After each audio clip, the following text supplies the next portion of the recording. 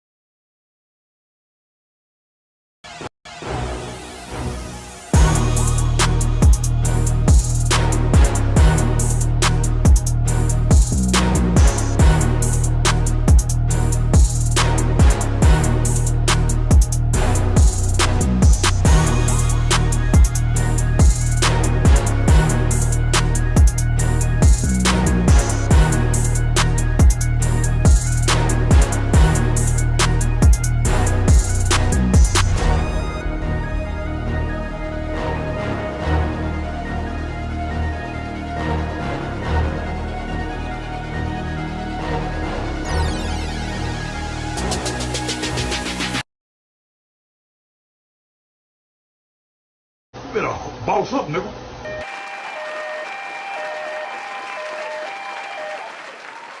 What's going on, everybody? It is Coach Greg Adams back in here with another YouTube live stream. Shout out to the Coach Gang. And that's you. For being in here, being involved, and being active on this YouTube channel. Well, welcome back to the Wake Up Show. Part of the Free Agent Lifestyle podcast here on the Free Agent Lifestyle channel. You in here with the Bruce Wayne of this ish, the king of kings, the king of content, and the speaker of truth. Yours truly, the Notorious one, a.k.a. Mr. Coachellini, better known as the prognosticator, Coach Stradamus. And you're in the Desert Storm bunker with none other than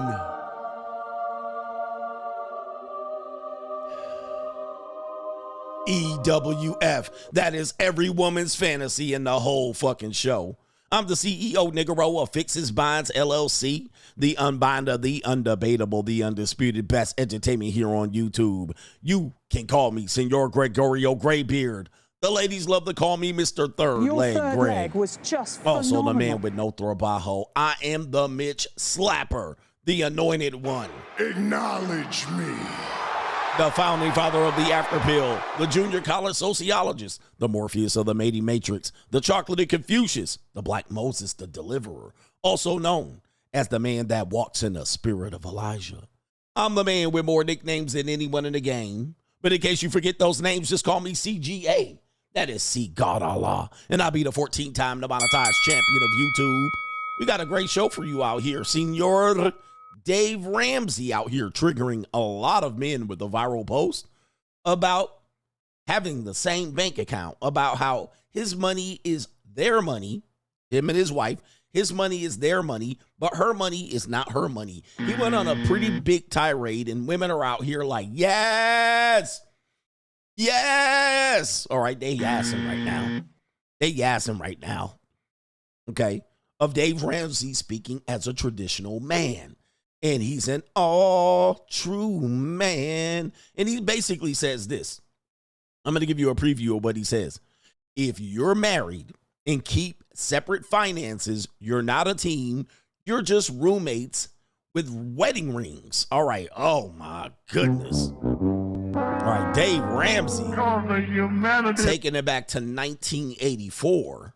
All right, Dave Ramsey out here. And essentially, he says, I don't have an income. My wife and I have an income. Oh, the humanity. Yes. All right. Wow. And Dave Ramsey, you guys know, is a multi-millionaire individual who has written many a book about personal finances. Many of these books, so many people might consider outdated information. Some people might find it valuable. I watch him. He has some decent takes about things, but you know, he is a goddamn, you know what I mean, a shuffling, I call him foghorn leghorn ass nigga. Why, I tell you.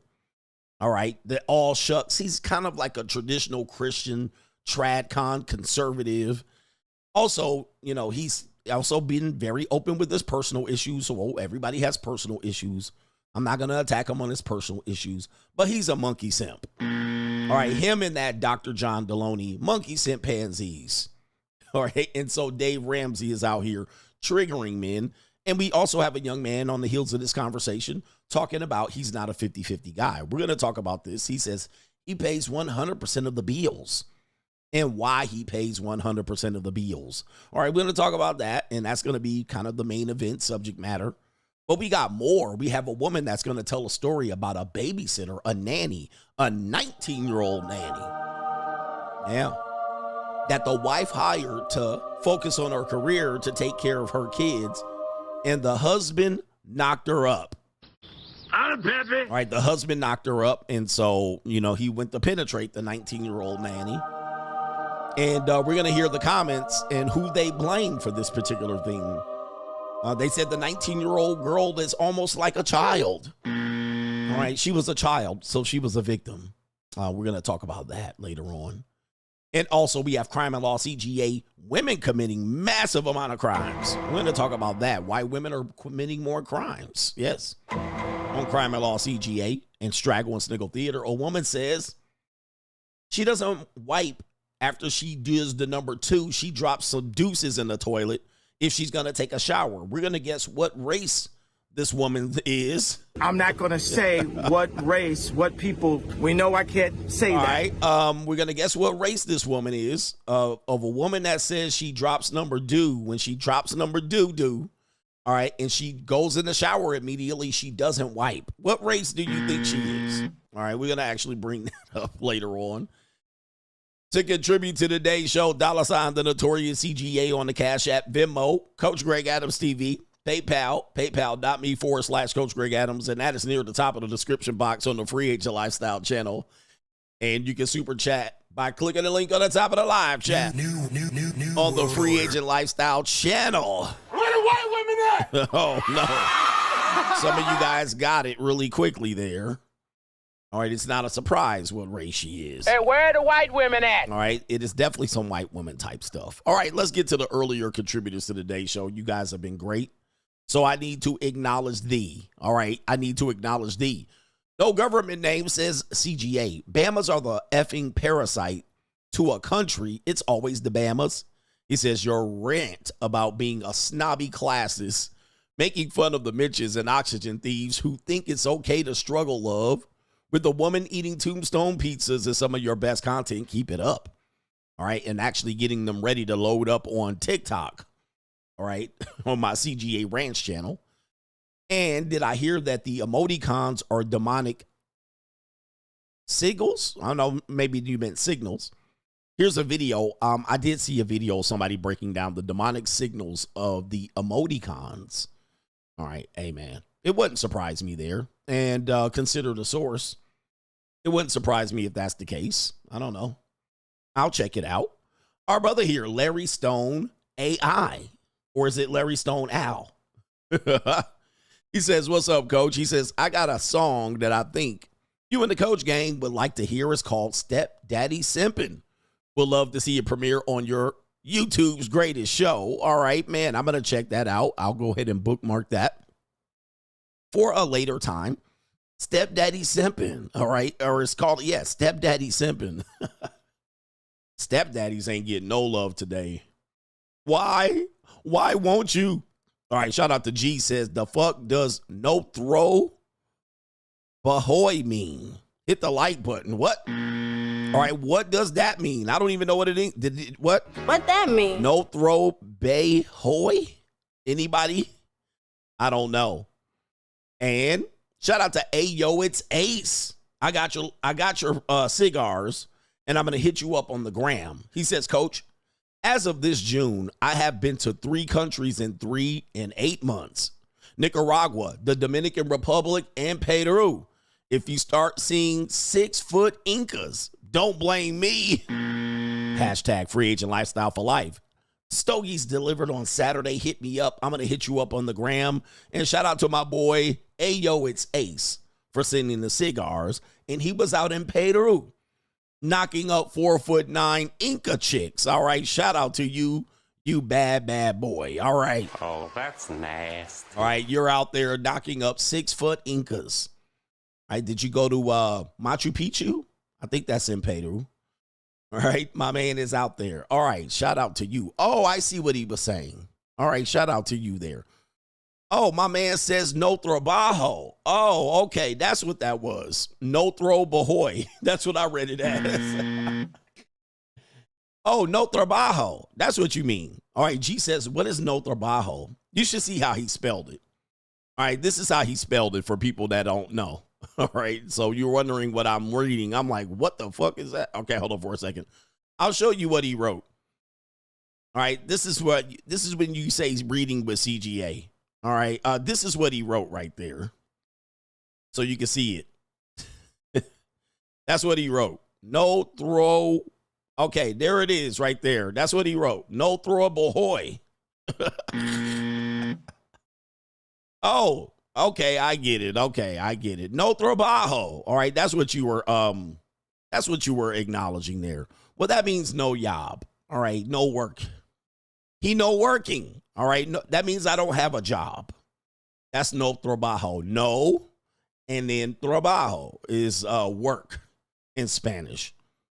And so I have no trabajo going on here. No trabajo. All right. That's kind of what I was reading there. Bahoy. No trabajo. Okay. Shout out to you, G. That's why live television and live YouTube is something else. All right. I didn't get the reference until I saw in the comment section a couple of you guys got the reference. All right. You got it. All right. Thank you for the help. I love the Coach Gang. You gave me an assist. I was quite confused at what he was talking about. We got no love over on Venmo, so I'm going to go ahead and squeeze on over here to our brother here on the Cash App. It is Jeff the producer in the building. Shout out to Jeff the producer. All right. You never know what people mean, but he didn't know what I meant either. All right, so I give him that. No throw bahoy. Okay, and then we got, did I get H every day? I did get H every day. Let me see. That was from last night. Yes. All right. All right. That I got him. So you know what? It's time for Doom and Gloom CGA. All right. So this is going to be good.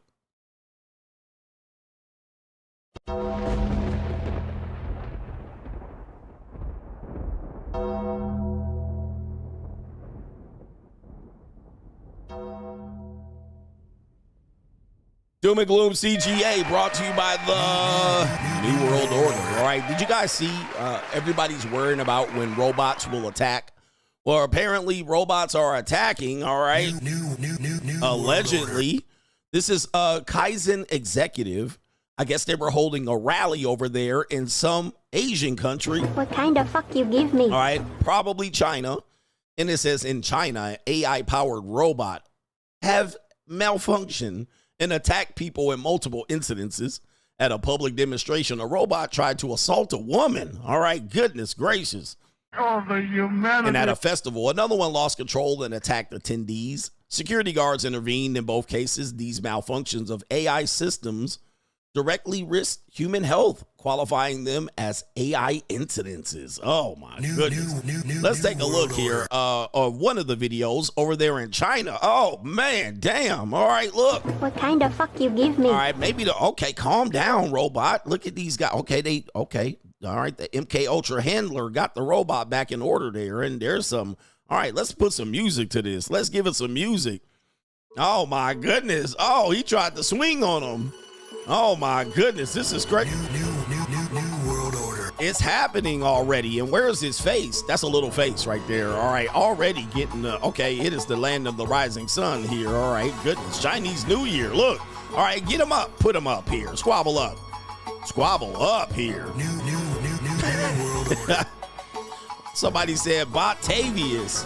Los 333 said Botavius. All right, goodness, not the robots going to the kid. He said, put him up, squabble up, squabble up. All right, goodness gracious, that's terrible right there.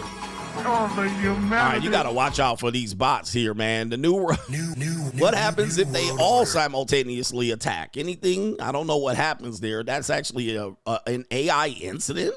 All right. New world order. Oh man, he definitely was trying to get him up there. Look, he's calming down here. Somebody had to, okay, stay over here, he said. All right, what happened next? All right, this is a disgrace, all right, over there in China. All right, they said there's already two. He was trying to, all right, he swung on him a little bit there. All right, you guys got to watch out.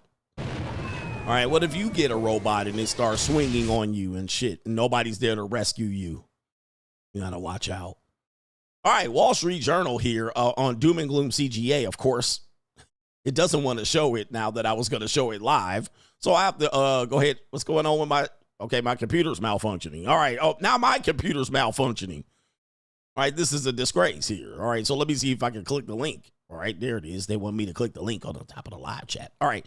Starbucks to lay off more than 1,000 workers. All right. New world. All right, there you go right there. More people being laid off. This is according to CEO Brian Nichols.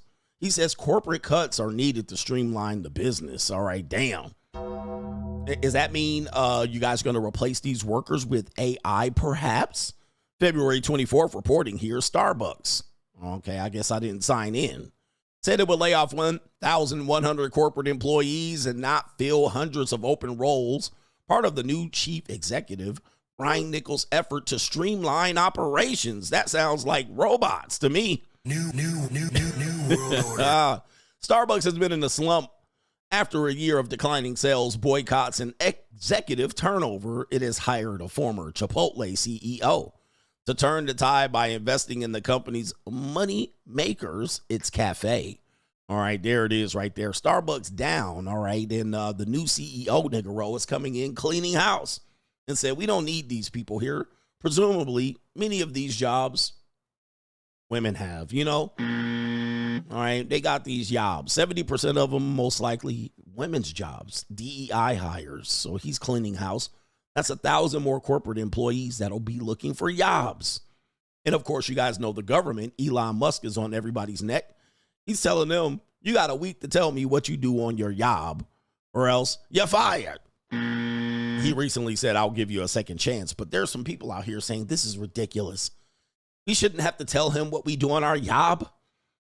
Okay, this is a terrible thing. And of course, it was women complaining because they're not doing much on your job. All right, I had an Office Space clip that I used to play here. What do you say you do here? Office Space style. And every time I want to play it, I got to look at it. All right, I got to look for the damn thing. But hey. How dare you? All right, there it is. What would you say you do here? Yeah, Elon Musk is asking them what they do here. Remember that in Office Space? What would you say you do here? That's basically what he asked them. All right, and they're all up in a tizzy. Panties are in a bunch. And this guy, right, says the realest recruiter saying, well, with all of these layoffs going on, government employees will be flooding the job market, and the market is already brutal. This is not a political post. This is a post about the job market. But these two guys here, Donald Trump and Elon Musk, they have just fired and laid off over 200,000 federal employees. Now, according to the last jobs report that came out, there are about 140,000 jobs that were added last month. And about 40,000 of those were government jobs, which we're probably not going to see that again on the next jobs report. When it comes to other jobs like corporate jobs, there were only 30,000 jobs that were added. So when you add 220,000 people into that job market, on top of that, we're seeing huge companies laying people off every day. I just heard about Southwest, Chase. We're hearing about Meta laying off people. These are thousands of people that are going into that same job market. So yes, I think that the job market in the short term is going to get incredibly competitive because all of these thousands and thousands of people are going for a really slim amount of jobs. And when you take away those government openings, it makes that pool even smaller. So don't anticipate the job search getting any easier anytime soon, unless these guys decide to hire back all of those government employees, which is unlikely to happen. Oh, the humanity. All right. New world order. All right. So if you're looking for a job right now, you got 220,000 people potentially looking for a job. You guys know they're going to kick that can down the road, but these people are looking for jobs, which makes the job market a little bit tighter, man. Yeah, you got to have people skills. All right. Got to have people skills to be able to get a job. Clean up your LinkedIn. Join me on the Money Mindset. We actually went through the process of possibly getting into some agencies and hiring recruiters and headhunters to help you with like a job, all right? And they may take some of your salary, though, or the company that hires you might kick it back over to you. We talked about that on the Money Mindset. I won't talk about it here. Y'all niggas got to pay. All right. Have anybody ever heard of the Stripper Index? The Stripper Index. New world order. I've talked about the Stripper Index quite a bit, and the Stripper Index is basically one of the biggest things that people can look at to see where the economy is going. Is basically how men are spending their money with sex workers. Yes, indeed. All right, that is the Stripper Index. If the strip clubs are booming and the bottles are flowing and you got men making it rain, that means the economy is good. If you have strip clubs that are empty and you have strippers that are struggling and they got to do all kind of deals to get you $10, $2 drinks on Tuesdays, well, then the economy is going to start to go bad. So the Stripper Index, we've been talking about that for quite a long time. And it is real here. This is the business review of UC Berkeley, the Stripper Index, and how we use it to decode the economic signals of sex work in the economy. Economic indicators right here. Economic indicators of what's going on here using the Stripper Index. There it is right there. Well, apparently World Star is all over it. New world order. Guess what? The strippers are hungry. I'm always hungry. All right. It says right here, I took my clothes off for $4. Strippers are struggling to make money. Dancers say that the clubs are empty and that the game ain't what it used to be. Oh, no. Oh, and look at that little ling-ling right there. What kind of fuck you give me? Look at that little ling-ling right here. She said the club was so dead tonight. I got the DJ to play Ethel Kane. I'm not sure who that is. All right, my pop culture is not good. The club was so dead tonight right there, and we got these strippers out here struggling right there. Yeah, that brother's starving. All right, now, this is something that we just talked about yesterday. Hooters looking at a possible bankruptcy filing, right? Who's going to Hooters anymore? I mean, you know, people that really don't want to go all in with sex workers, they're like, I'll go to a strip club, but not all the way. All right, not all the way. I'll go to a topless strip club, you know, type niches. Hooters are struggling. Then you got strippers. I mean, now when you got the JUCO, when you got sex workers coming to the house delivering your light pizza, you don't got to go to the strip club. You don't got to go to the strip club to have a girl be your private dancer. I'll be your private dancer, a dancer for money. Yes, it's slow. Even in Las Vegas, the stripper capital of the world here. All right, it's slow. I know some strippers that are struggling out here. They starving. I'm always hungry. All right, they out here just scrambling and scraping for shit. And yes, they're going to have to sell it. You know, I always told you they'll be selling like bottles of water out here. And the stripper said they can't make no money. All right, I wonder if there's a video attached to this here. Let's go ahead and click it and see what the girls are talking about here. Girls got to go shake a leg. All right, let me see if we can get the volume going here. All right, 3, 2, 1, and here we go. A good portion of your day is spent staring at the wall or gossiping with the other girls. No one really realizes that that's our job, just like waiting time. It's the job. Yeah. We just wait forever. You just sit there by yourself, staring into outer space, trying not to like be depressed.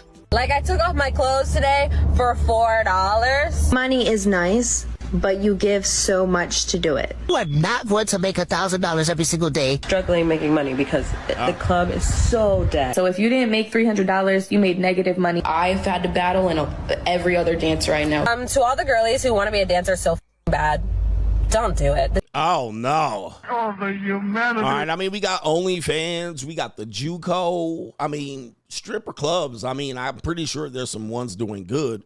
Hooters. I mean, why go to these places here? You can get the girl to come right to your doorstep. This is Fixes Binds LLC. All right. And strippers want you to fix that bind. All right. They be like, oh, yeah, about me. Yes, I know I'm a stripper, but can you fix this my bind?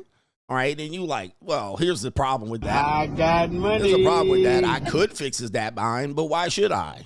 If I fixes your bind, all right, you're out here getting your binds fixed at the strip club. Yeah, don't be a stripper. You know, you got to pay the door. You got to pay the fee to get in. You know, a girl will be like, hey, it's a Tuesday night. You know, I got to pay $75, $150 just to go take off my clothes.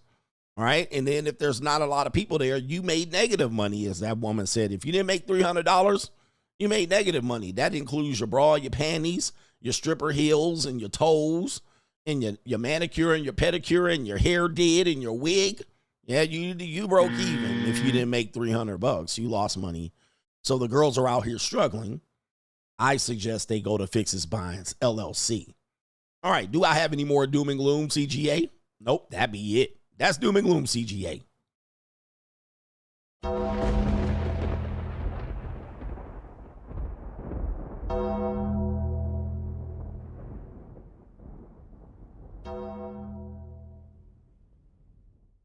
All right, yeah, who's go-to?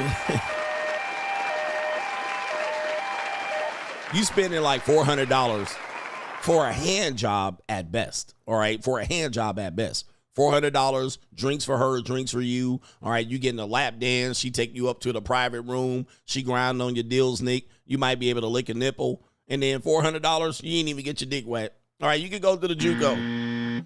You can go to the JUCO for this. I mean, it doesn't make sense to go to a strip club, spend $400, $500, $600, and then lick on the titty. All right, that's barely. She teased you with a titty.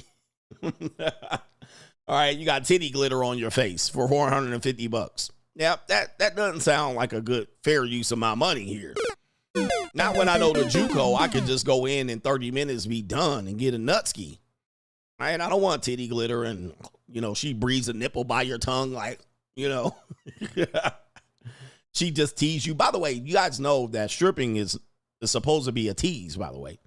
All right, that's used to call it strip tease. They're supposed to tease you and shit. To-do, to-do, to-do, do do do do do do do do ass shit. Man, that shit was cool in 1920, maybe in 1950, maybe in 1980, and apparently in the 2000s, niggas fell in love with strippers. But ain't nobody got time to be teased. All right, strip tease. All right, nobody wants to be teased no more. Put it right here on the head. That's all we want to hear. Drop that fucking neck. Ain't nobody got no time. It's barbecue in there. We ain't trying to see no show. Ninja, we trying to fold up legs. That's what we trying to do. All right, anyway. We trying to fold bitches, all right? We ain't trying to get teased, all right? That shit was strip tease, you know what I mean? He said, not in the strip clubs in the hood. Yeah, they go in. You can get the cheeks. And if you ever go to the Mexican ones in Los Angeles, yeah, they look like places you shouldn't park, but the Mexican ones, they be getting it in. And you better check the ID of the girl or just assume she's 18. All right, but she might be going to your local high school. All right, trust me on this one. I've reported on stories by this. I have no personal experience related to this. But apparently, I got to clear my throat. Apparently, you better check the ID, all right? Even the ones in Colorado, the Mexican ones. Yes, that could be somebody's 15-year-old niece. All right, yes, it happens sometimes. All right, but it is what it is anyway. I don't know. It ain't the one. I've never been there, so I'm just saying from based on what I reported. All right, but it is what it is. The Mexican clubs where they don't even speak English when you go in there. Yeah. There's some high school students in there. All right, but all right, this is crazy. All right, anyway, I'm helping you guys. I'm not telling you as a suggestion, but I've reported on these issues before. All right, anyway, let's get back to this part of the show. I think we have some contributors to acknowledge. All right, here we go. They're all 20 and up. All right, what are we doing? And do not eat that cat. Shout out to our brother here. The Steel Curtain says, you don't have to be an econ major to understand the basics of expenditure outpacing profits. The government is a bloated mess, and we need to clean house. You're not guaranteed employment on the taxpayer's dime. Smart people, that's 75K of 2 million people, took the guaranteed 8-month payout, shaking my damn head. All right, wow. But yeah, this is how I look at government jobs. Now, not all government jobs. There are some people who work for, let's say, the NSA, right? Or there are some people here that work for the NSA. They're watching. New world order. But most government employees are pretty much ham and eggers, all right? And they're getting paid from the taxpayer. I call many of these government jobs welfare jobs, all right? They're just pseudo welfare. It's like, what were you going to do? You're going to go get a real job or start a business or take a job by the government. So many of these government employees simply just be over there just sandbagging on these jobs. And they're just assuming that these jobs are going to be here forever.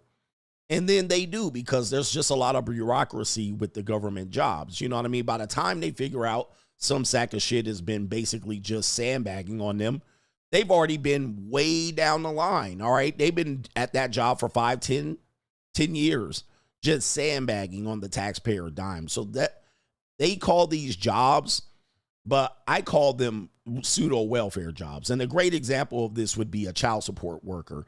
Anybody that works for child support, yeah, you a fucking sandbagging government employee. I mean, you basically would have welfare as unemployment and welfare as your next goddamn line. All right, that's the next line down. You get sacked at that job, you're on welfare next day. All right, you're on welfare and you're getting paid to screw over dads by the taxpayer. I mean, that's how I look at jobs like that. But anyway, yes, he's saying right here, people took the buyout. Not many people, smart people took the buyout. Some other people, oh, by the way, last thing. If in fact, you are a government employee, and what a lot of them do fear, that if they can't keep a job in the government sector, they're unemployable anywhere else, right? They're unemployable anywhere else. Like, what kind of job can you get?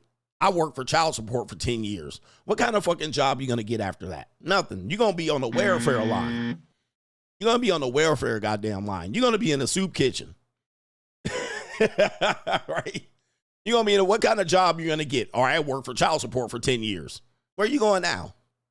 You better get another damn skill set, because nobody looks at it and say, this person has valuable experience screwing over people on the taxpayer dime. You know what I mean? Like, we need to fucking hire this person right away. All right? No fucking way. You're going to have to go get another skill, a certification. All right, bill collector. That's what you're going to go to next. All right, you ain't fucking you're not employable. You ain't got no real skills and shit. You basically work for a system, and you are a spacely sprocket of that system. And the system was the goddamn machine, and you just fed the machine like this. All right, that's all you did. You didn't do nothing, didn't think outside the box, didn't come up with new concepts, nothing. You brought no value to that job. All right, so anyway. Anyway, all the people that work for child support are now pissed at me. All right, but if you work for child support and you're here, first I got to say, fuck you. All right, that's what I'm going to tell you.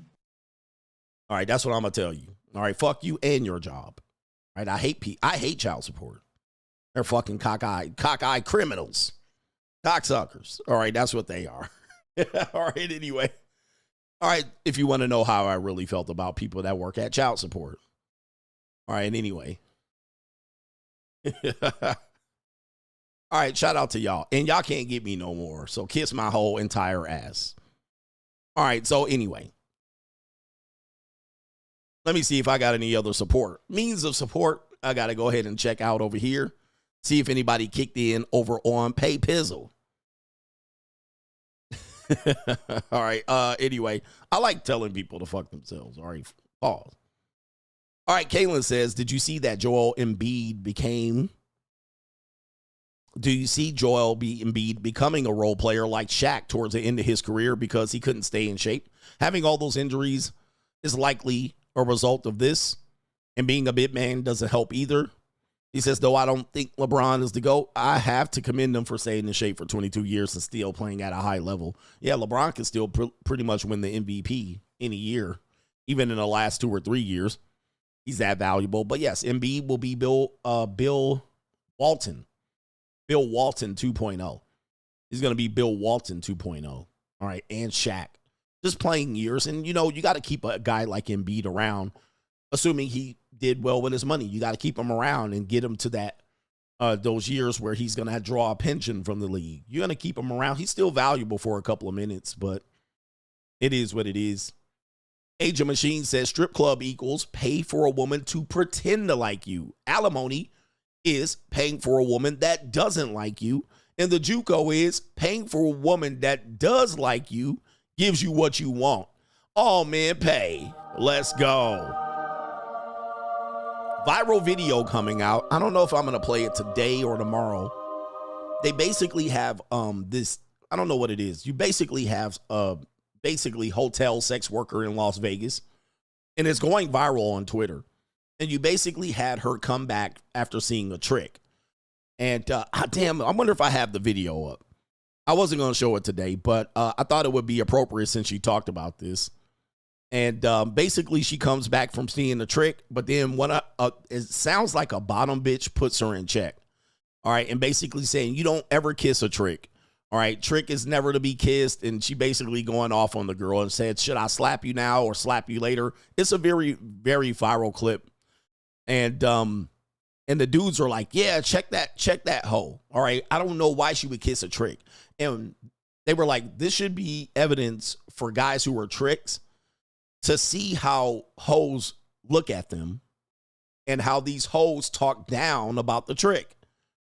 And the comments was like, it was funny because, you know, that's how men want to think. Like, I could never be a trick because I don't ever want to feel disrespected like this from hoes.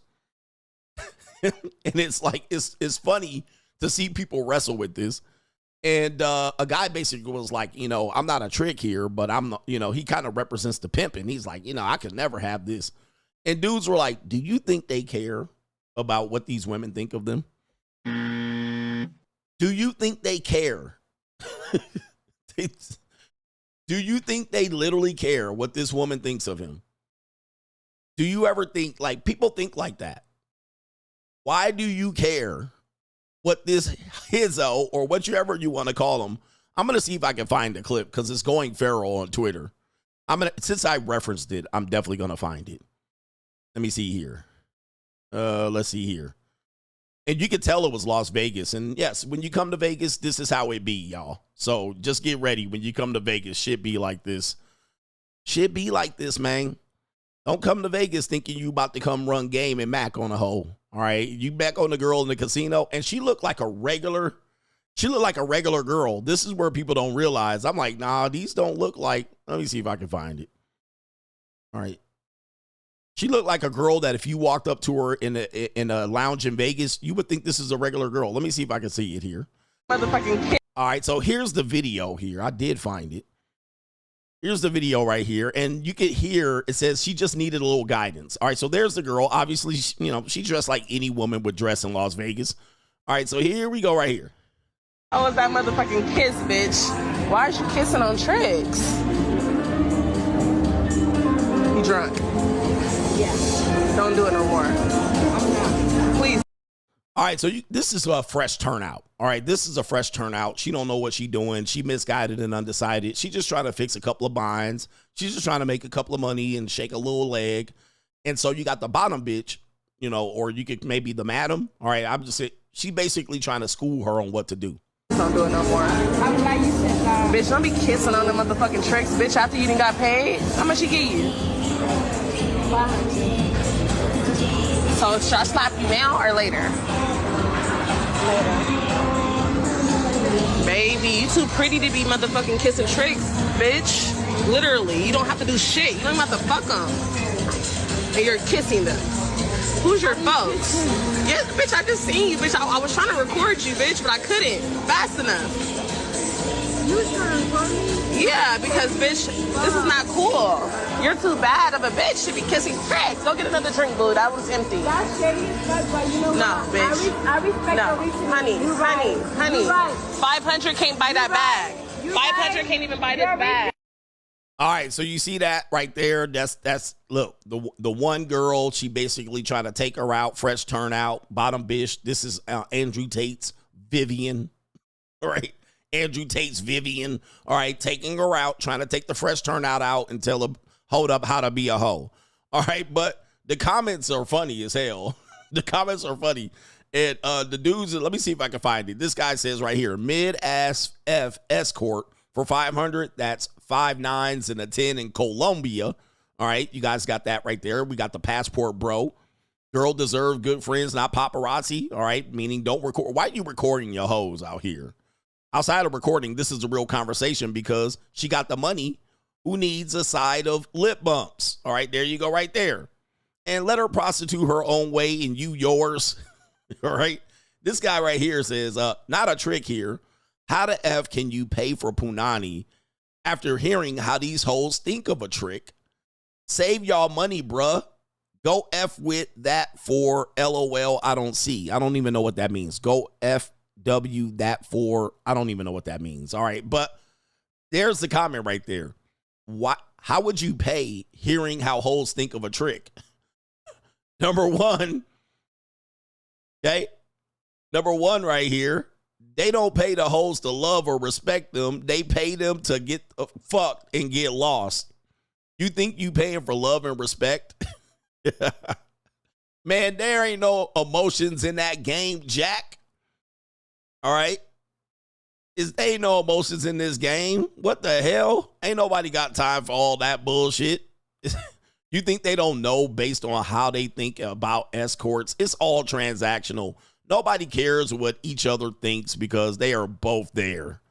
All right. If you're only looking for sex and she's giving it, does it really matter? All right. Yeah, man. Nobody cares. And I've heard people say that. She's not going to care about you. She's not going to respect you. Nobody cares about respect. All right. All right. Ain't no love with this pimping. Love don't mix with this pimping. All right. Ain't nobody looking for respect or love. We just looking at, internet pimps. Internet pimps talking about how could you do this if they think of you like this. Nobody cares, bruh. Ain't nobody give a fuck about nobody and how they think about you. Nobody cares. All right. If you care, all right, you in the wrong business, man. All right. You in the wrong business. You doing the wrong thing. All right. Why is you kissing on tricks? You drunk. All right, so there's a girl right there. That definitely is a fresh turnout. All right, this is definitely a woman. She definitely got kids. She definitely looks like somebody's mama out here hoeing. And you can tell she drunk. All right, she high. The trick done got her drunk. All right, tricked her out of her panties. She probably didn't even get the $500 she claiming she got. She probably didn't even ask for the money. All right, wait till the bottom bitch find out. We're gonna call her Vivian. Wait till Vivian finds out that she ain't even got the money. Oh, no. All right, but there's the type of girl that'll approach you over in Las Vegas at the bar, and you'll be like, oh, this looks like a nice, respectful woman. All right, and 304. All right, 304. Not only that, a scab-peeling casino rat. All right, not only that, a casino rat. All right, now, I mean, this really gets low now. You're fucking with a casino rat. All right, which is getting down to street meat. Getting down the street meat. But yeah, this is a girl that ran away from her father, got pregnant. She got kids. She live on the goddamn south side of Sahara, North Las Vegas. She's in the bind, y'all. Hey, man, it's buying season out here. Not even the strippers can make a dime out here. The strippers are out here struggling. All right, anyway, and that's somebody's future wife getting trafficked, by the way. That's sex trafficking, y'all. That's a crime. That's a crime. Anyway, Age of Machines in here dropping knowledge. Dropping the knowledge on y'all head out here. All right, anyway. And I think that's everybody. I don't mess with Catino rats. Shout out to KT. Is that KT the King? Shout out to KT. All right. Yeah, she didn't even get the cash. Her pimp is going to whoop that trick. All right. And whoop that ass. She coming home with no dough. All right. Bitch. He said, how is it traffic if you wanted it to do it? Now, it's still trafficking. All right. Once you take her across state lines, it's trafficking. I mean, listen, you're going to have to prove that's your girlfriend or your wife. All right. Ask R. Kelly. R. Kelly got a trafficking charge. All right. So they'll get it. P. Diddy got a trafficking charge right now. So be careful, man. That's somebody's future wife. All right, anyway, be careful out here. It's dangerous. It's dangerous. And then 10 years from now, she can say she didn't want to do it. So she wanted to do it. Now she don't want to do it. You got. All right, anyway, it's Straggle and Sniggle Theater. Like, ride with me if you ride with me. You can slide with me if you feel like 550 on the 5 sticky. Come get high with me. That's a deal, right? Straggle and Sniggle. Okay, I didn't even change the banner. All right, but let's change the banner now. We'll do it live. All right, here, Straggle and Sniggle Theater. Man, I think we do have a new invention for men that have wives that they sleep next to, and that pisses them off here. Check it out. We can always depend on the Asians. We can always depend on the Asians to give us the best inventions. Let's check this out right here. I don't think we need the audio. Take a look at this. Oh, my goodness. All right, the post-nut clarity bed right here. Take a look at this. Oh, okay. Not the spikes. Okay. Oh, the chop off of the leg. All right. Yep, the slap. Okay. And the, oh, my goodness. All right. Yeah, somebody, oh, not the choke. Not the choke. Oh, and yes. All right. Is this a marital bed? Who would actually do better for these beds right here? The spike and turn. All right. This is definitely the pump and dump bed. All right, leave it to Ricky Tan and them. What kind of fuck you give me? All right, she trying to bond with you. All right, you come with the guillotine. All right, the hoe slap a hoe bed. All right, the fixes buying bed right there. The ball and chain. Oh my goodness, this is crazy. The misogyny here. All right, the misogyny. Why take it so brutal? They're treating these beautiful women so hard here. All right, man, we need some Dr. Derek Jackson. Tell us what happens here, man. This is crazy. And I'm setting up my order for my California King right now. I think I might be able to, that slapper hole might be the one. Bitch, don't act up. All right, you want to spend the night? Yes, I want to spend the night. Okay, bitch. All right, you sleep on this side of the bed. Sleep on this side. All right. Oh, no. All right, when you get tired of your wife, all right? Oh, man, not the spike or the devil. Okay, stick your feet over there. Okay, oh, maybe, okay. All right, I like feet. All right, smacking her. Okay, yeah, this is a good resolution right here. What is this one? The lay back. All right, and then the pow. All right. That's terrible. All right, the marital bed. This is definitely for the marital bed, or when the hoe wants to kiss a trick. The hoe wants to kiss a trick. Be careful out there. All right, some of these men are brutal around the world. All right, we got Straggle with Sniggle Theater. A woman's getting harassed by Pookie. For you Pookie ass, and then just Pookie gets it for free. Well, let's take a look at how free Pookie gets it. Zoom in, please zoom in. If you can't take it and can't stomach it, please don't. His face need to be out there, and y'all need to be aware of these guys. They are sick in the head. Lord knows if I would have viewed this video, I was too shaken because I felt like, yo, something's up. Oh, look at Pookie playing pocket pool. All right. Hey, yo, chill, son. Hey, yo. All right, he got the Pookie uniform on. Are those the little, okay, those are the Kanye's, all right? Damn, and not the Marshalls Air Jordan. Look at these. Oh, my goodness, Pookie. Hey, yo, chill, son. Hey, all right, yo. Pookie gets it for free, coach. All right, Pookie gets it for free. See, Pookie. Hey, yo, chill. All right, this is how Pookie definitely gets it for free. He just does this, and eventually some woman will be like, oh, okay, I'll sleep with you. All right, and he'll get it for free. Definitely an STI for free right there. He walked and followed me through the whole... Zoom in. Zoom in. Don't zoom in. I swear to God, I wish I would have seen this, but I am taking it to the authorities. Got my information, got his information and everything like that. So I am going to go further with this because you don't know who else he's with. Oh, my goodness. Is he just... This is a disgrace. Hey, yo, chill, son. Hey, Courting. Oh, my goodness. And look, he looked dusty as hell, bruh. Dusty and dirty, all right? Yo, man, this is nuts. I guarantee you she was fat. She sound fat. She sound fat. I guarantee you she was above $2.50, all right? $2.50 for show. Oh, my. Wait a minute. Hey, man, this is terrible, man. This is crazy, brothers. What are we doing? It's an evil world. All right, these YNs is down bad. I guarantee. Wait a minute. All right, I didn't think I was still showing it here. All right, damn, bruh. I mean, go get cleaned up, man. Hey, you still got time to improve your life. You still got time to improve your life out here. Yo. Yeah, that brother's starving. Yes, sir. All right. I'm lost for words. I'm lost for words. All right, he made a response video. All right, so here we go right here. Somebody suggests that he made a response video right here. Let's see what he says here. Is this a true response video? Okay. All right, so let's go ahead and see it here. Let's see. I don't know if this is true. Let's play the volume. And I viewed this video. Okay. I broke down. And on God, if I would have looked at this video and known he was doing what he was doing in this video, I would have told the cops dead. You are not prepared for the twist that the story is going to take. Oh. I didn't see this coming. Okay. This wasn't on my 2025 bingo card, but here we are. This is right between Melbourne and Palm Bay, Florida at a Walmart. This young lady is shopping when she notices a guy following her. She puts her phone like on the cart, so she starts recording. She can't see what's on the phone, but she's just recording in case anything happens. Every time she turns and goes somewhere, this guy, look at that, is there again. Every time she'll like turn a corner, go another way, double back, and he is there.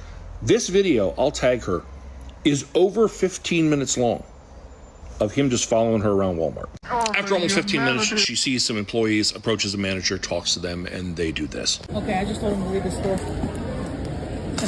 I just want to go to my car. I don't really want to shop no more. You don't want to shop? No. All right. You want me to escort you to your car? Yeah. All right, come with me.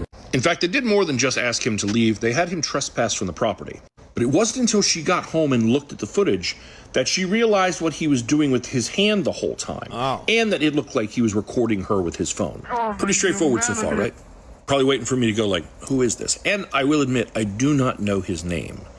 Okay. However. Okay. So the guy in the video from Stitch, that's right here. It's me in the video. Oh, no. Oh, the humanity. Oh, my. Okay. All right. What we doing here? All right. So Glocktavius is responded to the video. Okay. And I just wanted to speak on this topic and address my truth about the situation. He made a video and posted it on TikTok to explain his side of the story. I'm going to go ahead and warn you, for some reason, he sped up his video. So he's going to be talking fast. I didn't do that. He did it. But let's hear some of his points, shall we? I was in my right self while I was doing what I was doing, and for that, I apologize for that. There's a right way to talk to a female, and there's not a right way to talk to a female. And I felt like I took the wrong choice in the latter, and for that, I'd like to apologize. What talking, dude? You didn't talk to her. You followed her around a Walmart with your hand down your pants and your phone up like you were recording. That's not talking. That's stalking. Like, quite literally from the definition. But as crazy as that is, guess what, everyone? We didn't see what... Hey. What happened? New world order. What are we doing? All right, what happened here? I don't know what the video went. Okay. New world order. All right, okay, let's pause it here for what is going on here. Okay, so he cold approached her. I told you. He was cold approaching her. All right, apparently there's more to the video, but the video stopped. Let's see. Oh, okay. New world order. What happened here? All right, what is this right now going on right here? Wait a minute. Who are you? Okay. All right, what happened? Oh man, okay. Oh, they don't want to hear it. Okay. New world order. All right, but there's Pookie right there. Yeah, that brother's starving. That was one of his 100 definition. But it's crazy. All right, that was one of his 100 cold approaches. Apparently, he got the mouthpiece. Okay, he has the mouthpiece. Okay, Straggle Sniggle Theater goes on here. We have a woman that says in this video, this has got to be clickbait or rage bait. A woman is divorcing her husband, all right, after she caught him booing Taylor Swift during the Super Bowl. All right, let's see what this woman says right here. Taylor Swift at the Super Bowl, and I still don't think he believes me, to be honest, but he might want to start, because I just filed my paperwork at the courthouse, and you can see right here, the date of separation is this year's Super Bowl. I'm not just doing this because of the action of booing. I am doing this because of everything that it represents in our relationship. I have loved Taylor Allison Swift since I was 12 years old. My husband even likes her too. Like, he'll put on her music when we're cooking together. He has a favorite song. It's Girl at Home. But we were at the Super Bowl. It was me, him, and 5 of his buddies. And when they put Taylor up on the Jumbotron, all of his buddies started booing, and my husband joined in. And that just tells me everything I need to know about that man, because he didn't care that that would hurt my feelings. He just wanted to fit in with his boys. He didn't even care that that's not even how he actually feels. He just like wanted to look cool, I guess. And that's not a man. That's a boy. And when you see that, you can't really unsee it. So I'm divorcing him. Thankfully, I have a prenup. I'll be retaining all of my assets as well as the assets that I inherited. With peace and love, he probably will not be returning to the Super Bowl anytime soon. So that's one less booer for you, Taylor. I love you. All right. Oh, the humanity. All right, we got a whole muskrat right here. I mean, this is a giant muskrat. All right, she got the muskrat Susie, muskrat Sam, do the jitterbug down in muskrat land. All right, look at this right there. Look at this. Look at these teeth, man. Damn, man. Get some braces, bro. But anyway, this definitely is some rage bait. I've never seen her before, but definitely have seen people do rage bait like this. And yeah, who believes this? But the funny thing is, she did not have a wedding ring, but she did have a divorce petition. Okay? I'm divorcing my husband because he booed Taylor Swift at the Super Bowl, and I still don't think he believes me, to be honest, but he might want to start, because I just filed my paperwork at the courthouse, and you can see right here. All right, so let's see right here. All right, let's see right here. All right, it does say file. She does have a filed piece of paperwork. All right there. You see it does say filed. It is stamped filed. We do have a number here. And we do have a date down here, but, you know, it is what it is. That definitely is a divorce lawsuit petition. All right, so I don't know what to say here, but, you know, it is what it is. Good little piece of rage bait for you. All right, we have Ricky Tan, all right, or Ricky Stan. Ricky Tan says he doesn't have a girlfriend, and he's going to tell you why. No girlfriend. Yes, no girlfriend. Do you want to find one? Today, right now, do you want a girlfriend? Actually, I like animation, so I don't like a girlfriend. So who do you date? I code artificial girlfriend for myself. Oh, no fucking what? You coded one? So I just to use ChatGPT to code him. You're dating ChatGPT? Yes, actually I did ChatGPT. What if you found out? What if you found out that your girlfriend was cheating on you? Oh, I think I will delete the code. Damn, you're gonna delete her existence, like she's gone. If she's gone, I can find another one. Oh. She's just a code, so you know I can change my girlfriend anytime, anywhere. No girlfriend. Yes, no girlfriend. All right. Oh man, here we go. Hey, it starts over there, man. I'm telling you, the Linglings and the Ling Longs, all right, are on it today. We got them. We got the Ling Longs with the bed over here. All right. The Asians are taking over. All right. We got the Chinese robots attacking over here. All right. This is just a day here. All right. We're having a day with Ling Ling and Ling Long out here. All right. We got the Chinese coded girlfriend. This looks like Japan. This definitely looks like Japan here. All right, and there they go right there. I'll just delete her if she's cheating on me. Chat GPT. We talked about Gen Z. Gen Z and Chat GPT, they go together like Ninjas and fat women. All right. You guys got them. They got them over there. All right. I just code a new one. I replaced that girl. All right. Yeah, bitch. Yeah, bitch. All right. Why buy Punani when you can have a coded girlfriend? All right. Deal with real peace leave. And you can just talk to your girlfriend here on the AI. All right. Who's down with this? Who's down with this? And is that a monocle? All right. Is that a monocle on? He's wearing a monocle. All right. And a hat. Oh, boy. Do you want to find one today, right now? Do you want a girlfriend? Actually, I like animation. So. Oh, he likes animation. All right. Shout out to, okay. There are some good animated girls out here. I still got to put hands on hips.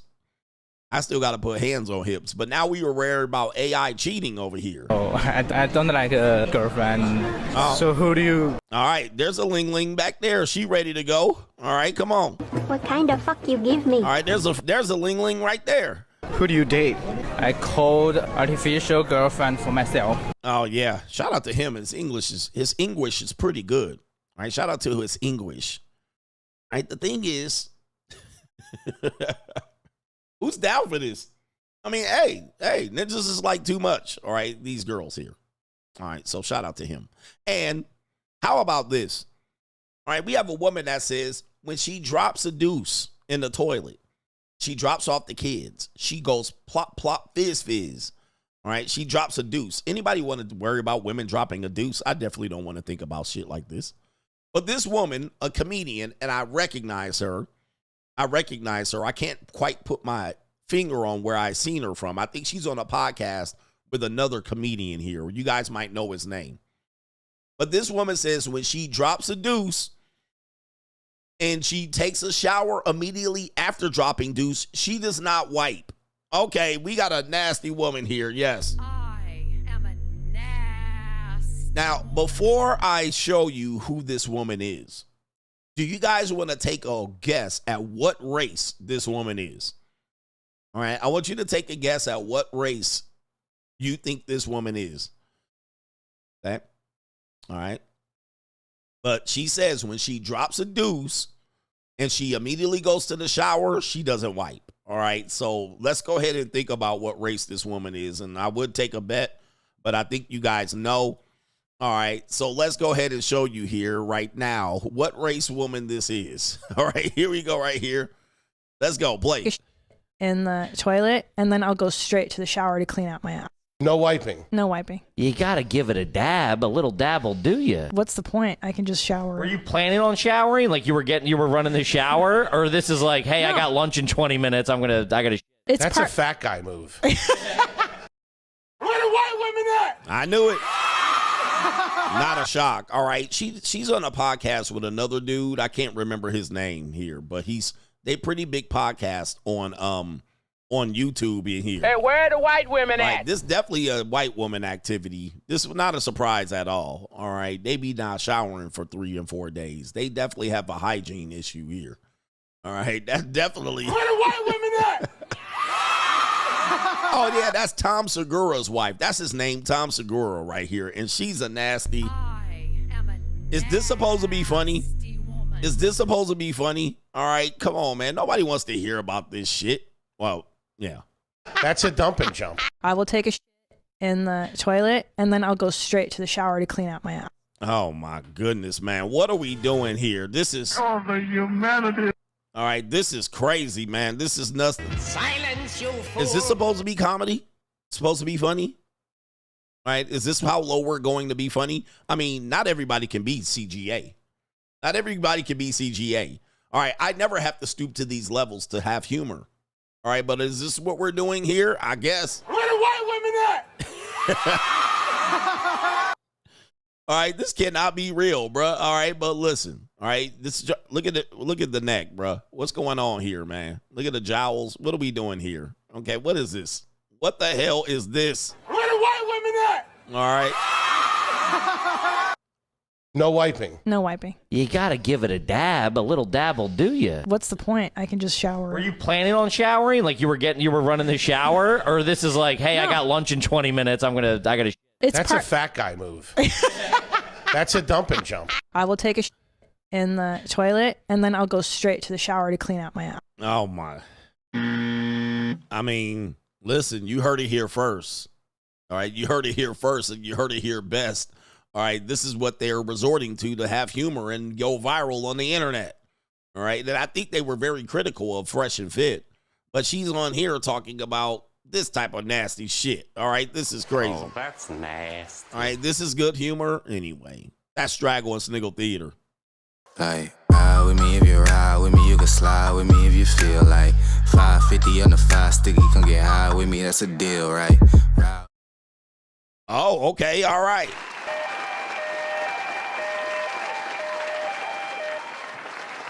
By the way, that walk over to the shower, it's going to be kind of weird. All right, that walk over to the shower is going to be weird. You know what I mean? You got to walk and you got to feel that peanut butter in between your cheeks. All right, that's going to be a weird walk over to the shower. You know what I mean? My shower is away from the toilet. It's not right next to it. So, you know, that's going to be a kind of a weird walk over. You know what I mean? It's going to kind of feel weird. What is the shower running, or you got to turn and wait for it to heat up?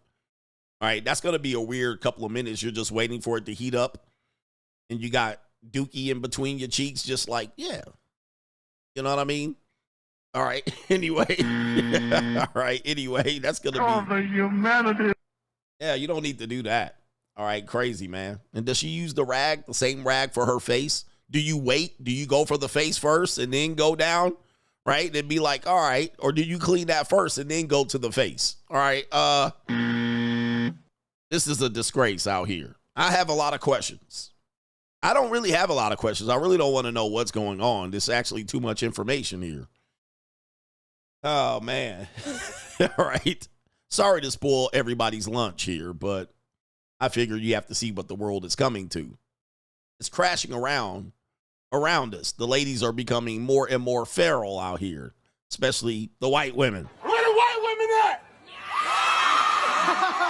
All right, I think so.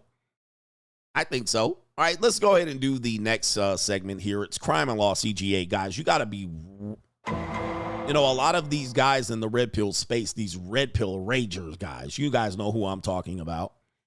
The red pill ragers have this idea that women are going to just fall on hard times and they're just going to be shit out of luck, right? They're going to be like, oh, they're going to go fall out of hard times. They're going homeless. They're getting evicted. They're selling punani. They're going to be out here in a bind.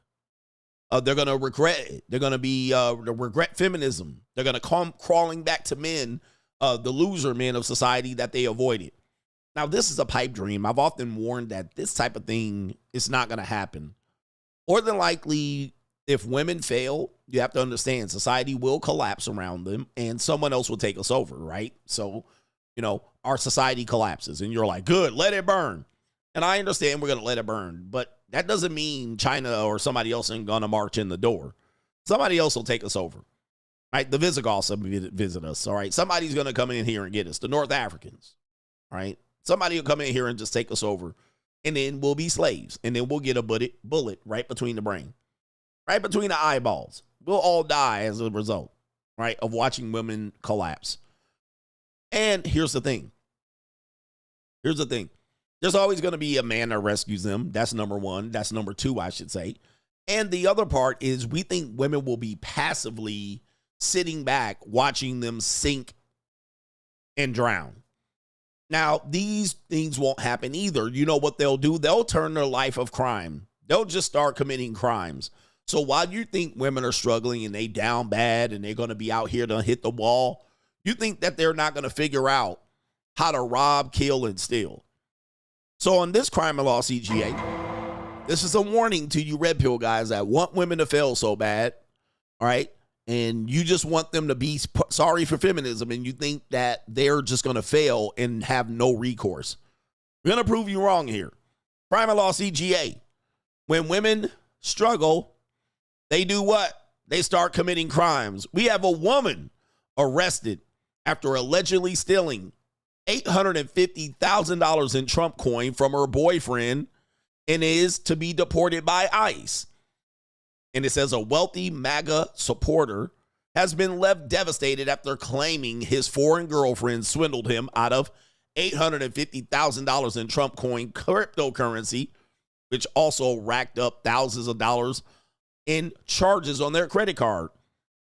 Anthony Bravo, age 26, had been considering marrying, after 6 months of dating, a woman named Maisa, age 22, a Tunisian native, until a night on his yacht allegedly turned into a financial nightmare. And it says right here, determined to track down the woman, he hired a private investigator who located the woman at a downtown Miami hotel on Valentine's Day. Following her appearance in Miami-Dade courtroom, the woman was taken into custody by ICE officials and now faces deportation. Let's take you to the video here. Can you do me a favor? A 22-year-old woman escorted from a downtown Miami hotel accused of ripping off her ex to the tune of $850,000. I had great intentions with her. I loved her with all my heart. I treated her the best that I could. Michael Anthony Bravo is a guy who hit it big in the crypto market. He also thought that finding Jabali last June was a win in the love department. I always, spoiled her with great dinners, whatever she wanted, whenever she wanted to go shopping. I provided for her. I helped pay her bills. But this relationship would head south a couple of weeks ago. He fell asleep on his yacht and woke up to find she was gone, along with his American Express credit card and $850,000 in cryptocurrency. There she go. As soon as she transferred the Trump coin from my wallet into her wallet, she left within 7 minutes. I think this was a plan from day one that she targeted my client. All right, so the marriage, the divorce is planned ahead of the marriage. All right, I've been telling y'all that. The divorce is planned before the wedding. And so she got her bag and ran. That was good. Gotta get my bag and run. All right, got him. All right, got him. And then just said, I'm going to pay all her bills. I'm going to take care of her. She sucks me off. She swallows me. You then moved in your sugar baby. And guess what? Got cooked. All right, tried to fall in love with a stripper. All right, he knew her for 6 months. I thought she was the good foreign wife. Can you do me a favor? All right, and take a look at her, man. I'll tell you, that's basic right there. But hey, she's young. Like I said, being 22 is definitely a superpower. A 22-year-old woman escorted from a downtown Miami hotel. All right, 22-year-old plain Jane. All right, that. All right, and he got her. All right, he got that ninja, man. Gotcha, bitch. All right, you got to have your guard up dealing with these keys. That she's much more sophisticated than he gave her credit for. Yep, played dumb. For someone 22 years old to set all this up, this can't be her first rodeo either. Private investigator David Bolton was hired to track her down and found her in a downtown Miami hotel on Valentine's Day. All right, so what was she doing down there? All right, look at that flat back. All right, goodness gracious. All right, so look at this. All right, found her at the Momo. Or at the hotel waiting for another trick. Where Miami police confronted her. Investigators say she told them, that loser is my ex-boyfriend. Oh, he lets me use his credit card. Loser. Police say she also booked an Airbnb with his card with a charge of more than $4,200. She was arrested for grand theft and credit card fraud. But the problems for Bravo didn't end there. After appearing in court, the Tunisian native was handed over to immigration officials. The problem is she has the key to a crypto wallet that holds Bravo's money. Oh, no. Gotta get my bag and run. Not the crypto key. She knew what she was looking for, all right? She definitely had a bottom bitch coaching her like this girl right here.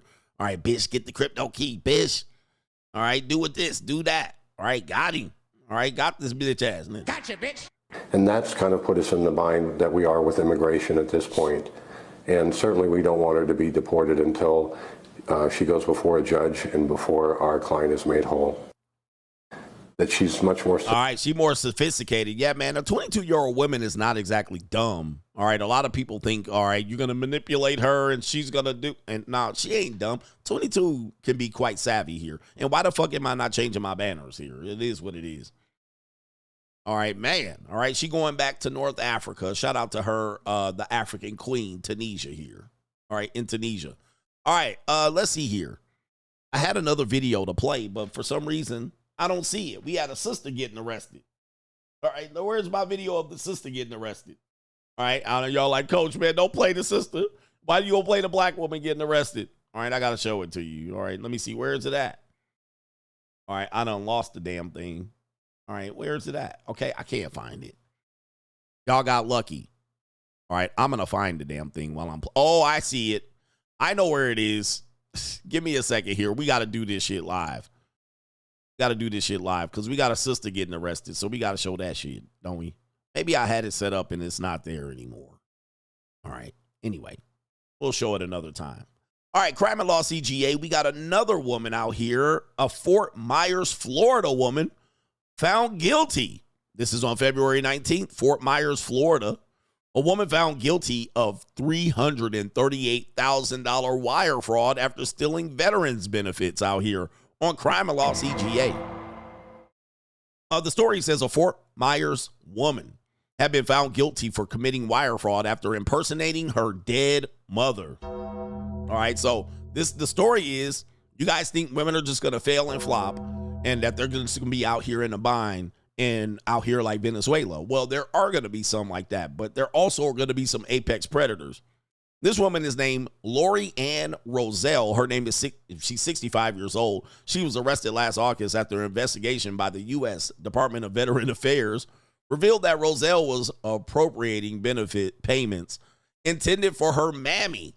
Roselle is the daughter of a veteran who died in 1996, upon which Roselle's mother began receiving survival spouse benefits from the Veteran Affairs Dependency and Compensation Program between November of 2005, and that's the date of her mother's death. In July 2024, Roselle fraudulently obtained $338,000 plus in VA benefits, which she had been ordered to forfeit as part of her sentence. According to the indictment, she did not report her mother's death to the VA and then continuously falsifying her mother's signature on documents sent to the VA for 19 years since her mother had been deceased. Then the VA discovered that Roselle's mother was dead. Benefit payments were stopped. Roselle impersonated her mom's voice in a phone call to convey she was still alive in an attempt to restart the payments. Oh, damn. During a visit by the agents for the VA Office of Inspector General, Roselle made claims that her mother was alive and healthy. And if Roselle is unable to forfeit the amount of the stolen benefits, she must forfeit other personal assets equivalent to the stolen $338,000 plus, according to the indictment, which is not going to happen. Gotcha, bitch. All right, she's not going to happen, so she's going to be in a bind. And guess what? Somebody's still going to marry her. All right, somebody's still going to marry her when she gets out of the pen. Let me see if we can pull up a picture of this muskrat. Guarantee you it's a muskrat. All right, do we have? Oh, my goodness. All right, take a look at this. Yeah, man, you got to keep your guard up. Oh, the humanity. Got to keep your guard up, all right? You guys think women are just going to be down bad? No, they're going to be thoughting and plotting. They're going to be scheming. Oh, the humanity. All right, there it is right there. There's the woman in question there. There she is. All right, and that looks like anybody's next door neighbor. Oh, hi, Sally. Hi, Lori. Hi, Lori Ann. Lori Ann. That sounds... I'm not going to say what race, what people. We know I can't say that. Okay, maybe it's not. Roselle? Okay. I'm just making an assumption here. All right, what do we got here? We have another one. Well, no. Why is this in Crime and Law CGA? Oh, okay. I remember. All right, so this woman right here, again, Muskrat Supreme, Muscat Susie again. This woman's going to say something about woman that committed a deletion against her abusive husband. And why this woman thinks that women are going to destroy society, all right, based on the comments that she read. We'll go ahead and visit that on Crime and Law CGA right now. Is going down the drain, and a lot of it is because, this is how I know our society is going down the drain, and a lot of it is because of women, and I said what I said. There is a woman who shot and killed her 4 baby children and then killed herself, right? Monster. There are women in the comments and online, well, she struggled with postpartum depression. She was hurting too. Does that matter? Okay, depression or not, you don't go shooting 4 babies. When are we going to start drawing the line again between having empathy for a horrific situation and keeping people accountable? It's like, apparently just because people are women, they can just do whatever they want and always have an excuse for it. But a man flicks something and he, I choose the bear. She shot and murdered her 4 babies, her own babies, for the reason of having depression. Okay, half of America has depression. We don't go around shooting innocent children, especially not our own. And if you excuse someone doing that because you want to have empathy for her and the way she was struggling, you are just as sick. You are just as sick. And I said what I said. All right. Shout out to her right here. Oh, all right. Taking a stand, taking the right stand, by the way. When women commit crimes or they commit affairs, it's Jermaine's fault. We saw that yesterday. Oh. Wait, we saw that yesterday. It's all Jermaine's fault. It's always Jermaine's fault. All right, we saw that yesterday with the guy that had the affair. All right, the Steve Smith had the affair. People are still blaming the guy. Why did you do that? Why did you go after him? All right, you don't go after the pimping, you go after the hoe. All right, people coming up with this, which means in effect, guys, watch how married men are never going to be victimized. You can never be victim. Oh, well, that was your fault. You should confront the wife. Guys, you ever been married and confront your wife about cheating? There's nothing you can do about it. All right, so there's no sympathy for men. Even though if a wife is, I was suffering from postpartum depression, killed all of the kids and the man, and women are out there, well, she was hurting. She had depression. All right. No accountability, and this woman called it out. All right. Muskrat Supremes on today's show, but this woman called it out, and rightly so. This is the right call by her. Okay. People will always come up with these bullshit excuses about their own trauma, their own pain, depression, stress, anxiety, and they will commit crimes against humanity and against their own family. They will commit infanticide and kill all their kids in a fit of rage and jealousy, and then people will give them a pass. They will give them a pass. Well, you don't understand that postpartum depression is real. All right. Oh, that gives you the right to kill somebody? All right. He went abusive. Yep. He went abusive. And now you couldn't deal with it. All right. Let's take it down to Detroit, Michigan. All right. Detroit, Michigan. Oh, not a surprise here. Don't ever tell me to show up to Detroit. Detroit, Michigan, we have Pookies. All right. For the guys that always say Pookie gets it for free, guys, these are Pookies. I always ask you, are you Pookie? Do you want to be Pookie? All right. We got Pookies down in Detroit. And apparently these Pookie goons, take a look at them, 1, 2, and 3. You can see by their body language that they about to be up to no good. And this guy here, who is a security guard or some sort of law enforcement agent, and he's a police officer, he is not detecting anything. His awareness is all fucked up. He's got a reflection to use. He probably knows some shit is up, but they're going to attempt to wrangle the firearm from this police officer. Let's take you to the video. Right. Take a look at this unbelievable video. We'll slow it down to show you just how bold these suspects are.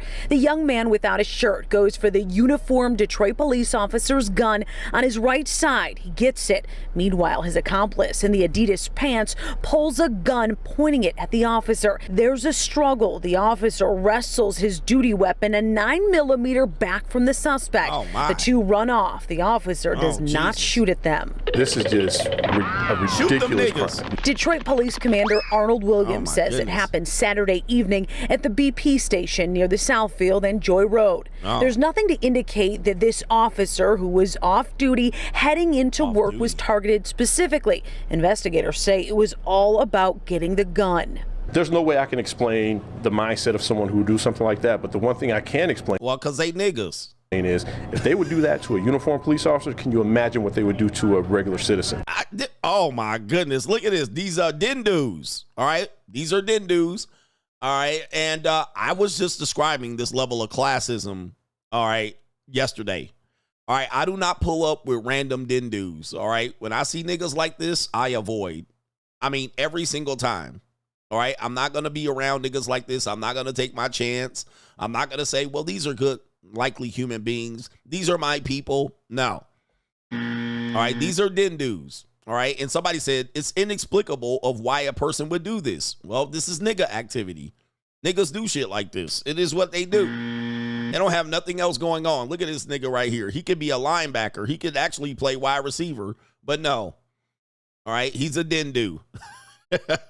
He said first clue, no shirt. On in Detroit. Yep.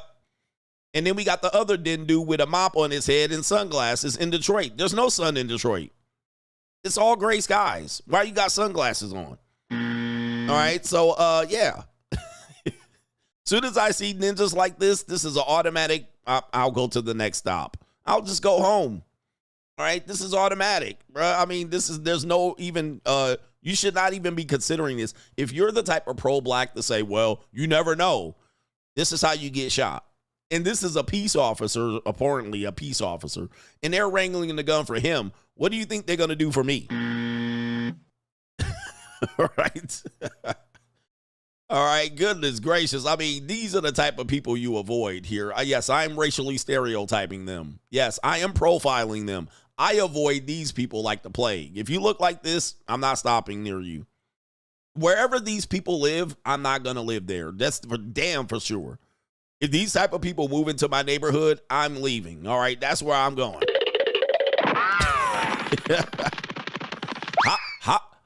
We can't even explain why they would do something like that. All right, I can explain it. I'll give you a great explanation as to why they would do something like this. All right, they're dindus.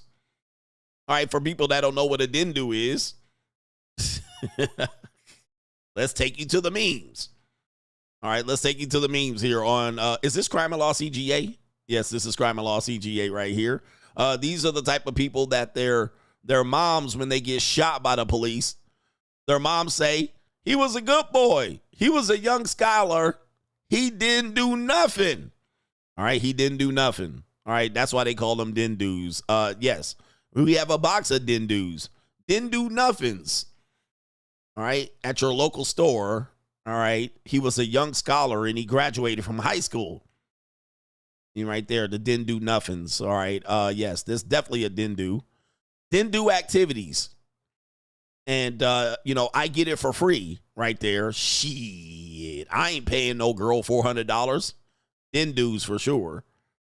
All right, dindus for sure. And, you know, do we have more dindu memes right here? Oh, yes, we have the dindu muffin mix right there. We didn't do nothing. He's a scholarly guy. He was headed in the right direction. All right. And he was profiled. It's racist. All right. We got a dindu there. And how many more dindus do we have? All right. Let me see here. Oh, we got my baby didn't do nothing. There's my baby. My baby didn't do nothing. All right. The dindus right here. Yes. We definitely have dindu activity. So I would say more or less, you know, profiling is real. You definitely want to make sure that if you see ninjas like this, you definitely want to avoid them like the plague. All right. Or else they'll wrangle your firearm from you right here. Let's see what they have to say about this story. Investigators have identified both suspects. They've executed 2 search warrants at their homes and are in contact with their parents. But still, as of Monday afternoon, they're not in police custody.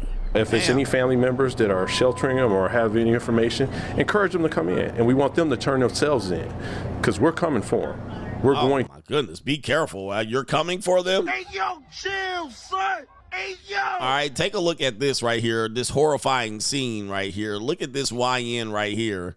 All right, pointing the jammy. Where is he at? All right, this is how they, oh my goodness, look at this. All right, he definitely is fighting for his life right here. And this is right here. All right, look at these YNs. Hey, man, you got to watch out for YNs. They're the ones that take your life for nothing. All right, turn yourselves in, Glocktavius and Keandre. I don't think they're going to turn themselves in anytime soon. I don't think it's going to happen. That's Crime and Law CGA. All right, man, be careful out here, man. All right, it's best to protect yourself, and the best prevention, an ounce of prevention is worth a pound of cure. Is that what they say? Oh, man, it's tough out here. I know that some of y'all's people and these brothers, you could probably save them by becoming a stepdaddy, and you can save the hood one stepdaddy at a time. I think not. All right, and do not ask me to come do a meetup in Detroit. All right, so I'm not coming if that's the case. Pause. All right, they said. Do not come.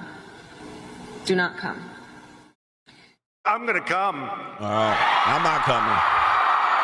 I'm not coming to Detroit. Shout out to our brother. Monte says, shoot him, Larry. My man was lining up the cop to shoot him while the dude was wrestling with him, man. That is cold-blooded.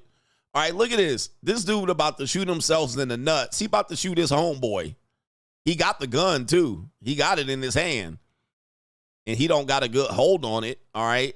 But look at that. He tossed that guy right there. And look, the other dude is lining him up, all right, in the background while he's wrestling with him. Oh, my goodness. This is crazy. Look at this shit right here. Not at the corner store, too. Not at the corner store. All right, this is crazy. I can't even go to the corner store without getting lined up. All right, we got a couple of other supporters I need to acknowledge, and then we're going to cruise on into the later part of the show. Maybe run a commercial and get a stretch. But I'm okay, here we go right here. Shout out to Truth says, February 21st, CCC implemented new marriage laws that says what's mine is mine and what's yours is yours. Has Chinese women running away from marriage that now that they can't take advantage anymore. Best move ever. We need that law over here. This exposed how much CGA was right. No money, no love. Well, women are saying, wait a minute, I can't financially benefit from this marriage. Well, I don't want to get married.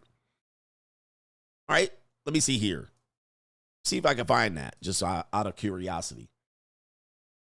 Okay, it says right here. Okay, this is 1940. Allow free choice in marriage and easier access to divorce. All right, I don't see the new law, but maybe somebody can point me to it. But they're saying, yeah, I can see that. Where women would say, well, what's the point of getting married? Exactly. So men are in love, women are in business. They don't want to get married. They don't get married if they want to financially benefit. Do me a favor. Just give me the likes. Don't pass the scroll. Hit me with them like buttons, man. I need them likes.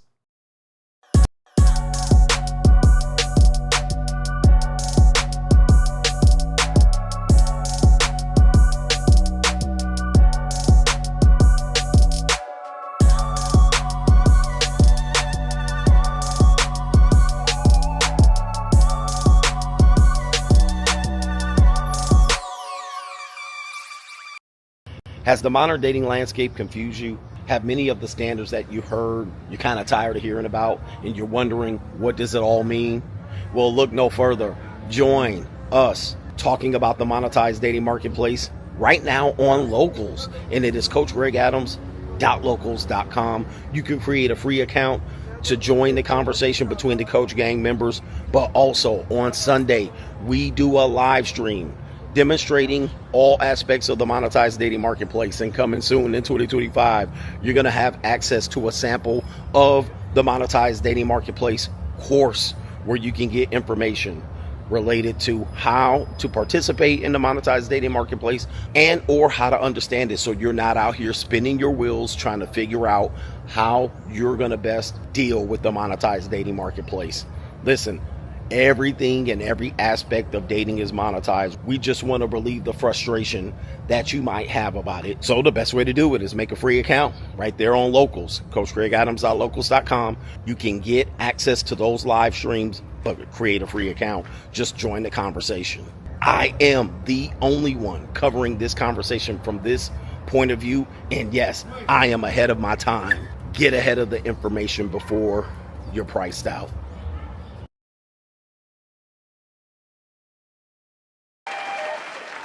There I am right there. We got us an evil world we live in, all right? Monetized dating marketplace, JUCO. Join us for the streams. You can create a free account on CoachGregAdams.locals.com, all right? I'm going to drop a link in the live chat for us to join us on Locals. And, of course, if you have a video and you're like, hey, Coach, I want you to watch this video, do not email me. There's a 0% chance I will check my email, all right, related to that video. Also, if you want to go ahead and join in the live streams, go on the live streams right there, but you can create a free account over on Locals. Come on over there and learn about the monetized dating market, please. We talk about it from all particular angles, and we are ahead of our time. Yes, are people getting priced out of dating? Absolutely. People are getting priced out of relationships? Absolutely. It is undeniable that we've gone and jumped the shark into a new form of dating. And, of course, if you follow my brother said, the CCP is doing what? Hey, they're making no incentive for women to get married. But we got Dave Ramsey coming up here on the main event in about 35 minutes to an hour. And he's going to talk about old school dating and marital advice. He's going to talk about how dating and marriage is monetized as well. So join us over on Locals. today, right? You can create a free account. It's like creating a Discord. But yeah, man, do not send me an email. Do not send me a DM. Hey, coach, check out this video. I'm not going to look at it. All right. I'm too old to be looking at DMs. All right. All right. I'm too old to look at that DMs, but we got this evil world we live in. It's an evil world we live in. All right. We can get it here, man. A compressed show today. Obviously, a very, very compressed show. Where are we at here? Let's get to it. It's the evil world we live in. Where is it? All right. There's my banner right there. We have a woman. We have women in dating on this evil world we live in. And we have a woman that says, well, it wasn't her. She said a nanny got pregnant by a guy. But we're going to start with this woman right here that says, well, she likes the way her punani stinks. I am a nasty. All right, here we go right here. She likes the way her punani smells when she has this on her punani. Ladies, thank God for social media. Thank God for social media, man. It makes my job that much easier. What kind of witchcraft is this? This is the Jokes on You podcast. Here we go. I'll give it a little buzz. But for the most part. And this is also a crazy sentence I'm about to say. I like the way my coochie smells when it has. I do too. You're not crazy. The You're not pheromones, crazy. I like the way it kind of ferments a little bit. You come from go for a little walk or something. You do You little so activities nasty. for the day. You come and them pheromones come up to you. I be like, I like when I have like a mood and I just And- been walking and it around the waft- house, and then I also have on perfume. So like if I do it's that animalistic. Coochie and Chanel, Yes, it sure is. Absolutely. And then Oh, the humanity. All right, I know the volume is rather low on that. I cannot fix the volume. The volume. Do you hear this, gentlemen? Do you hear this? Oh, the humanity. You know, I know what they're talking about when they got the moo-moo on and that wind hits it and that ooh la la hits you. That ooh la la. Ooh la la. She likes the way they smelling their coochie now. I mean, they've always been smelling their Oh, coochie. the humanity. All right, these are some nasty, nasty girls. First, we have the white woman that doesn't wipe. She jumps in the shower. Now you have these women out here just smelling the punani, just coochie and Chanel. The funk of 45,000 years. The funk of 40. They're out there. Well, I could have said something nastier. But let's go ahead and take it from here. She's talking about when they go for a walk and that thing start percolating and fuming. Just. All right, let's hear here. And Would just you like sit some? and just Waft. It wafted all over the house. Can I tell you something? All over the house. Sometimes. Oh. Sometimes. I have a boyfriend. Uh-huh. I'll sit in front of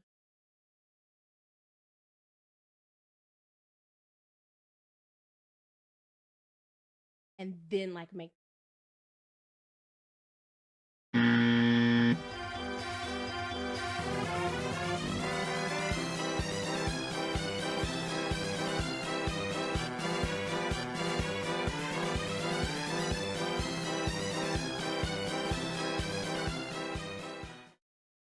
Yeah. Y'all thought the he said I can't hear. It's very low. Sorry, guys. It's very low. I can't do anything about it. But now she's putting her coochie in front of a fan and letting it sniff up the house. She putting her muff huff. She's putting her muff huff in front of the fan so she can get the house to smell like coochie odor. All right? This is what they're doing. This is a whole level of witchcraft right now. Man, they out here just... And then there's the women that like when they're dropping that neck on you after you've been inside of her body, they like to slurp it up. They be like, I want to taste myself. You be like, oh my. There's barbecue in there. And then want to kiss you on the lips afterwards. You're like, oh man, you nasty, huh? They be like, I see mine on yours. I want to lick it off of yours. You're like, Okay, do it then, I guess. It's barbecue in there. All right, I'm not this. I tell you, they're animals, man. I tell you, they animals, bro. You got Muff Huff in the toilet. You got woman not wiping her butt going to the shower. You got this, Moo Moo. You got them going for a walk and letting the peace leave just ferment. Just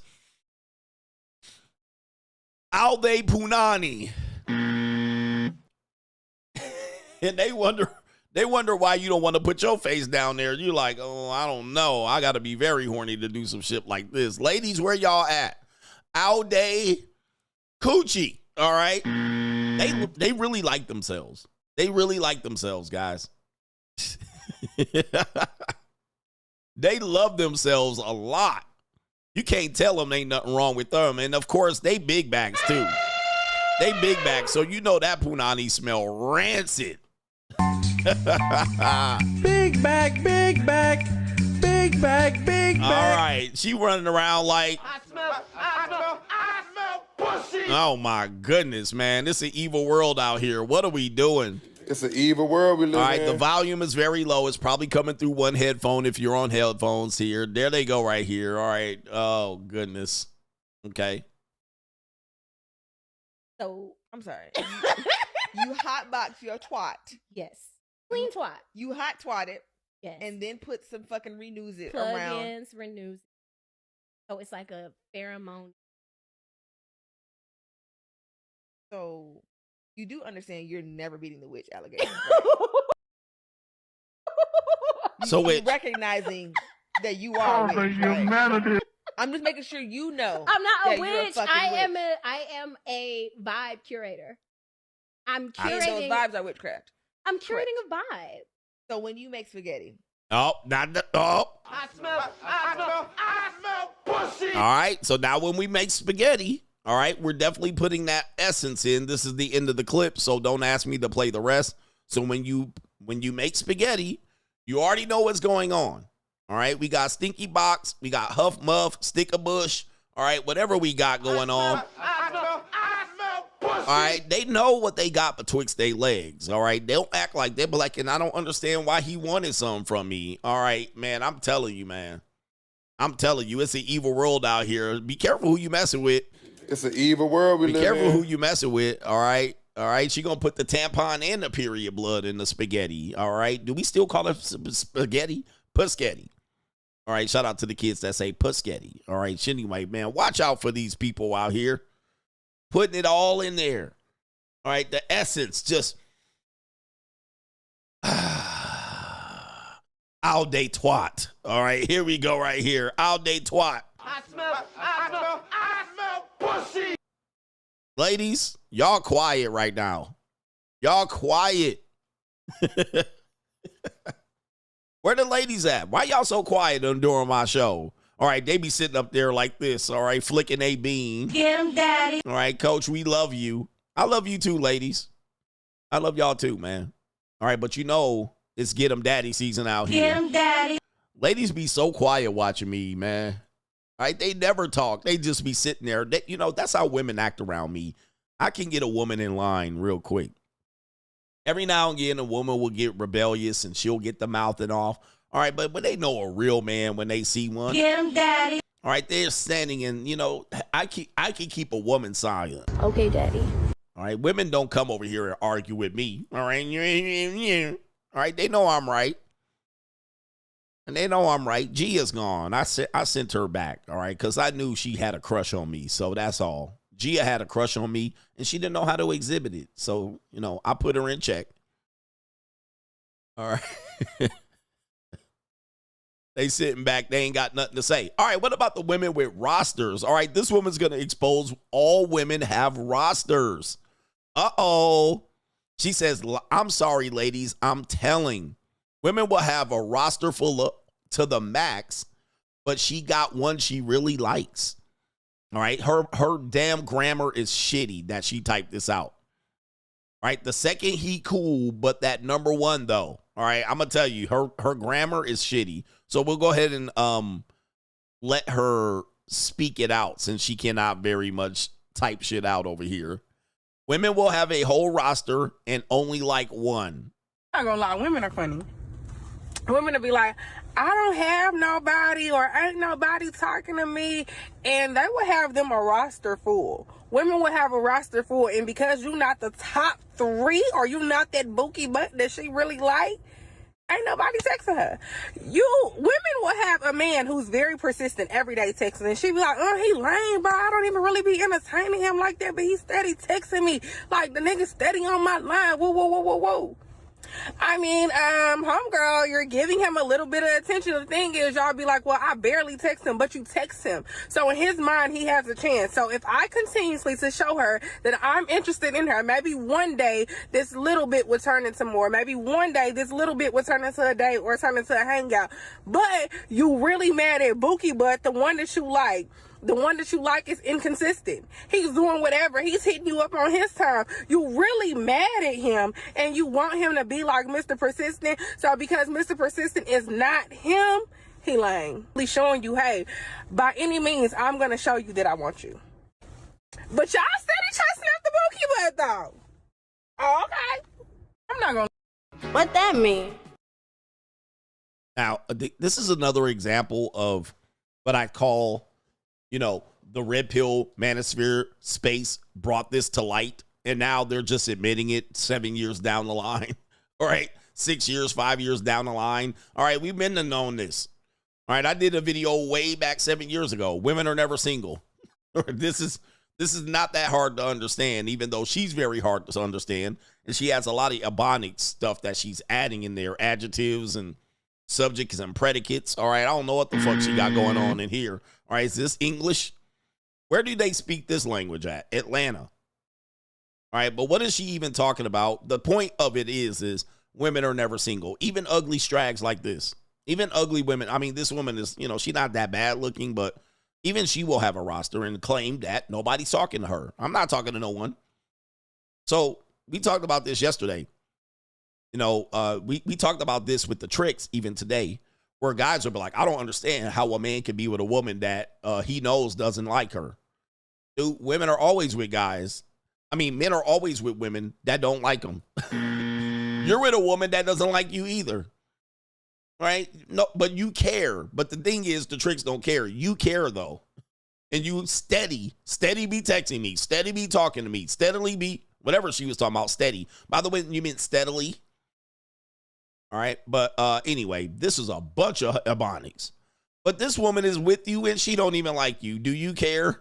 All right, but you steady texting her. You steady having conversation with her. You steady taking her out on foodie dates, and you steady waiting for her to open her legs. Yeah. All right, it could be quite humiliating here. All right, what are we doing here? This is horrible, and you should see this writing here. I was gonna read this, but wow. Okay. I'm sorry, ladies, I'm telling. Women will have a roster full to the max.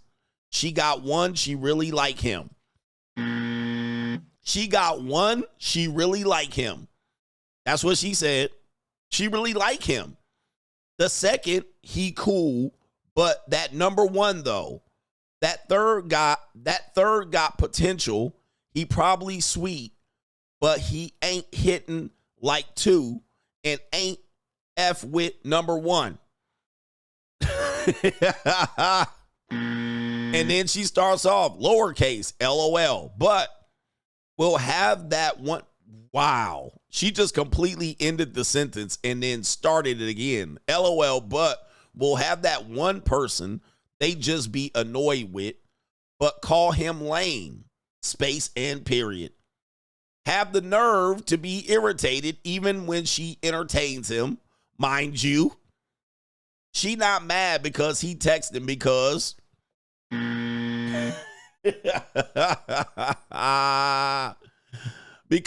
wait, mind you, she not mad because he texting because she gave the number. It's the nerve of you to be more persistent than the one I want. No, period.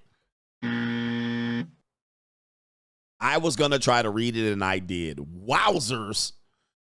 The most educated. Did she speak? She must have spoke that into the goddamn microphone. You know, you can speak it in, talk the text. All right. That's basically what she did there. All right. A lot of women are funny. women will be like, I don't have nobody, or ain't nobody talking Ain't talking to me, and they will have them a roster. They will have them a roster.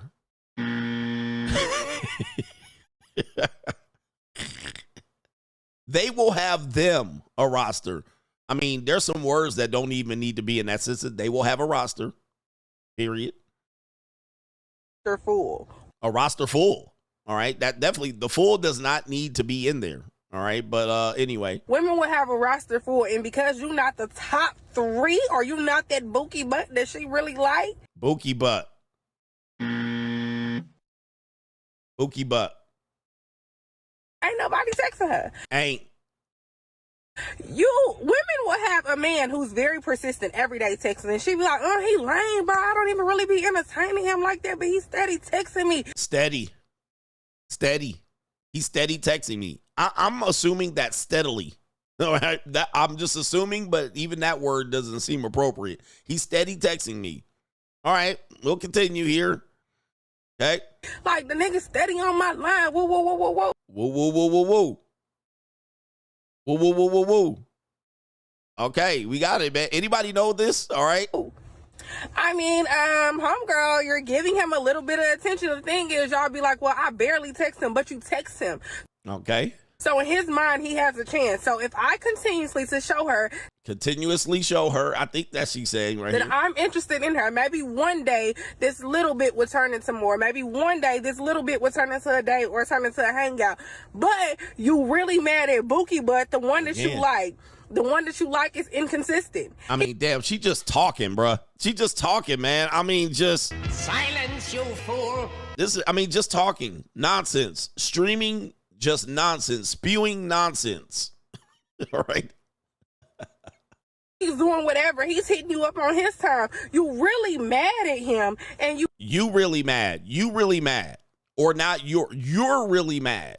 You really mad is what she's saying. All right. You want him to be like Mr. Persistent. So because Mr. Persistent is not him, he lame.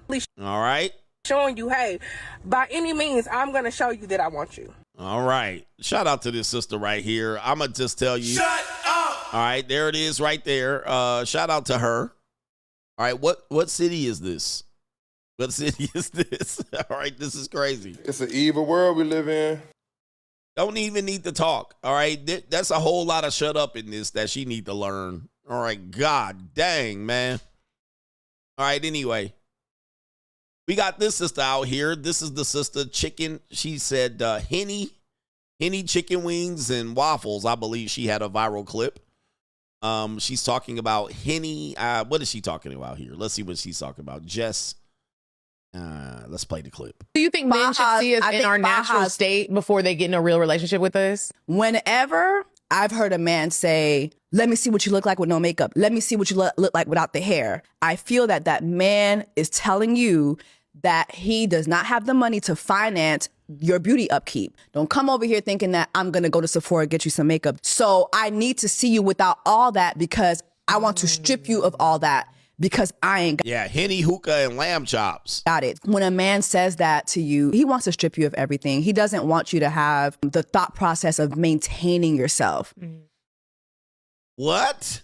Oh my goodness. And that's a nice body right there. There's probably some Photoshop going on and I can't do And do you think, ma'am, all right, what? They always try to ma'am, I want to see if you look sick, all right, under that makeup. All right, so it is, guys, they always want to worry about, they always want to make it about the money. It's always about the money. And yes, it's always about the money. But you think a guy's telling you that he wants to see you or asking you to see you in your face nakedness just to see how much you're going to cost to... No, that's not why dudes are doing it. We're doing it to see what you really look like so you don't catfish us. We're trying to see what you really look like. Okay, so that you can truly represent who you are. We already know you wear some makeup. So we just don't want you to look extremely, and this woman ain't buying it either.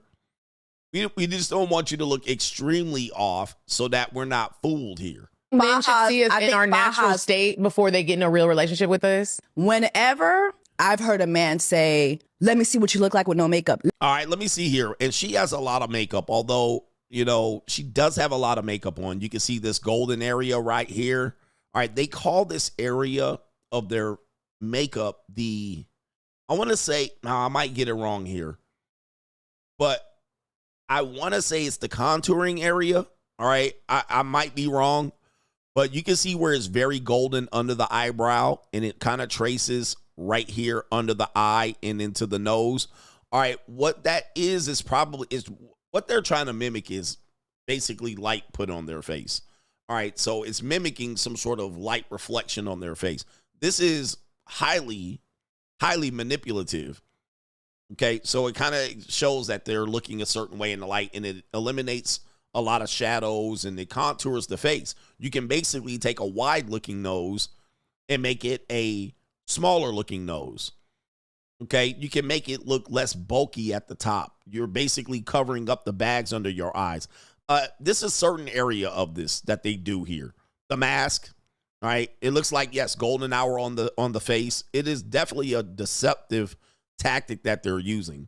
Okay, so they're taking away the bags under the eyes. They're kind of showing that, hey, there's light upon my face. This is what it would look like if you lit up somebody's face, all right, and showed a certain angle. But anyway, then she would have it a different skin tone underneath it to almost mimic. You really can't even tell what her real skin tone is.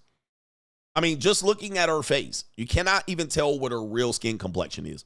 Like her neck basically is maybe going to give you an indication of how dark-skinned she is.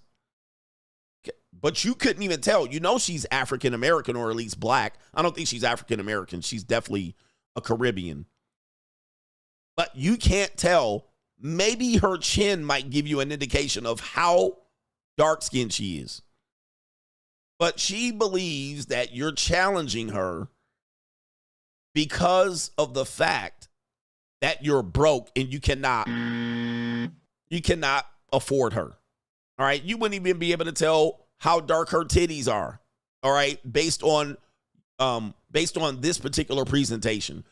Certainly these aren't her real eyebrows. These are painted on. And of course, makeup has been used as a deceptive trick.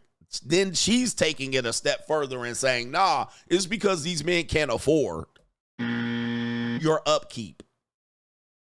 And while it is true, it is not the reason why men want to see you in bare face. It is not. Okay. All right. Anyway, this is crazy here.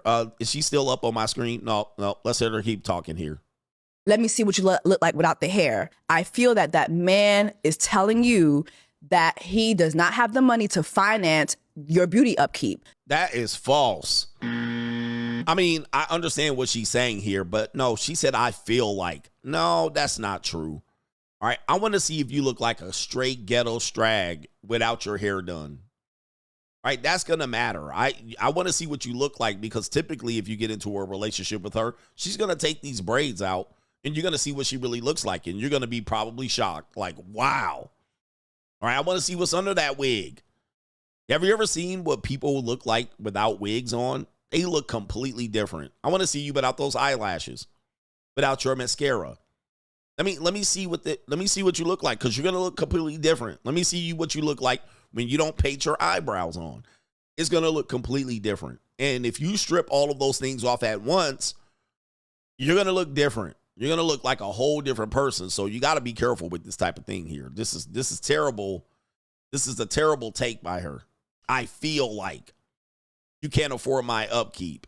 Well, you're not going to look like that every day. Don't come over here thinking that I'm going to go to Sephora and get you some makeup. So I need to see you without all that because I want to strip you of all that. I want to strip you of all that. No, we're not stripping you. Well, we are stripping you off of that super soup.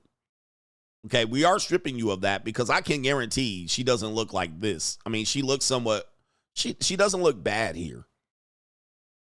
She look a little mealy-mouthed in the mouth, all right? But she doesn't look bad here. I can tell you, she looks 10 times worse without the makeup. 10 times worse. I might be able to find her. I might be able to find her here. Looks like she's growing her platform here. She's somewhat new on the scene.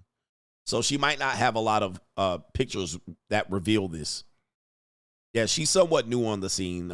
Judging by her social media, looks like she has 59,000 followers. That would suggest that she's new, because a woman can gather that audience in a relative short amount of time. Short amount of time. Let me see how much content she has out. Let's see here. Yeah. Yep, she's relatively new. All right. This is yep, she's not posting a lot of content here over the last couple of years. Yep, this is all the way back down. I scroll down. This is February 2024. There it is, February 2024. So she's rather new, or at least she started posting content within the last year. All right, so there it is right there. She's rather new. So there's not a lot of content and pictures of her with no makeup. All right. Because I ain't got it. When a man says that to you, he wants to strip you of everything. Yeah, that's just the victim mindset that they have. No, we want to see how ugly you look under there. He doesn't want you to have. All right, somebody says she's not new. She just has a new platform. Okay, so she just has a new platform. Somebody called her Jessica Wu. All right. I don't know who the fuck Jessica Wu is. All right, but thank you for telling me. All right. Jessica Wu. All right. Oh, okay. She has another platform here. Nope, that's a Ling Ling. All right, that's I'm trying to look her up here. I see a Ling Ling named Jessica Wu. All right, let me see here. Oh, Jessie Wu. All right, hold on for a second. Let me pull that up. Maybe she has a new page. All right, we got Jessie Wu. All right, so this one has 1 million. All right, so there she is right there. All right, so she has a different profile. That's her second profile. All right, so shout out her. Her name is Jessie Wu. Jessie Wu, Woo, Woo. All right. I don't follow many black women, so I don't even know who the fuck. I'm just letting you know. I don't follow many black women on the internet. All right, so I don't know who the fuck these. Y'all acting like I'm supposed to know who she is. All right, I don't follow them. I don't follow Kendra G and Samantha B and all of these people y'all follow. These people don't exist in my world. And I'm not saying it because they're black. I'm just saying that I don't find her appealing on any level, so I'm not listening to them. All right, anyway. Nigga, I don't follow these people. That's Jessie Wu. Who the fuck is Jessie Wu? All right, anyway. All right, just act like she would never come across my Instagram. All right, now a flatback could come across my Instagram, a Ling Ling. All right, but Jessie Wu would never be in my suggestion box. All right, I would see her and immediately skip the video. All right, but I found that somebody shared the video with me, and I thought it was interesting. They're just like, that's Jessie Wu. Oh, okay, here we go right here. Now we got one. Okay, I knew I would do it here. Let's go ahead and copy and paste this and show it here. All right, this is Jessie Wu right here without the makeup or hair. Well, now, here we go. There we go.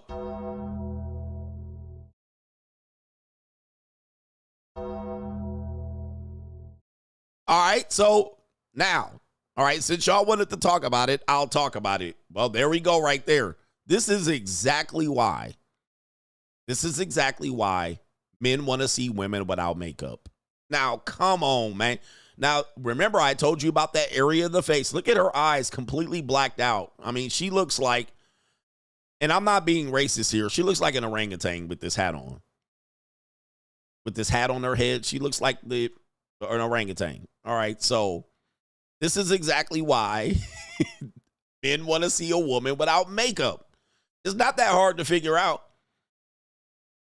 All right, this is it right there. Can you woo, woo, woo? Hey, can you woo, woo, woo?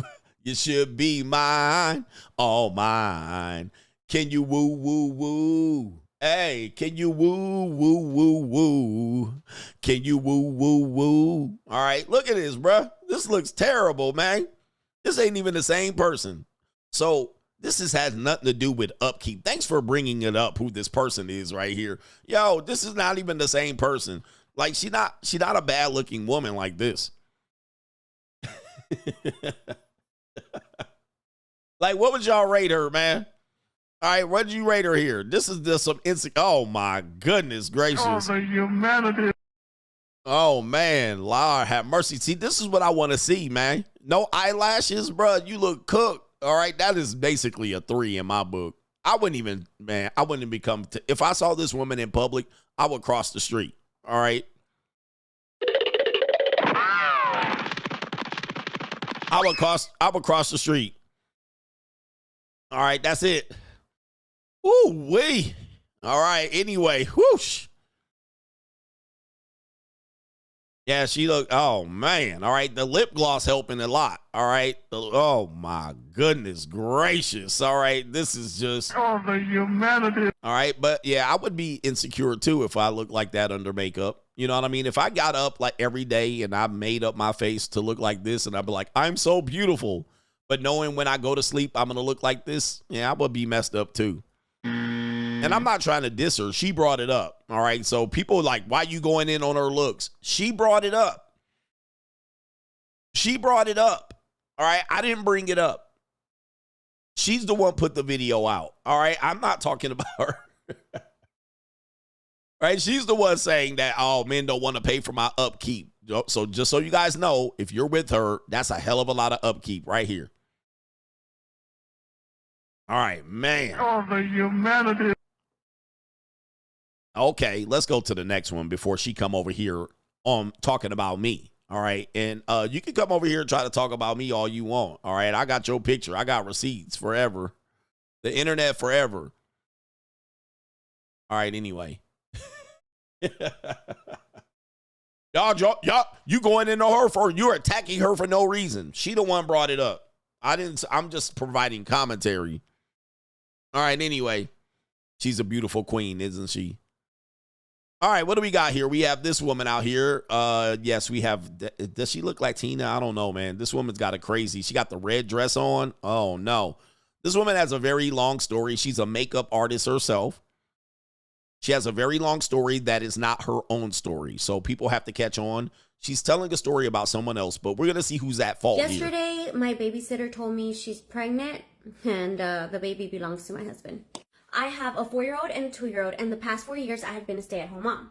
I decided to go back to work because I wanted to do something else than just be a stay-at-home mom. I needed a babysitter, so I was asking around, and my neighbor from 2 houses down, her 19-year-old daughter, right, she was telling me, she was like, oh, she can babysit, like, she has nothing going on right now. Cool. When I met her, she seemed sweet and quiet and just, like, kind of to herself. Told her we would test her out for a month, and then we would see from there. Let me tell you, this girl went above and beyond, okay? She was great. So when I would come home, dinner was made. And I'm talking about like steak, asparagus, mashed potatoes, like recipes every day, cupcakes. The kids loved her, like loved her. Me and my husband were like, yeah, she's staying. You know, this is going to be our permanent babysitter for now. After 3 months, because she was going above and beyond, because she even started like cleaning the house. I would come home and the house was clean, dinner was cooked. I mean, she was doing above and beyond. We decided that, well, my husband talked to me and he was like, I think we should pay her more. So I was like, you know what? Yeah, let's pay her more. So we gave her a raise after 3 months. Shit started getting weird though. Okay, so I started noticing that my husband was coming home early from work, and then they would be eating, like the 4 of them, my kids and her and him. And then they weren't even, my husband wasn't even waiting for me to get home no more. She was like, oh, your food's in the microwave. And then I would end up eating by myself. One day I get home from work and both of them are here in the kitchen by themselves drinking wine. And I'm like, and the kids, and she's like, oh, they're already asleep. And I'm like, oh, okay. And she's like, oh, he's helping me with homework because I enrolled in some online classes. And I'm like, what the hell? I was like, okay. And I was like, wait, your hair's wet. Did you shower? And she was like, oh, yes, because one of the kids threw some soup on me. And I was like, oh, okay. So then I go upstairs later on and I notice her hair's all over my bathtub. Yes. And my husband's boxers are on the floor. You know how men never put their boxers inside the basket? They always just leave it right outside. So I was like, dude, this guy showered too. So I was like, this is weird. I didn't want to seem insecure, so I just didn't confront them at all. I let that shit slide. So then, fast forward, I come home a little bit early and I hear her on the phone with some girl. I don't know. I thought it was a friend. And she's like talking about the baby, like pregnancy, things like that. And then when she notices I'm home, she hangs up. And I'm like, okay, what the hell? All right. This crazy Latina over here. Yeah, she you know, the whole thing about I didn't want to appear insecure. All right, that has ended many a people. All right. That has ended many a people. Like, that has made you look like a complete fool. All right. You see signs and then you feel it in your stomach and you know something ain't right. You're seeing what you're seeing. And guess what? You already know what's going on, but you don't accept it. Well, maybe I'm tripping. All right. Let's see how this story ends. She's got 2 more minutes of jibber jabber. This girl is like a stick. She is like thin, right? So all of a sudden, I started noticing that she was getting a belly. And I'm like, what the fuck? Is this girl pregnant? So then I freaking told her yesterday. I was like, hey, like, are you pregnant? And she starts crying. And I'm like, girl, it's okay. Like, yeah, it's fine. Everything's going to be okay. And she's crying. She's like, no, you don't understand. I'm like, yes, it's okay. Like, don't worry about it. And she's like, get to spit it out. The baby belongs to your husband. And I'm oh, man. like, wait, what? Yeah. Baby, listen. All right, who do you think they're blaming in this scenario? Who do you think they're blaming in this scenario? She's got 2 minutes and 41 seconds of this jibber jabber right here. And we have the comments in here. Why is he cheating? You are so beautiful. Never understood this. Ladies, being beautiful does not keep a man from cheating. I don't know why women never get this. They never get this. Just because you're beautiful won't stop your man from sticking his dick in anybody, in any other woman. So just because you have a pretty face, they have a quote that says, for every beautiful woman, there's a guy tired of fucking her. So you're with a beautiful woman, that means nothing. Okay, I'm not fucking her face. All right, now I've never understood this. Your beauty gets a man. It doesn't keep a man. Okay? You're so pretty, you'll find better. People don't realize that this is a story. This is not her story. Okay? Divorce and move, don't stay so true. Never bring a woman around your man. All right, so there it is right there. Never bring a woman around your man. You're asking for it for real. Okay, you moving a 19-year-old woman. You're moving a 19-year-old woman to your house. It's going to take the power of God to not let that man have sex with her.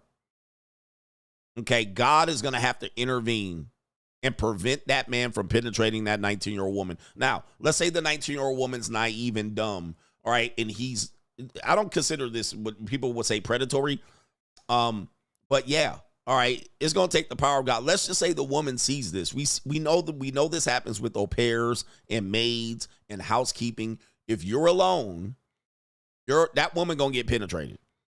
All right, for sure. And let's see here. We have another one. The fact that most people didn't watch to the end. Okay, we got a girl say it's a great storyteller. This is the one right here. She was a child, basically. All right.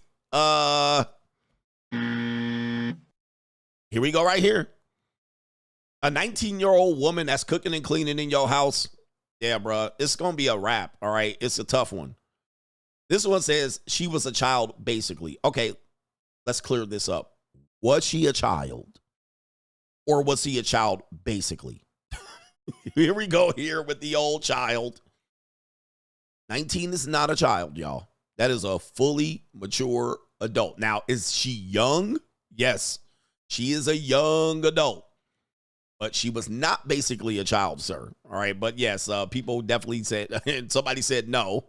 All right, she knew better. Okay, no, she was not. 18 is of age. 19 is not a child. That's not. We need to get rid of that one right there. All right, and then we have a lot of people saying divorce her, divorce the guy, and all of that stuff. All right, that's understandable. You would have that. Divorce the guy. I guess we'll go ahead and go to the end of this story. And she's like, yes, it belongs to your husband, and he's making me get a... And I'm like, what the hell? I was like, we're going to go to your house. I'm going to take you to your house. I was like, get out of my house. I was like, I'm going to go talk to your parents. So I go over there and I tell her mom and her dad. Her dad was pissed. I mean, pissed off. So he was like when he gets home, I'm going to go talk to him, right, to my husband. And I was like, you know what? Yes, that's fine. I was like, but let me talk to him first. And he was like, okay, just call me whenever you're done, because then after that, me and him are going to talk. I sit here. I'm waiting for my husband to get home. All of a sudden, I hear some chaos outside, like some drama. I'm like, what the fuck is going on? I go outside, the neighbor's already beating his... And I just sit there and I watch the whole thing. I didn't even say nothing. I didn't even try to stop him, because that's what the hell he gets. He deserves that ass whooping. He does. So he gets his butt inside. He's crying and he's all messed up.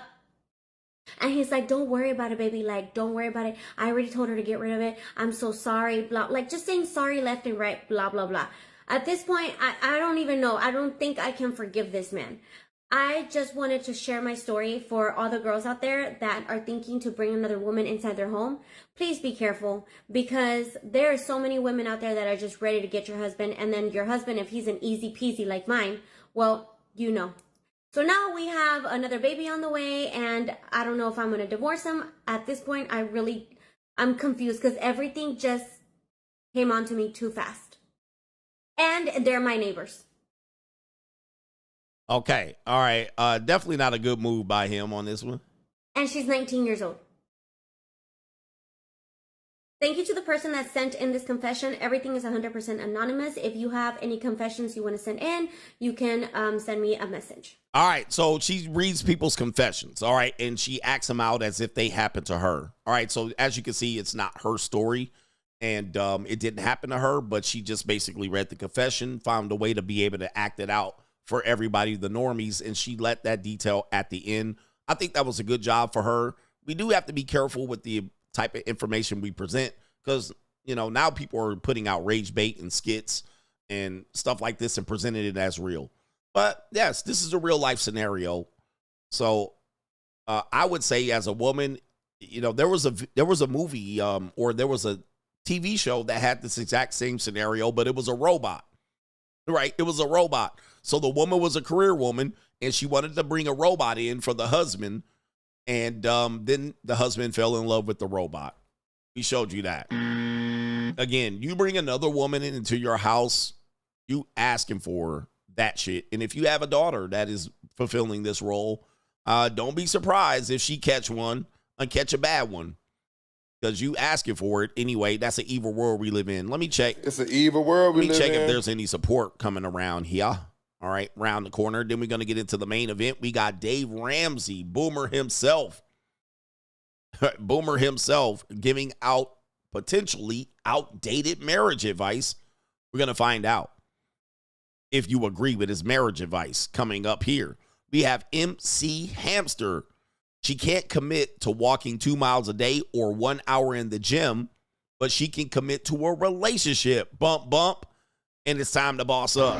Boss up, nigga. It's time to boss up. That's where you know she's going to sandbag on you. But it's difficult, because if you got a woman that was accustomed to working out, could you get a woman like that and keep her? Those women are interesting people, too. I worked a lot of years in the gym. And women that are into fitness, they definitely have a type of guy they're into. And they also are very obsessive about their fitness. And I don't think a lot of guys can handle that. Let's say you're not in shape and she's into super fitness. Yeah, it's going to be it could be problematic for you, because, you know, those women are very narcissistic, if you will. They're very much, it's kind of like women who do individual sports. They play tennis.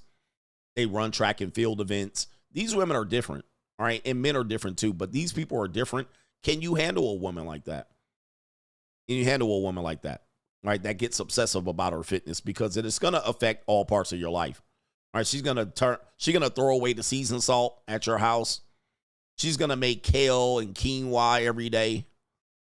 She's going to eat 5 times a day. She's going to be drinking protein drinks and farting. All right. These women are different that are obsessed with fitness. Okay. And they do get somewhat horny if they're on testosterone. All right. So you guys know that too. They can be typically horny. So the loyalty might go out of the window. All right. Someone that is into their fitness, a fit chick. Sometimes they're on testosterone or some sort of hormonal injection, and they will really be horny. And if you can't keep up with them, they gonna go somewhere else. Yeah, sometimes these women breath stink too. I don't know if you know, they be eating them goddamn multivitamins all day and chowing down on protein drinks and motherfucking meal replacers. And they open their breath stink too. Yeah, somebody just said that. Their breath stinks. All right, fit chicks' breath always stinking. I've never been around a fit chick that had good smelling breath. And they be protein farting, wet ones too, wet protein farts. All right, but anytime you see egg white farts, they be eating like eight egg whites and be farting. But But yeah, I'm just giving you the inside. Ketosis breath. Yeah, they got that. All right. Anyway, people don't know this shit. They look great in pictures. Oh, by the way, if you see any muscular woman, there's a 99% chance she's on some sort of performance enhancer. Some sort of performance enhancer. Which means, in effect, when you take her panties off, there will be an enlarged clitoris. All right, enlarged, swollen clitoris. All right, the longer she been on them, it's going to look like a mini Dilsnick. All right? It's going to look like a mini Dilsnick. All right, so be careful out there. If they're super duper lean and ripped and muscular and toned, there's a 99% chance they're on performance enhancers, and it will be like a little, all right, their clip will be very enlarged. All right, trust me, I've been there. I've seen it with my own eyes, bruh. All right. It'll be a swinging clit. All right. It'll be something that might get erect and you could penetrate something with it. So it's going to be what it is. And it will look nice and meaty. You'll want to put it. Never mind. Anyway, you'll be dropping neck on her. All right. It's barbecue in there. She'll tell you to drop that neck. All right. She'll be like, drop that neck on my large clitoris. It will happen, bruh. All right. This is lean, ripped, muscular women. And I'm not talking about super duper muscular, but just regular lean. And a lot of these women be small and tiny, 5 feet, 5 feet 2, 5 feet 4. All right, but it'll happen, bro. It'll happen. So be prepared for that shit. All right, y'all ain't ready for it. I'm giving secrets away. It's the nasty show today.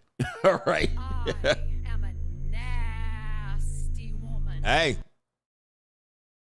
Watch out for it. If she got really super developed thighs, like really lean cut thighs and shit like that, be ready, man. She might whip it out on you. Be ready. When you pull it down, it just might be hanging there. All right. It'll be like a little, all right. It's barbecue in there. A little meaty. Oh, my goodness. Hey, press 1 in the chat if you understand this. I've seen it, bro. I've been in the gym. I've been around athletes in the gym. It's real. It's real. I'm telling you the truth. Yeah. He says, I need to see it to believe it. It's going to be there. If she tells you she did performance enhancing, just know it's going to be there, bro. Just anticipate that damn thing there. All right. So anyway. And she shaves. All right. Yeah. Where's KT King? KT King will tell you he got a fascination with these type women. All right, KT King knows. All right, he be out there. They be swinging sword contests and shit. All right, anyway. All right, anyway. I'm not lying, man. This is the truth. Shout out to our brother, and I'm going to pronounce it Cuse. He says, I'm trying not to get fired at my job, but I'm from Detroit, and that Dindu segment had me in tears. All right, shout out to the Dindus in Detroit. All right, I'm definitely a profiler here.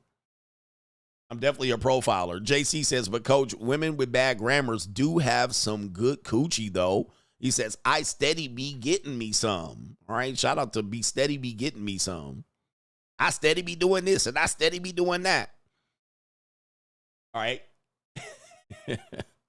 Mr. Ike says, first-time contributor, long-time watcher. In regard to the Steve Smith scandal, coach, you always say that if you're a married man, and if a married man is going to cheat, he's going to cheat with a married woman because she has just as much to lose as he does. So I believe Steve did it the right way. You actually have a good point. Okay? Because that's why they were willing to keep it a secret. She fell in love. But, you know, she couldn't make a move. And what really exposed her was the husband, her husband. So he was the one that did the recon, and he was the one that felt suspicious, and he checked her phone. So you're right. Steve Smith probably been messing with married chicks, you know, like single guys and married women, I would say is a no-go. But you're right. That is the right thing to do, I suppose. And we got Rue says, coach, you a damn fool. Almost had me busting out laughing in the middle of class with that orangutan line. He says, I had to exit the classroom. My man is out here sniggling. I'm getting y'all in trouble. All right. I didn't realize you guys were watching and, you know, at work and in school. All right, man, be careful. You guys are going to get me in trouble with your professors and your employers. We got other brothers here. Joshua Moon says, listen to the coach and uncook your life, ninja. Uncook your life. It's a hard life to uncook out here. All right, people are cooked. Alton Jermaine, Jess Wu has the face like the Grinch. And you're talking about this right here. This is the Whoville face. All right, the Whoville face. Where they have the whole, yeah, that definitely looks like the Whoville. He said a face like the Grinch. Oh, no, Jess. Hookah, Hennessy, and lamb chops. All right, hookah, Hennessy, and lamb chops is Jessica Wu's statement right there. But, yeah, she has the Whoville. You know what gives them the Whoville nose? Is that they put a little dot. When they do the makeup, they put a little dot at the tip of their nose. All right, this is you see it right there. You can see it. There's a dot that matches her, what you would call her, the area where, damn, I can't even think of the name. The area is called the fuck? Why am I slipping my mind here? Okay, anyway. Blush area. That's the area, blush. Okay, I could not think of it. All right, so the blush area where typically paler skinned people will be flush. Their face will have a blush. You know, when women are blushing, they get a little bit, maybe they'll get red around the face. So that's the blush area. But it matches the blush. They'll put a little highlight, punk, right at the end of their nose. And it will give them the Whoville look and shit. Yes, that's what they'll do. All right, so thank you, man. The blush area. So that cheekbone area right there, yeah, cheekbone, blush area, boom, pink. You see that? It matches. All right, I'll have to show you the makeup area right there. It's crazy. It's crazy, man. It's crazy what they do, man. And they spend hours painting their face up like dimming. Let me actually show you right here. Let me actually show you, you know, if you have a plan a night out for your ladies, and you have a plan a night out for your ladies, guys, you know, we can get in the shower, we can shave in the bathe, and we can be ready in 15 minutes. All right, but ladies have to get their faces lined up pretty good here. Just, you know what I mean? They have to get it. They had to get it just right. And shout out to the ladies. We love y'all. We love y'all. And we know I do allow for about an hour and a half before we have to leave. You know, sometimes we'll be like, let me get a good sex in real quick. And then now she only got an hour to prepare. But nah, she need about a good hour and 30 minutes. Even the basic plain Jane, they got to curl their hair. It just takes them a lot longer to get the makeup right. And at first, they won't be able to get it right. But eventually, they'll be able to get it right. You know what I mean? Shout out to the ladies there getting it together. Then all of a sudden, it'll come together. You know what I mean? It'll come together. About an hour and 45 minutes later, they'll get the hair right. They'll get the face right. You know what I mean? And then it'll be like, but you can't kiss them anymore because they got lip glop on with sprinkles and glitter in it and shit, and rainbows and unicorns. So then you'll be like, oh, you look good. And then you'll want to be on her and nah, man. All that shit's going to be on your collar, all right? And you can't kiss them on the lips because they got their lip glop on. All right, shout out to the lip glop. And yeah, if they're wearing a wig or anything like that, it's going to take even longer. You know, they're going to take a wig, it's going to take longer. They got to brush their wig out. You ever see them brushing their wig out? And you're like, I'm like, damn, ain't nothing making my dick more limp than you brushing your wig out. All right, so let's see here. He said, damn, fellas don't like the sprinkles. Well, you know, you don't want to smear your lip glop. All right, you're the one here. But ladies, you look good out here. I'll give you ample time, about an hour and 30, hour and 45 minutes to get ready. All right, you know, you got to give them that time, that leeway. All right. All right, do me a favor, man. We got coaching calls coming up. We're doing now. Coaching calls have been reduced 50%. Dude, many men have booked the coaching calls, so I appreciate y'all booking these calls here. It's going to make a great time here, but if you want to get a coaching call set up, you can still set it up on Clarity.fm, but it would be more behoove you to do a video call, and it is Calendly.com /Coach Greg Adams. Coaching calls severely reduced. I'm going to send the link here in the description box, and we'll do it fucking live. All right. It's crazy how many men immediately got to those coaching calls. So we're talking about entrepreneurship, bossing up, all right, dating, relationship, divorce, information, child support, whatever it is you're doing here, JUCO, a lot of things that we've covered over the years. You find the link right here and set up a coaching call right here for yourself. All right. I would say there was something like 6 or 7 coaching calls set up that day leading into the evening. So it is. We saw that JUCO chick you flew out on the gram. Hello. You saw the story. Living the life. All right. The ladies don't like it, though. They be like, you're out here talking about women and relationships, and you're having relationships with women. I had one woman crash the fuck out this morning. Crashed out. All right. She saw that Instagram. She saw them Instagram stories. She went ape shit. All right. Ape motherfucking shit. All right. Anyway, it is unbelievable. But yeah, man, I'm trying to show that. I'm trying to show y'all that the free agent lifestyle is to be lived. I'm out here living the good life. It is the CGA experience for sure. It's get 'em daddy season. Get him, daddy. All right, get 'em daddy season. Okay, daddy. All right, somebody said, let's see it. It's on my Instagram. It's on my Instagram. All right. And they want to live the life. Ladies, hey, I ain't lie. All right, you telling women about this, but now you're out here with women. Get him, daddy. Yes, I never said I don't date. All right. People, when she said what she say, she was going crazy, bro. She was going crazy, fam. Get him, daddy. All right, it's get 'em daddy season out here. Okay, daddy. I told you it was get 'em daddy season. All right, you didn't realize it. Get him, daddy. All right, people don't realize it. Girl, hey, guys, there's not going to be one girl. All right, it's not going to be one. All right, and he says she was quiet too, man. Ladies, one way to do this shit. We can do this the easy way, or we can do this the hard way. All right. All right, anyway. He said, I just looked at it. Yes, sir. All right, but it is what it is. Y'all want to be out here doing what y'all doing. It's get 'em daddy season out here. Get him, daddy. All right, anyway.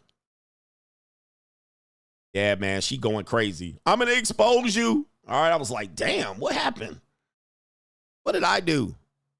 All right, anyway. Let's get back to this portion of the show. We have some other people that want to contribute and let their voice be heard. I believe they do. I believe they do. But we just getting started this year, man.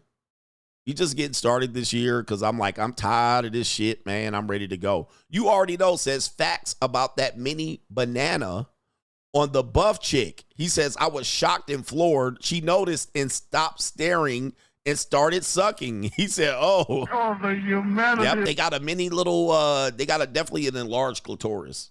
All right, that is definitely a side effect. That's a side effect of having, taking performance-enhancing drugs. And so me being in fitness training, I know that. Anytime I see a lean and ripped chick, I automatically know they got that little thing out there.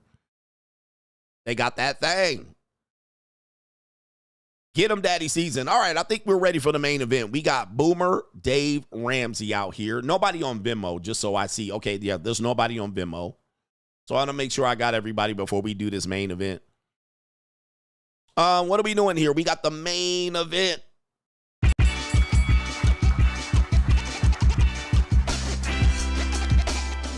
Okay, here we go. Main event. All right, Dave Ramsey giving advice about marriage, and the ladies are eating it up. They're eating it up. All right, so first of all, let's go ahead and show you what advice that he gave here for people that are married. You guys got to remember, Dave Ramsey has had a marriage that almost failed, he admitted. Dave Ramsey is a financial guy, and he is a traditional guy. He lives in, I think, Nashville. I think he lives in Nashville. He is a suffering succotash, foghorn and leghorn ass guy, but he gives good financial advice for people who want to learn the basics, get out of debt, you know what I mean, baby steps.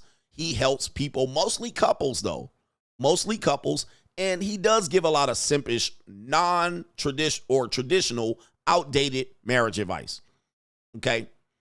Now, he admits that he was, down bad. He was broke back in the day. He had made bad financial decisions. His wife almost divorced him until he found the Lord, Jesus Christ, and the Latter-day Saints. All right. So he's one of these Christian guys, traditional conservative Southern guys, that is an older guy who's going to, most of the time when he gives advice to couples, it's like, hey, sell your boat, sell your motorcycle, you selfish guy, you lame loser. He'll go in on the guys and then will not give the wife any accountability.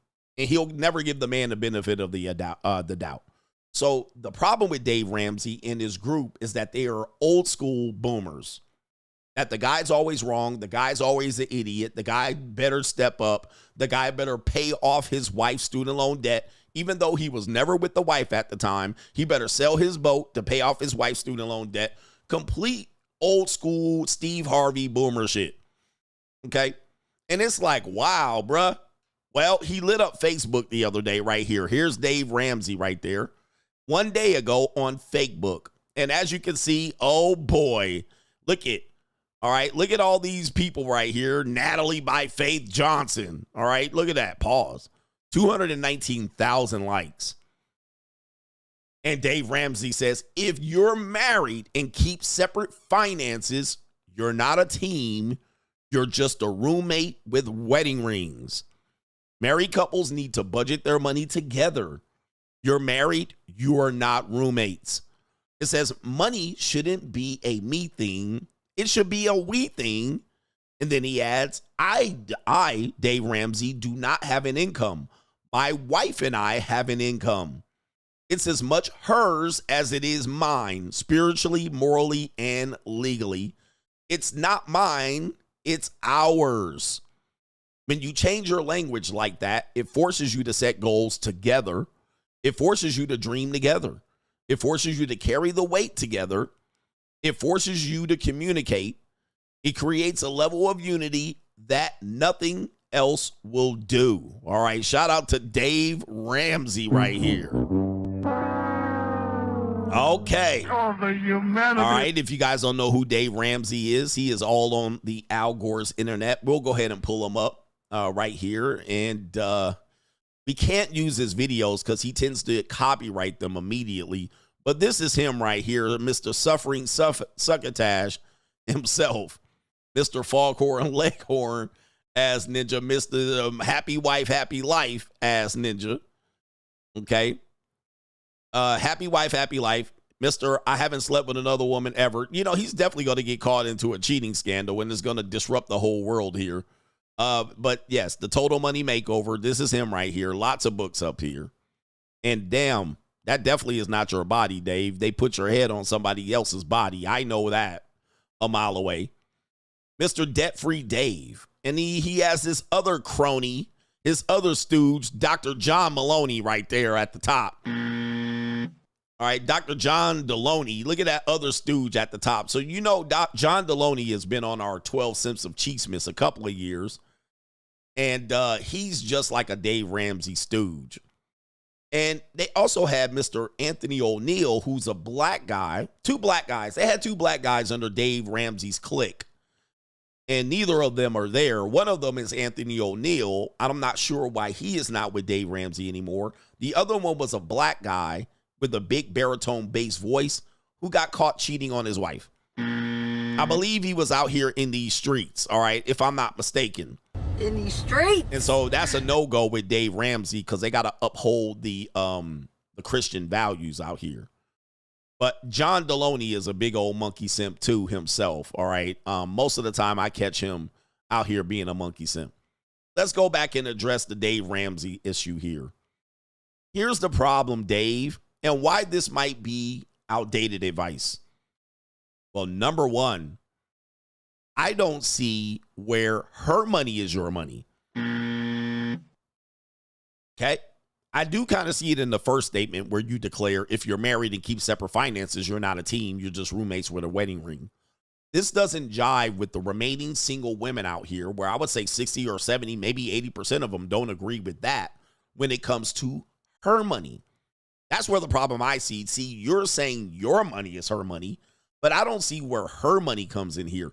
Will women today operate in this mindset? are women today going to put all of their money into the same bank account? I have money, she has money. Does that all go into the same pot?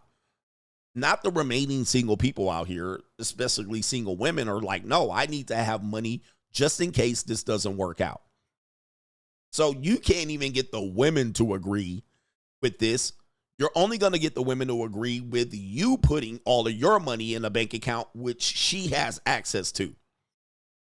She has access to your money because there it is down here. It says, I don't have any income. My wife and I have an income. Okay. You're filing jointly, one head of household, or maybe you're filing jointly and married. I'm not sure how he's filing that. Now he talks about spiritual, morally, and legally. Well, whose morals? Your morals, Dave. Not everybody else's. And spiritually, obvious, you're spiritual. But legally, it is true. There is a group income. So that's called community property. So legally, it's true that if you're married, whatever you earn in your marriage is considered community property. So you're right on that one. But do women think that? No. It's not my income. It's our income. Well, in a traditional model, that is true, especially if the woman maybe works for you or maybe, is a stay-at-home mom. It certainly is their income because you do have to support her. I don't disagree with the notion. I disagree that there are women or marriages that are going to work like this. That's all. That's all. How many women today are dumping their money into a pool of money called a joint bank account? Okay, I'll take this question. How many single women that are single wanting to be married today would dump all of their money into a joint bank account? Raise your hands, ladies. Don't be so quiet anymore. Today, you don't hear women talking like this. I hear women saying equal partnership, which this might resemble an equal partnership, but it doesn't. This resembles 100% zero. This is not an equal partnership. Okay? The equal partnership would be roommates with a wedding ring. It would be opposite of what he said. A partnership is roommates with a wedding ring. This sounds like 100% to zero. Okay, this is what this sounds like, which is what women would like. Okay. Women would like this type of thing. We have a woman said, yes, I would. Some guy can handle my money. All right. I think men should handle women's money, in my opinion, but not all men are capable of handling women's money. All right. You guys will spend it all on VC and COD, whatever you call it. So, yes, the women that are looking to get married should dump all their money into the pool. And I think the men should manage the money, in my opinion, but that's just me because I'm a male. When the woman manages the money, she's not managing it. She's just doling. Well, she's certainly not building wealth. She's just basically paying bills. All right. Which paying bills is an art form in itself. Okay. And to that point, you have auto pay. So having a woman manage and pay bills is actually unnecessary today, unless you're on a tight budget. But he's describing a traditional relationship where most women are not traditional at all. That's why I find this information to be outdated. Okay. Also, to manage money, you got to take risks. You got to set aside money. And we know that women statistically don't do this. Even when they're single, they don't do it. So if you're preparing for a retirement and you have to reach a $4 million retirement cap where that's going to be your minimum retirement needed, $4 million, and you want to retire by 55, 60, 65, the woman paying bills is not managing that type of deal. She's going to spend whatever's left. Hey, we got $3,000 left and spend it. And you're saying, what about retirement, 401k? What about my IRA? What about us retiring into the future? We just don't have that. She's going to pay off her student loan debt with whatever remains, and now we're just starting over every month, right? Yeah, using girl math. She's going to go to Target and literally blow that. Any woman that says she wants a partnership but agrees with Dave Ramsey contradicted yourself. This is completely contradictory to anyone that wants an equal partnership. I want a partner. This doesn't say partner. It looks like it says partner, but this is a one-sided thing. They're talking about the man doing this. He's talking to men right here. He's not talking to women. Okay, now, married couples need to budget their money together. Okay, that's true. You're married. You're not roommates. Oh, I beg to differ.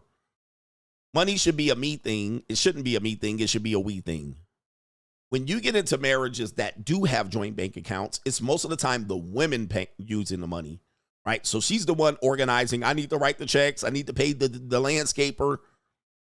But what you'll find is the minute you want to buy something, you're going to be guilted. The minute she buys something, she's going to call it a necessity. The kids needed new coats. I needed a new purse. Okay. I needed to get this for the kids, or I needed to get this for the house. If it's for the house, it's supposed to benefit you. So you can't say it was an unnecessary purchase. You went and bought some knickknacks and some shit like that for the house. Well, it was for the house. All right. She wanted to go buy new Calendly pots and pans because she's doing a potluck, or she's doing a housewarming activity. It was for the house. You buy something for yourself from the pool of money, you're a selfish piece of shit. You buy a couple of action figures, a movie poster, you buy something for your car, you buy a new motorcycle, you're a piece of shit. Right? You should have considered making that purchase and asking the wife for making that purchase, which in tune, this does not discuss this. I mean, it discusses this, but where's her responsibility and accountability? This man said, I have an income. I'm sorry, I don't have an income. My wife does. Okay, I agree. Does your wife work? Does the same thing apply for her? Let's look it up. Does Dave Ramsey's wife work? All right. Wife, what is her job? Is she a lawyer, a dentist, a doctor, or is she a traditional wife? Yep, there you go right there. Dave Ramsey's wife is a homemaker and full-time mom at what? The age of 65? That's why I said this information is outdated. Most women are not homemakers and full-time moms. If indeed they were a homemaker and a full-time mom, then I would agree with Dave Ramsey. In that case, this works. Married couples need to budget together. You're married. You're not roommates. Money shouldn't be a me thing. Okay, so she's a traditional mom. All right, we're going to pull a picture up of her, and I am not going to diss her. Okay? But we're going to pull up Dave Ramsey's wife. Okay, I'll leave it at that. So we're talking about, he says, a full-time mom at 70. So there's Betty. What's her name? Sharon. There's Sharon. All right, let me stop. I'm not going to talk about it. She looks good for 70 years old. I'll give her that. All right, I'm not going to say anything about Dave Ramsey's wife. All right, but let's go back and keep our subject matter here. For this works. I agree. This is why this is outdated advice, though. All right, because now you're seeing this, but he says, I don't have an income. My wife and I have one. That's true. That's going to be true. It's not mine, it's ours. That's true. But she's a stay-at-home mom. At 70, she don't have a job. So in that case, he's took on the responsibility of taking care of the woman. Now, what if the woman has a job? That's his sister? Hold on for a second. It came up as his wife. No, it's not. That's his wife. It says Dave Ramsey's better half. Oh, God. Not the better half. Oh, my Lord. Not the better fucking half. All right. Goodness gracious. That's his better half. Why do they do this? I mean, this is definitely outdated. Hey, guys, boomers, this shit don't work no more. Dave Ramsey's better half. I think his daughter's in the game, too. All right. Beautiful family. All right. Not a nigga in sight, though. All right. This is anti-niggatry, I'm sure. All right. And there's the stunning Sharon right there. She's stunning. And there's Dave. Hey, this is a beautiful family. No shade on them. All right. No shade on them. But this is definitely white bread right there. And I ain't mad at them. Do what y'all do, Dave. All right. Niggas don't have families like this. So. All right. All right. They took the family picture in fall with the leaves on the ground. All right. This is some great shit, man. This is so white and wholesome. All right. I love it. I love it. I strive to have a family like this. All right. Didn't work. I got divorced. All right, but it happens. All right, so clean and wholesome. All right, this clean as an Irish Spring. Clean as an Irish Spring. All right, shout out to the traditional families out here. All right, look at Chad, Brad, and Tony with Mindy, Cindy, and Bethany. All right, shout out to this wonderful family here. All right, this shit looks like the Gilmore Girls. All right, Gilmore Girls movie. All right. We need more of this shit. We need this white family here. White people start getting back together here. We need some shit like this. We need families like this now. All right, but anyway, with that being said, we got Pookie gonna speak on this. Here it is right here. When you change your language, it forces you to set goals together. All right, what goals does Sharon have financially? I mean, she probably has it, but she's a homemaker. You're setting the goals. It forces you to dream together. That's true. And if you can carry your weight together, it forces you to do it and to communicate. He actually admits that he didn't have this philosophy and it almost ruined his marriage. Today's single people are not like this. We're going to vote on this. We're going to vote on this. Is this possible in the year 2025? We're talking about people get together today. Men and women getting together today, not people that are married now and you've been married for 10 years and you're going to hop on Dave Ramsey's plan. I'm talking about if you were looking for a marriage today and you found a wife from 2025, can you follow Dave Ramsey's advice? I'll put it up on the board so you can read it. Is this possible today? Is Dave Ramsey's advice possible today? Okay, there's the question. There's the poll right there. Because we're not talking about, oh, well, it's possible. We can build together. No. You know, you're building. You got a girlfriend. I'm talking about you haven't met the girl today. You're going to meet her tomorrow. Now you're going to be on the path of this. Is this possible for the remaining single people, the remaining career-oriented women, the remaining women working at fucking Trader Joe's, right? And she's focusing on the career. She has her own goals. She's 29, 30, 36. You meet her. Y'all both are in debt. All right, y'all going to get together today. All right, you're not 19 and 20 when you got married. You're now 30, 36. All right, can you do this today? Can you make this happen today? You guys go ahead and put it in here. And the poll, we're not talking about impossible. Well, I guess we are talking about impossible. All right, is this possible? Is this what you can expect today? That would be in a better word. Is this what you can expect today? I should do a different poll. Is this realistic for men to go into dating knowing that on the side of his side, he's going to get fucking, what's her name? Becky. Right here. Well, not her. He's going to get this type of wife. He's going to have this type of family. All right. And they all showing teeth. And he's going to have this type of relationship. Is this going to happen? You guys vote on that one. While you're voting on that one, we got another guy that digresses. He has an opinion. There he is right here, Mr. Pookie Shiesty. I believe he is married. So wherever it is, he's probably cold or getting ready to rob someone. We don't know. He says this right here. His name is D the Don. Coming from a man that does not do 50-50, he expects to pay 100% of the bills for his wife, and he's going to say why. All right, so he's going to say why. Let's play the clip. I don't provide a man, you feel me? I don't believe in 50-50. Okay, my girl don't pay a damn bill in the house. My OG told me, D, find a girl that don't make it a requirement to take care of her. Okay, it's not a requirement to pay her bills. It's not a requirement to fund her life. It's not a requirement to retire her. It's not a requirement to take on these fancy-ass dates every time y'all go out. Find that girl and take care of her completely. Retire that woman.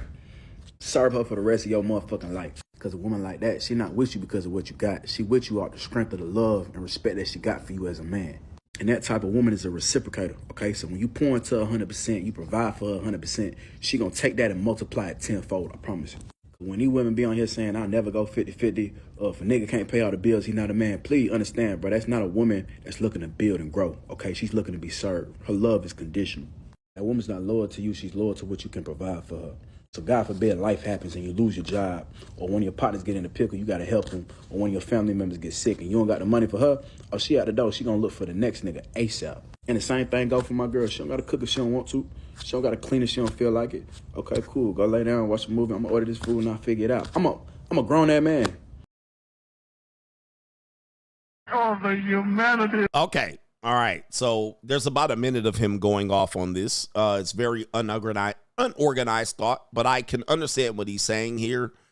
He seems to be responsible, a mature adult, and intelligent, but he's holding on to the Pookie language right here on the script. This guy right here, I would say he's probably about 30 years old. Okay. He's probably maybe younger than that. Okay. He says, take no advice from a man in the ski mask. I mean, I'm going to get there. Hold on. Let me unpack this shit. All right. Listen, I mean, I'm going to give him the benefit of the doubt. He seems like he's trying to be a grown man and take responsibility. And I do appreciate that. Okay. But what I'm going to tell you is I cannot take advice from a young man that just doesn't know. He doesn't know the back end of this yet. He's hopeful. Number one, so he's sticking to a philosophy and he's riding it out. Number two, I mean, he's too young, but he's got a beanie and a Pookie Shiesty mask on. I can't go with it. That's definitely not going to happen. All right. Now, I agree with him. I'm not a 50-50 guy. Okay. I'm not a 50-50 guy at all. So I don't believe 50-50 is in my best interest because that then allows her to be able to skew the 50-50. What does it look like? 60-30, 60-40, 70-30 is going to skew because while she's saying 50-50, she wants me to also be a man. Well, be a man. A real man will do this. A real man will do that. So I'm still paying for vacation and shit like that. Also, I'll probably make way more money than her. How is that 50-50? Okay, so I'm only going to put in how much she puts in. That would be 50-50. That means I have a remaining amount that I can use as my own that she can't claim. Okay? Oh, you can't claim this. Or what if I charge her for dates? All right, let's split the dates. Let's split everything. Oh, it doesn't work that way. All right, so that's why she can play the game of it's 50-50, but also take care of me, provide for me, be a man, protect. That's why I'll just go ahead and go 100%. All right, because I'm not going to just nickel and dime in 50-50. What if I make $500,000 a year and she makes $30,000? How is it 50-50? It would never be 50-50. That conversation would not happen. Or I would say, well, with your $30,000, you owe $1,500 a month in rent. There's half of her check. It's more than half of her check. Okay, we're paying rent. It's time to pay rent. Where's your $1,500? Where's my $1,500? Or let's say this. If I make $500,000 a year and she makes $30,000, why would I live at a place where she can afford 50%? So I got to live down here. I can't live in a house that the mortgage payment's $5,000 a month or the rent is $7,000 a month. Why can't I do that? She can't afford it. So I would have to live where she could afford to pay her 50%. Or would I do this? I'm paying 100%. Whatever she makes, $30,000 goes into my pot. All right, so we make $530,000 a year. And I manage that. Well, more than likely, she doesn't want that because she's not going to have enough freedom to pay her way out of the relationship. Because she wants to leave, but I have access to the funds. So now I'm financially abusing her. Or could she say this? Hey, you make well and above. Why don't you just take care of me? And I keep the money that I make. Would that be a fair deal? Would that be a fair deal? Hey, you can't do nothing with my little $30,000. Why don't you be a man and cover all the bills and I keep the money I make? That doesn't seem fair to me. I'm like, why would you just hold on to the money and not contribute anything financially? Okay, well then I have all the control over the entire relationship here. Or I have less control because you can use me for my stability and just bounce out and save your money and create a little slush fund over here and dip. So this is a complicated situation. It's more complicated than possible. Many people could possibly understand. So here's the problem with what he's saying. This is the problem with what he's saying. And for people that say, why are you worried about her leaving? Well, that is the whole purpose of her having the money, is to be able to leave. Okay, that's what she's saying. I want to be able to leave with something. I want to be able to so I'm not concerned about her leaving. She's concerned about her leaving. She wants the money so she can leave. That's what she says. I didn't say it. She said it. And then she also wants me to contribute all the bills and give her an allowance and give her. Okay. All right. Now, the problem with what he's saying is he basically said, I'll pay, but also she has no expectations to do anything for me. Now, this is where it gets crazy. So I don't need her to cook. I don't need her to clean. I'm a grown-ass adult. Okay, so what is she, though? Is she a grown-ass adult? Sounds like you're taking care of a dependent. It sounds like you're taking care of a child with no expectation, or you don't have the balls to ask for something back in return. Oh, I don't care about all that. We're building together. Now, it doesn't sound like it to me. Sounds like you're doing all the work, okay? Sound like she getting the deal of a lifetime because you believe that this woman's going to be down for you forever, when statistically we know that that's not the case. All right, so now she don't have to cook. She don't have to clean. I can cook and clean myself. I'm a grown-ass man. I'm responsible. I pay all the bills. She can do whatever she wants. Wow. I mean, this is what Dave Ramsey is saying, essentially. Essentially. All right, I know I'm the provider male. I know I take care of it. But you know what? We don't worry about what she brings in here. I worry about what I do. It's her money, not mine. It's our money, not mine. I don't claim nothing, but she claims everything. Let's hear what this guy has to say even further related to this conversation here. And by the way, most women will, listen, ladies, I understand if you would agree with both of these guys. I completely understand why you as a woman would agree with both of these guys. You know why? It's the deal of a fucking lifetime. All right, you like, what? You're like, this is exactly what I've been looking for. Shit, if I had a damn girl in here that will let me bang chicks and live with me, and I'd be like, why you cooking downstairs? I'm a bang the chick. This would be the deal of a lifetime for me.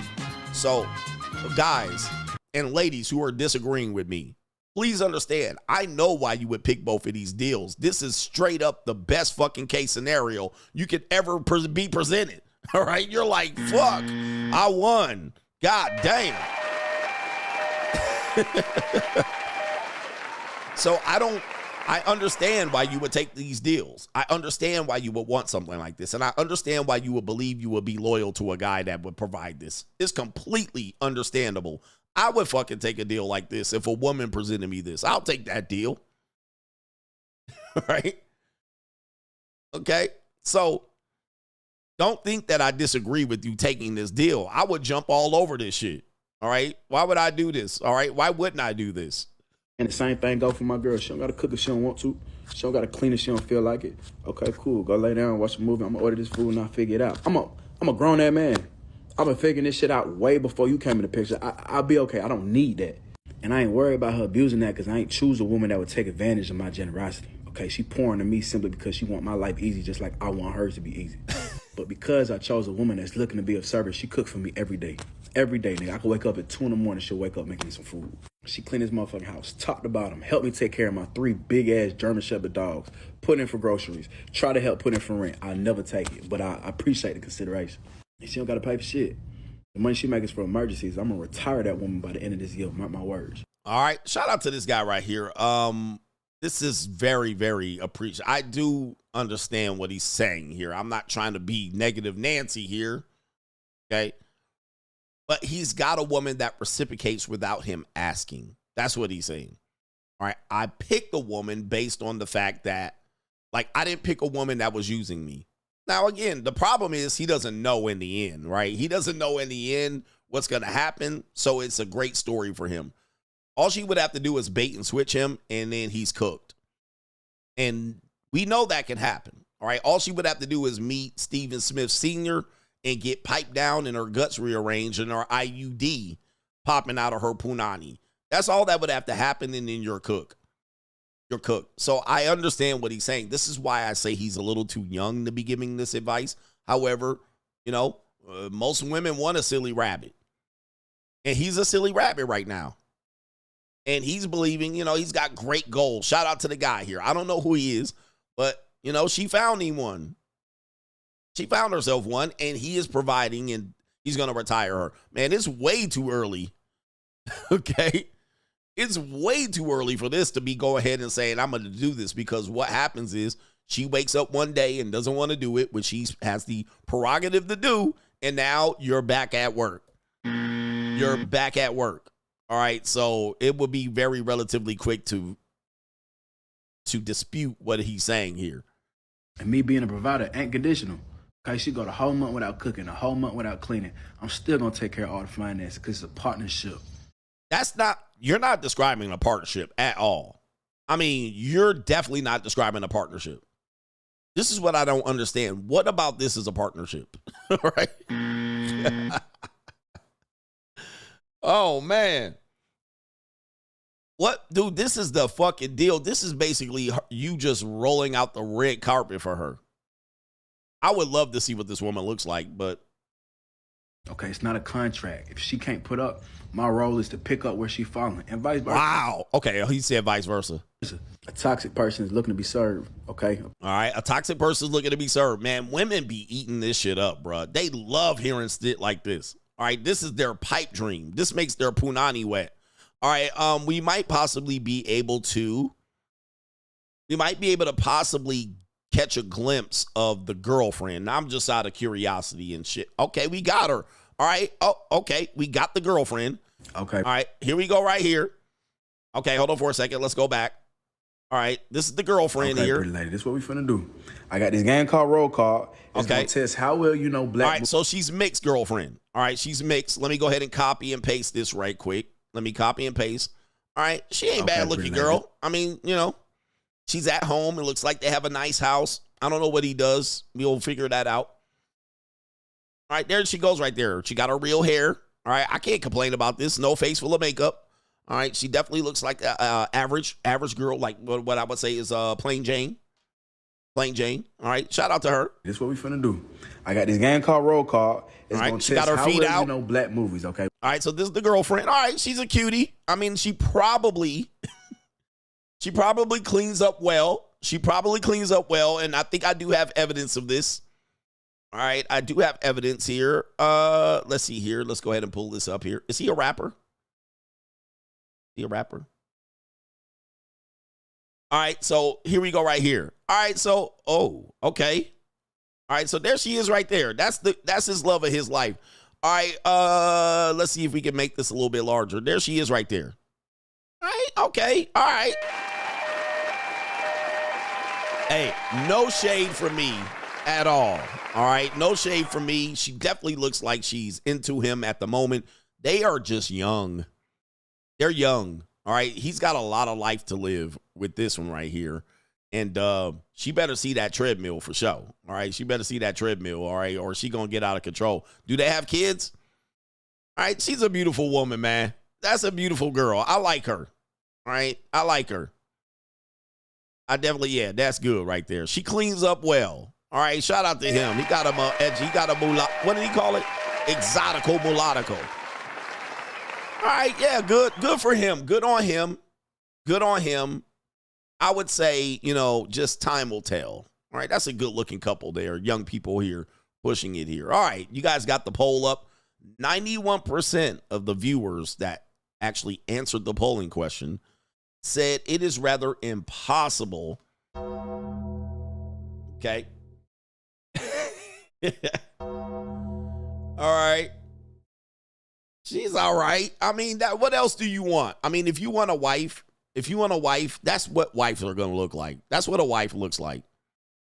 All right, you want a wife. This is it. All right, I think he did well. He picked well on that one. And she just happy to be there. And he upgrading her life. I mean, this is what a wife looks like, man. I don't know what to tell you. A wife don't look like an Instagram model. So I will give him that. And he definitely got a little Pookie in him. And she gonna blow up like the Goodyear blimp with a couple of kids. But it is what it is. He says, all right, anyway. She looks like a cheater? She looks like a cheater? Oh, no, man. Y'all cold out here, man. That's cold-blooded here. It's an evil world we live in. I wouldn't marry her, though. I wouldn't marry her. But, you know, she's a homemaker here. Let's see what she's got going on. But 91% of people said no. It's not possible in today's marketplace to have these type of relationships that both of these gentlemen are advertising. They're advertising something different here. It seems like oh no. All right, so he definitely in love with this girl. This is like the guy that said when you date a 10. All right, hold on for a second. Remember the guy, he got a girlfriend, he got his first red bone, and was like when you date a 10 and she wasn't a 10. All right, there she is right there. All right. Oh, okay. All right. Oh, the humanity. All right. Oh, she cute. All right. She's a cutie, man. Oh, wait a minute. All right. That's definitely, she a cutie. Oh, my goodness. All right. That's what he probably sees most of the time right there. All right. She definitely the thick time. She definitely the thick time right there. All right. Oh, let's stop talking about this woman here. All right. Goodness gracious. Look at them cankles. All right. That's a thick one. She thick? All right. Let me stop. All right. 91% of people say no. All right. What Dave Ramsey and this guy's talking about is not going to happen in most relationships. What does he do for a job? I want to see how he earns his income. He's going to retire next year. This guy's got some great goals. I love to see it. All right, we're going to see what he does here. All right, he says FaceTime him. Let's see what he does here. All right, for a living. He's a video creator. Maybe he's a content creator. It says video creator. So I'm assuming he does some shit, skits and all of that stuff. Shout out to this guy right here. All right, shout out to the guy. Good luck to him.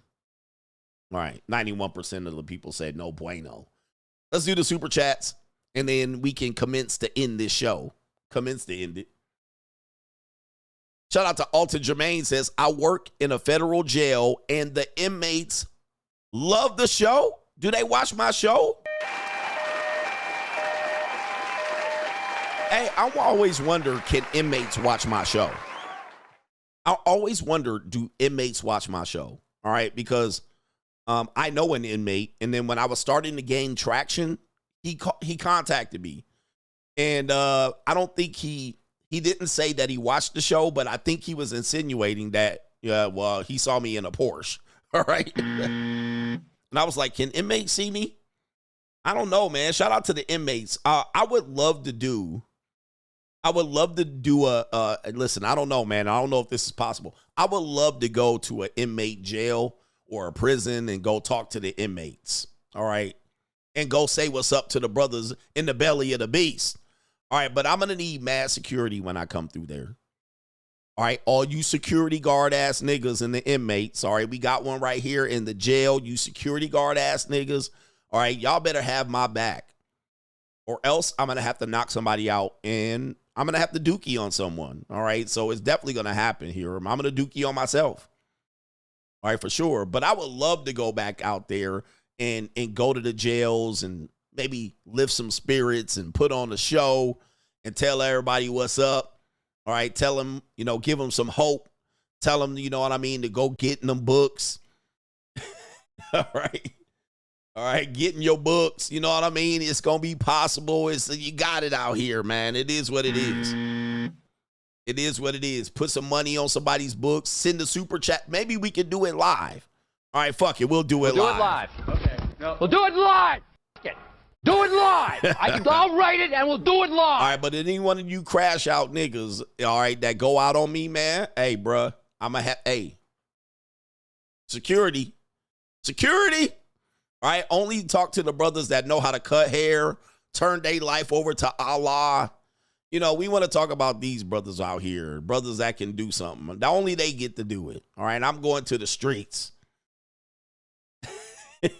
I'm going to the streets. I'm going to the hood. I'm going to where the brothers locked up. I'm going to go speak some life into these brothers. All right, that's what I want to do out here, but we got to live stream it. You know, a lot of them are there because what happened? You know, a woman sent them there. You know, they got crashed out because of a woman. You know, a woman put him there and set him up. All right, maybe we can, he said, take KT King. But shout out to the brothers there behind locked up. All right, shout out to y'all brothers, man. All right, maybe one of these days we'll do a tour. I'll do it. All right, but I'm going to tell you, man, do not have me out here. Do not leave me hanging, security. And everybody got to wash their hands before I shake it. All right, you know what I mean? Because I don't want y'all shaking the dice and then coming over here dapping me up and shit. You know how them ninjas do. They put doo-doo on their hands and they be trying to dap me up. Nah, ninja, everybody wash your hands. All right, everybody, let me see. Put your hands where I can see them. Everybody got their hands where I can see them? Okay. All right. All right. They got Coach locked up. All right. I don't want to be locked up in there. All right. Let me see if I got any other contributors in here. All right. What are we doing here? We got our brother V-Mad, a.k.a. SkyDaddy444, says, Coach Tribe, late to the show, been grinding. I love JLP, but we couldn't agree with this old-ass boomer advice with relationships. He says, catch you on the replay, all glory to the Most High. JLP, a lot of boomer advice. Jay says, Coach, what are your thoughts about leaving MAGA movement that's going on TikTok right now? It's basically a trend of Trump voters regretting their decision for voting for Trump. I don't know anything about it. All right. Why are they mad? I'm interested to see why they're mad. Maybe I got a little bit of time. All right. I got a little bit of time to figure out why they're mad. What are they mad at? What did Trump do? We got a couple of other guys here. We got our brother H Everyday. H Everyday says, to the guy with the Pookie Shiesty mask, that's wishful thinking. I did the same thing 18 years later. You realize you've been burned. I should have took that L 18 years ago and been a lame dude. He says, men, be single till you're at least 30 and then get you a 20-year-old. Get you a 20-year-old. Hello. All right. Metaphile behavior. That's what they'll call it. All right. And the older women do not consent to you dating a younger woman. All right. They don't consent. And this guy doesn't even have kids yet. So how are we listening to him? Pro Mansplainer says another content creator polled young women and asked if they would give up their Instagram account in exchange for a good, attractive young man and in a relationship, and 0 would give up the gram. Shaking my damn head. Again. Pro Mansplainer, it is crazy that the guy has to make all of the concessions. Sacrifice. And then basically what they're saying is you sacrifice for what? The divine feminine. What do I get? The minute guys start asking for something in return, we're wrong. All right, I'm going to ask her to do this. No, man, you can't ask her. She's got to be willing to do it. Okay. Why should I give up my Instagram? Now, I'm not a guy that would actually have a woman give up her Instagram, but I know why guys would want to have a woman give up their Instagram. It's going to lead to an affair. All right. I mean, it's going to lead to some sort of cheating. And we all know this. Most of these relationships start off on either work or social media. So that's why a guy would probably ask for that. But let's say a woman's built up her audience, but she's not monetized. She ain't giving up that Instagram. Oh, by the way, I got proof of this, by the way. Let's check this out because I got a little bit of time here. Let's see if I can find this clip. It's a clip of Antonio Brown. See, is it? Okay, damn. All right, it's a clip of Antonio Brown, and he's being interviewed. And as he's interviewed, a woman says, "You hit me up in the DMs." All right, let's take a look at the woman. Damn. All right, hold on for a second. Let me see if I can pull this up, because this is, I had it bookmarked, but you know me, I got 11 tabs on. Let me see. Antonio Brown broke. That was with the video. All right, let me see if I can pull it up. Antonio Brown broke. That was the video I was watching. All right, so here it is right here. Okay, I found it. Found it.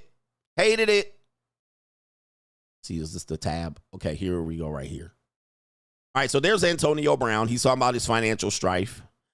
And this is the guy channel is Spencer Cornelia. Spencer Cornelia. All right, listen to this right here. This next clip is a perfect example. I guarantee you've hit her up before. Never. Check her DM. All right, so here we go right here. This is Stephen Cornelia talking about how the hardships of dating in today's marketplace. He's not talking about it, but he's mentioning it. He mentions it. Interviews and in the media. But like my DNA costs money. Like they could take this to court and get money for it. Like my balls is like a horse. I imagine he's met hundreds of women who just want him for his seed to hit the child support lottery. Also, Instagram has changed the dating game. This next clip is a perfect example. I guarantee you've hit her up before. Never. Check her DM. She's hot, but I didn't hit her up. She's hot, but I never hit her up. I guarantee you've hit her up before. If I hit her up, or I have. One of us has. Maybe. She's a country girl from Louisiana. She might be bougie.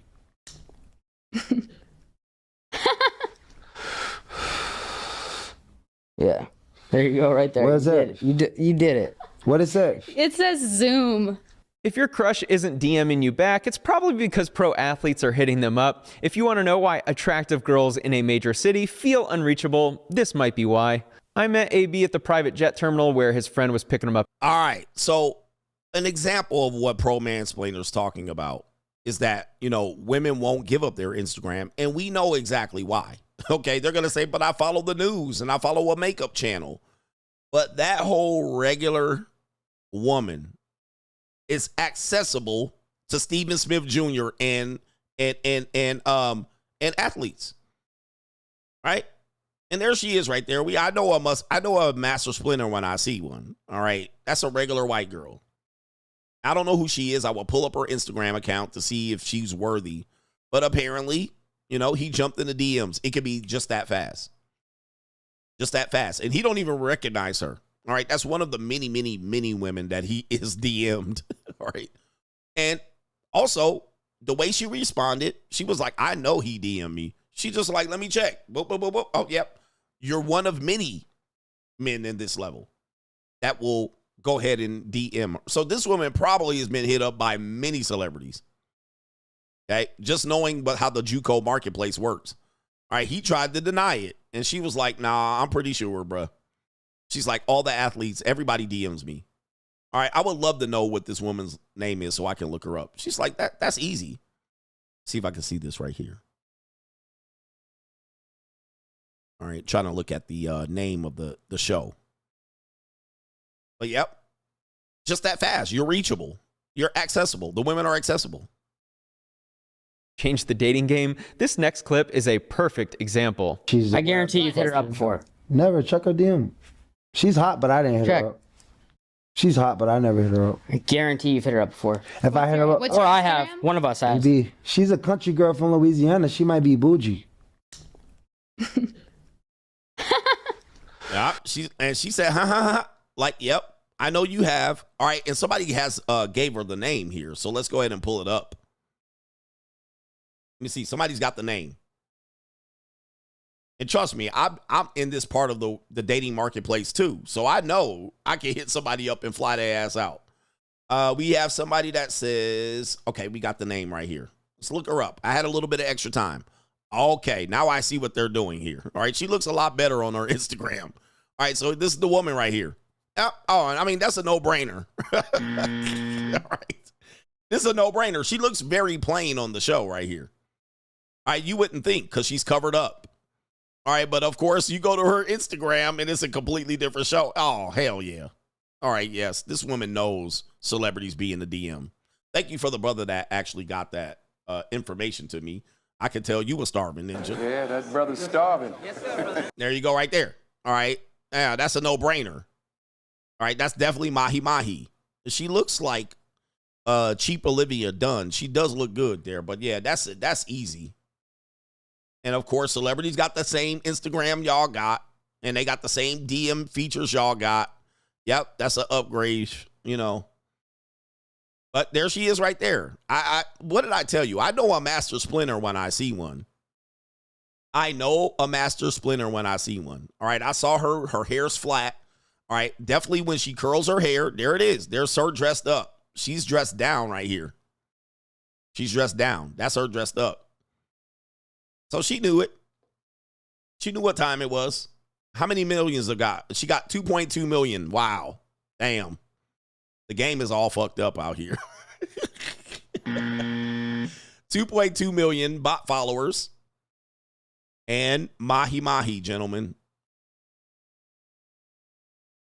She getting flooded with DMs. And she knew it too. She knew it. She was like, I'm sure you're in my DMs. There she is in Las Vegas.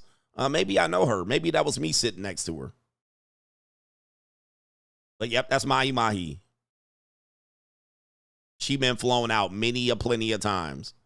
All right, so there you go right there. There's her. Oh, that's not my G-Wagon. That's not my G-Wagon, but I might jump in her DMs to see how much she talking about. All right, how much you talking about? But women ain't giving up that Instagram. They ain't giving that up. That's too much access to be able to monkey branch and do all the other stuff, hypergamy, to make money. All right, that was not my G-Wagon. Regarding Jessica Wu, there's no such thing as beauty upkeep. You're either beautiful or you're not. This is Steve, and he says modern women rely so much on makeup that when you put them in front of the mirror and show them their true selves, they run away screaming broke. Let you get it through your thick skull that I'm broke. All right. Did I fly that girl out? Shout out to you. So he says there is no such thing as a beauty upkeep. All right. Yo. Shout out to you right there. Is that mine? All right. Where the white women at? Oh, it's a blue G-Wagon, so it ain't mine. All right, I didn't get caught. All right, y'all tried to catch me. Gotcha, bitch. All right, but that's Mahi Mahi right here. But shout out to you right there. There's no beauty upkeep. Well, tell women that. A woman's dream relationship is this. Right now, I'm going to tell you what a woman would dream right now.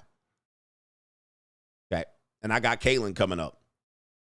If you offered a girl this, right, if you said this, look, you can either offer them two scenarios. I guarantee you'll get one every time. Now, I'm not telling you to do this. I'm just saying if you offered this. I'm going to tell you what, if you offered this. If you said, listen, what I'm going to do is, because all women have a job. I don't care if they make a lot of money or a little money. They all are working, especially under the age of 30.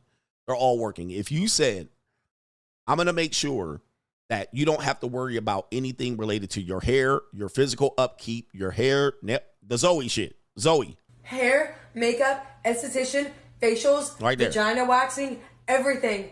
That is all independence. If you said that, I'm taking care of all of that. You just make sure your bills are paid for, your rent, whatever you work. So if the woman's a bottle service girl and she's like, man, I'm struggling out here. Where she's struggling is she can't afford her lifestyle, makeup, hair, vagina waxing, all right, lip injections. She can't afford that and afford her bills. She can't do it. Most women can't do it under 30. If you said, baby, I got you.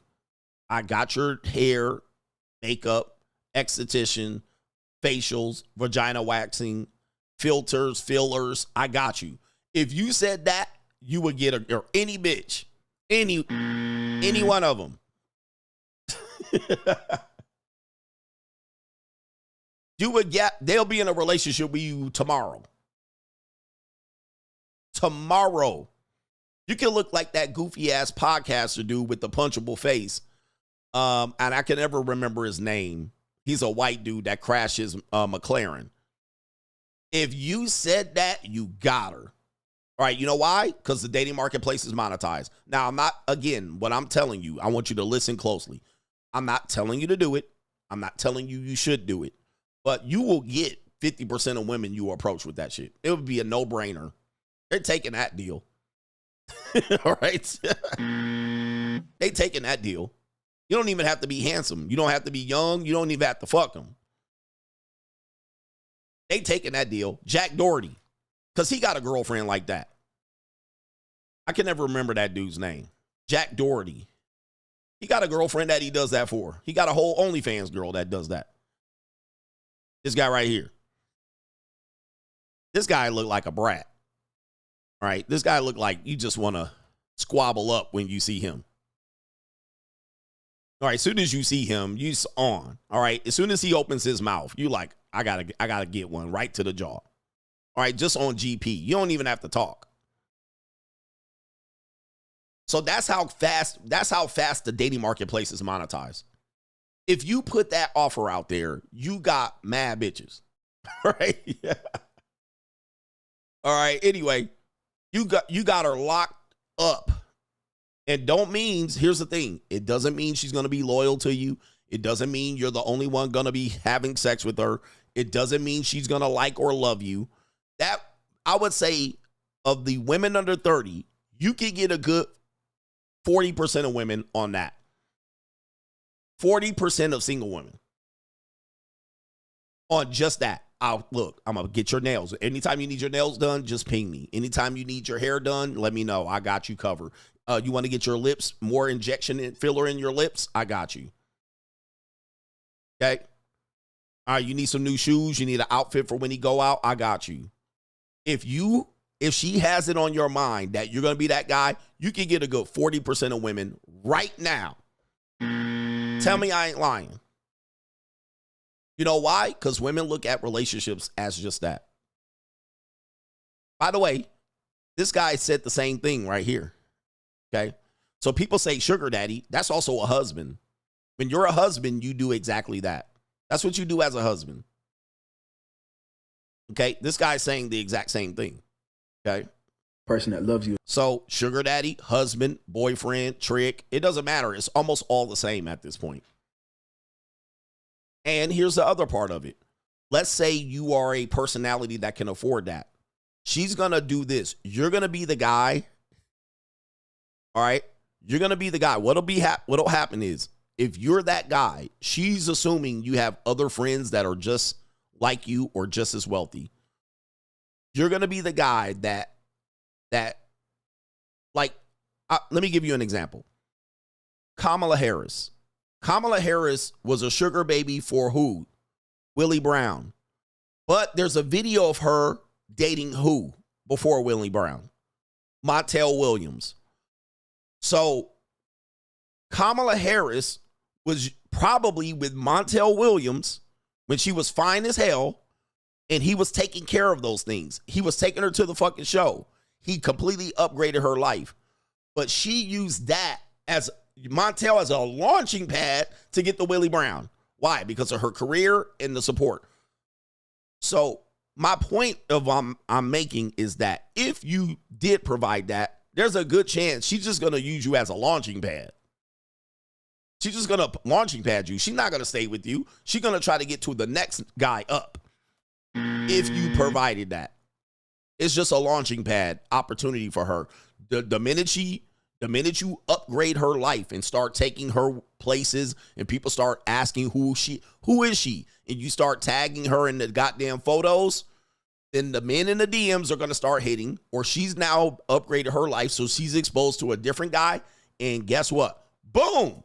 She's going to go to the next guy. She's preparing that move. It's automatic. And there's plenty of women like this that are like that. They were like, this girl was with this guy, this guy, this guy, this guy. And as you can see, at some point, she just escalated up. And then somehow, boom, she'll come crashing down. Cassie is the same way. She was with Ryan Leslie. She launched pad to Diddy. So again, you got the girl. You had to trick and pay off and give her that comfort. That don't mean you get to keep her. She's just going to get there. And then if she has the ability to launch pad, she going to launch pad. Lauren Sanchez. There's too many examples of this. Too many examples of this. Thank you for these examples. You just a stepping stone. Kim Kardashian, stepping stone. So this is what I'm telling you here. I told you the pros and cons. You can get any woman you want out here. Just provide her that, you'll get 40% of them. Then what you have to understand is she's going to launch pad on your ass, and she's going to go to the next one up. Dude, this is easy peasy. Kim Kardashian started with Ray J, ended with Kanye. Complete launch pad. This ain't even Lauren Sanchez with Jeff Bezos. She started down here with Tony Gonzalez, and she went from dick to dick to dick to dick to dick. She ended up with the millionaire husband, then divorced him and jumped over to Jeff Bezos. This is automatic. Automatic. It is lock, stock, and barrel. It is in the books. You can write it down. It is how it's going to work. So especially if you come off like, I'll take care of your shit and upgrade you. It is called, Greg the Guru, he called this unintentionally raising her marketplace value. You unintentionally raised her marketplace value. You raised it so she could be a better girlfriend for you. But what'll happen is she'll become more valuable looking to other guys. So if I pay for her hair, makeup, beauty treatments, extensions, and I pay for her wig installs, she gonna look good than a motherfucker. Then I start taking her to nice restaurants, and I start parading her ass around town and taking pictures of her and tagging her in the pictures.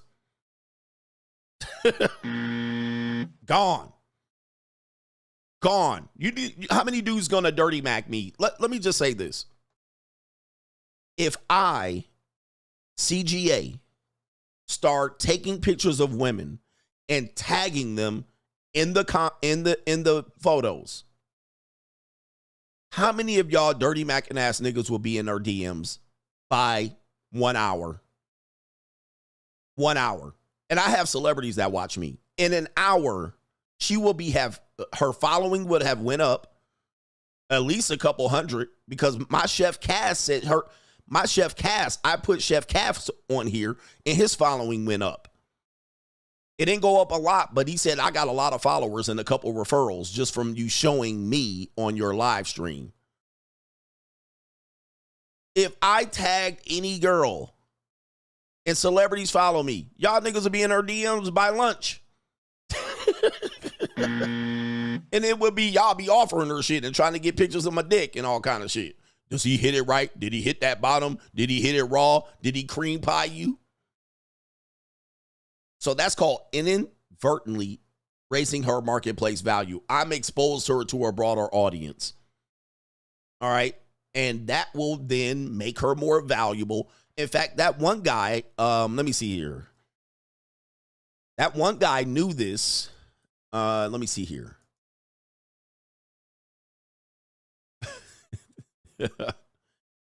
This guy named Rice Gum, he actually knew this going in. All right, so shout out to Rice Gum right here.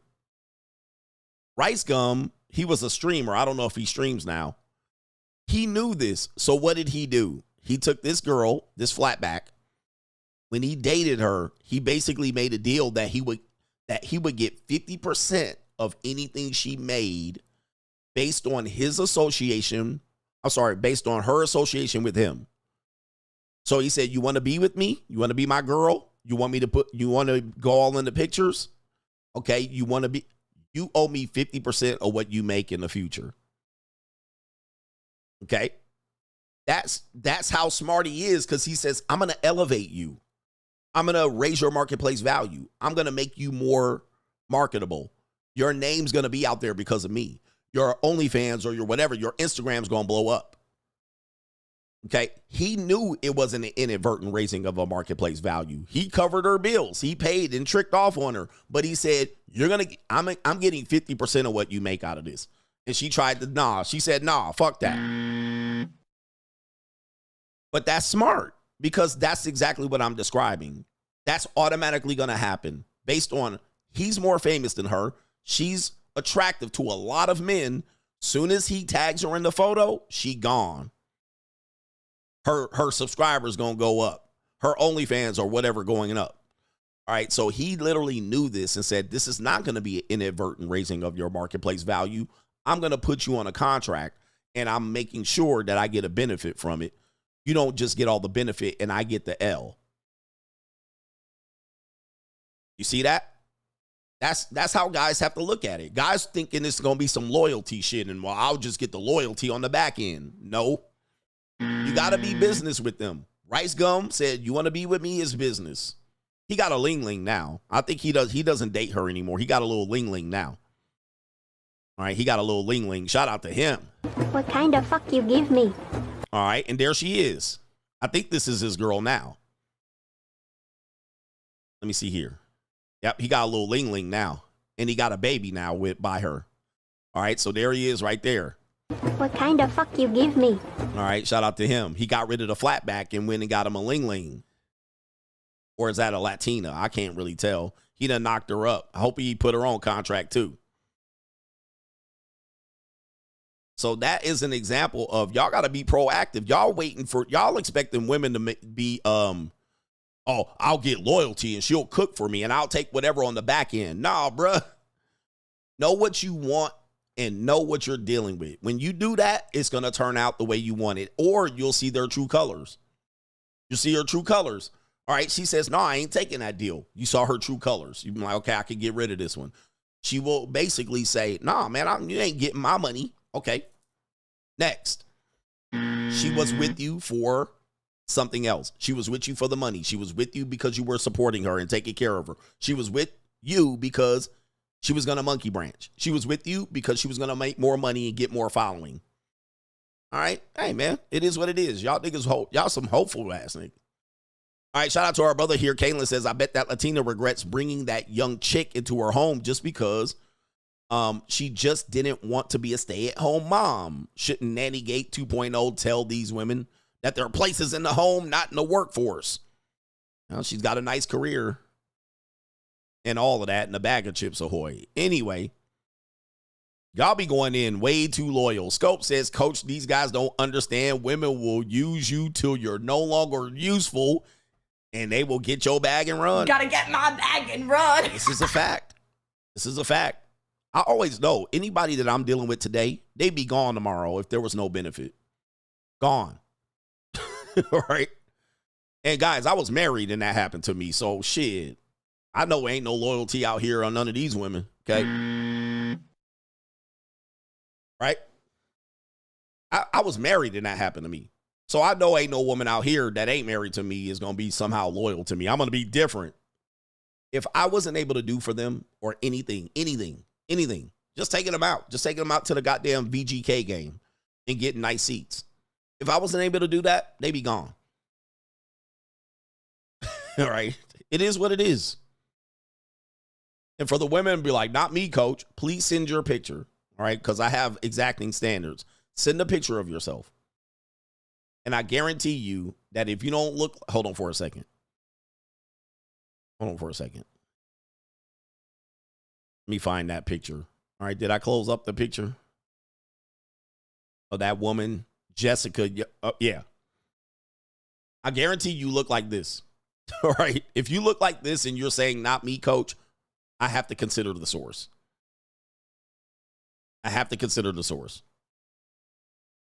Somebody says, what happens when you get sick or terminally ill? You die. What do you mean what happens? You're dead. Okay? What? You're dead. You think women stick around with you because you get sick? All right? This isn't Dave Ramsey time. They just said, what happens if you sick or terminally ill? You think the woman's going to be sitting by your bed just waiting for you to wake up out of a coma? No, she's not. Right? Most women don't do that anymore. This ain't the old days. What happens if you're sick or terminally ill? You die. And you'll be dead. You'll be in a coma. You won't know shit. You think she's going to be sitting there shaving you and shaving your beard and cleaning off your nuts and putting deodorant on and shit and lining your hair up? Nah. All right, she's going to be looking through your cell phone, these new broads. All right?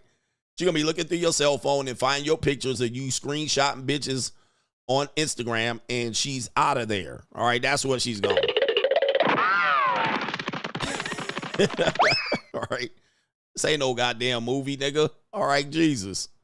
Them women dead, man. There ain't no more goddamn there ain't no goddamn what's the woman's name? Claire Huxtable, Felicia Rashads. Ain't no more Felicia Rashads out here, my G. John Doe, coach. I just had an epiphany. It's not that I like younger women. I like women in their prime. My type is petite, nerdy girl between the ages of 21 and 25. My first crush when I was 7 was a petite, nerdy girl who was 21. So you definitely have a type. You have a type that is women in their prime, which we should not be ashamed of. Okay. All right. Derek is in the building. What's up, coach? It's been 2 months since I came across your message, and I decided to stop chasing love and women. Everything has gotten better, and I'm not nervous around women anymore. Thanks for changing my life, coach. Boss up season. This is a fact, guys. This is a fact. You better boss up, nigga. This is a fact. I know a lot of guys think that, you know, if you're aggressive with women and constantly chasing, it's going to be better. I think it's the opposite. I think it's the opposite, especially when you have abundance. You have an abundance of things to do in life. You have an abundance of maybe dating options. You have an abundance of things that you have. Like, I have a calendar. I'm like, I got shit to do. Like, I got stuff to do. I'm always looking forward to stuff. And I'm like, women feel into that. And I'm telling you, women know the difference between a thirsty ninja, a guy that is always on the prowl, and the guy that can get women, but he ain't trying. They know the difference. They know the difference. And sometimes they're bewildered by the last person. They're bewildered by you. All right. They think they can, I'm going to tease him and I'm going to make him do this, and you don't do shit. And they're like, right, I'm going to do this and I'm going to do that, and it doesn't work. They're bewildered. They don't know what to do. And obviously, by the time they get your attention, they'll lay on their back. Meow. They got to get it in. All right. They're going to be like, I got to jump ahead of the rest of this shit. Okay. But they know when you're a boss. They be looking at me, dude. When I go outside, man, the women be looking at me, especially older women. They be like, some of them try to ignore me and play that shit, and I'll be like, I don't pay them no mind. I ain't looking at you. But old kind of like, you know, women that are like 39, 40, 46, 47, and they're regular women, not these kind of like women that think they're all of that. Just regular women, they be looking. They be like, God damn, like this nigga. Because a guy like me would normally hit on them. They're expecting me to hit on them. All right? Older white women, pogs, fat women, black women, they're expecting me to say something. I don't say shit. But I just watch them watch me live. I make them watch me live. I love walking out of stores with bags. Them bitches be looking. They be looking. Hop in the G-Wagon, all right? And they be pulling off, and them bitches be like.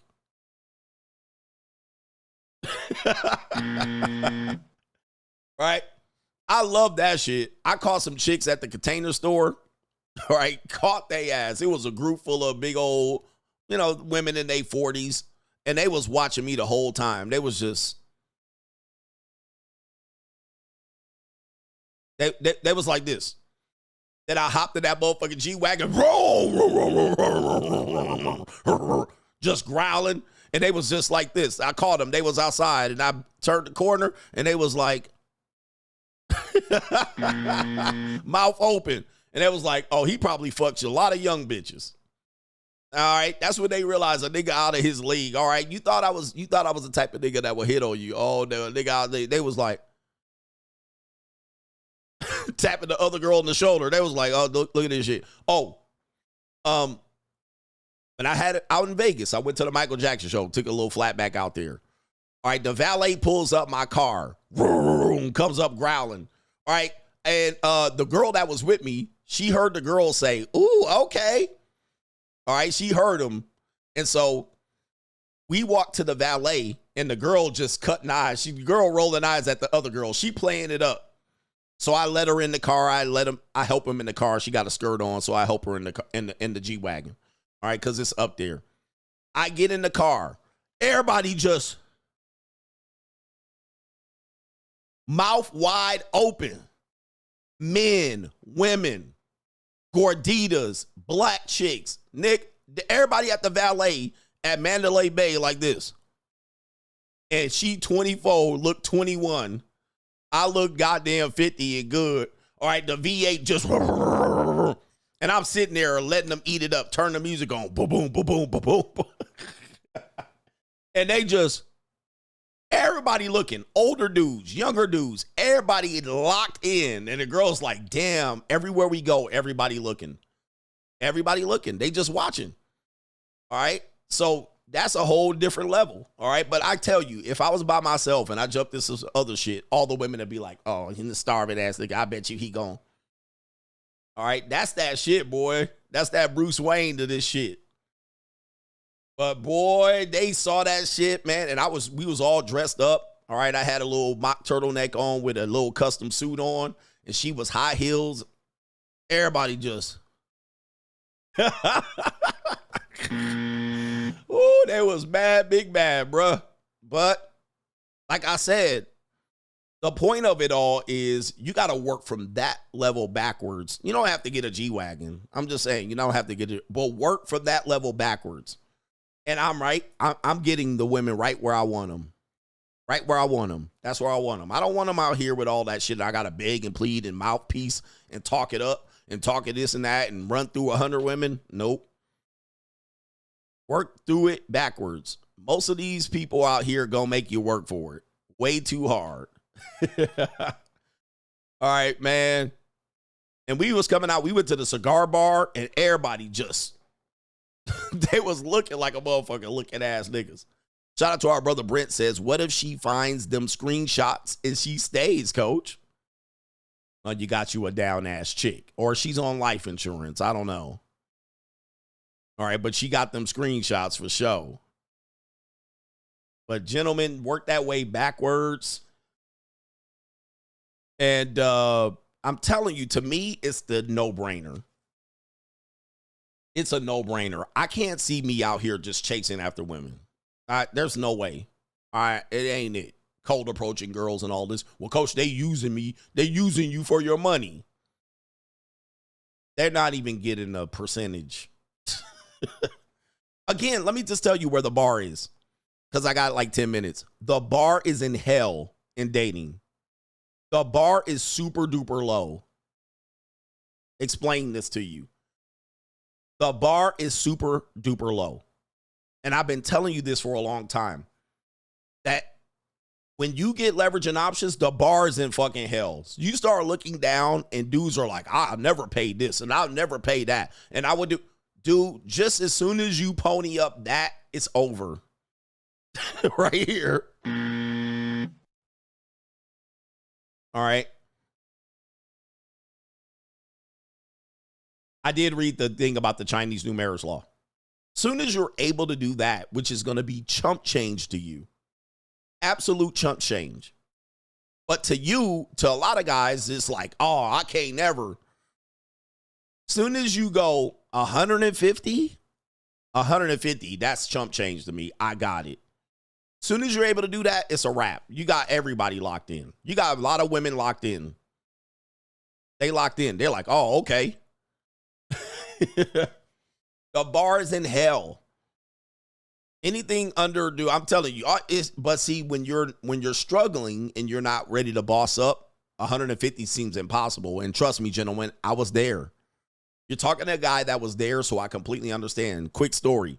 I was on a date with a woman that my credit card was pretty much maxed out. Now, I went to this woman, and she was a woman. I wouldn't say she was out of my league, but she was highly educated. She could get any guy she wanted. All right, I knew that. And I wasn't in the position. I was down bad. I was down bad at the time. But I was like, oh, I'm lucky to have her, right? So what happened was I take her out to this comedy club. Credit card maxed out, gas on E. Right? Gas on E. And we order food. I'm worried about what she's ordering. I'm trying to figure out. I got like $70 on my credit card left.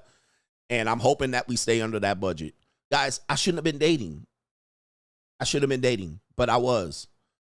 And what happened was I knew when the bill came, I was like, damn, that's going to be pretty much the whole goddamn whatever is on my card.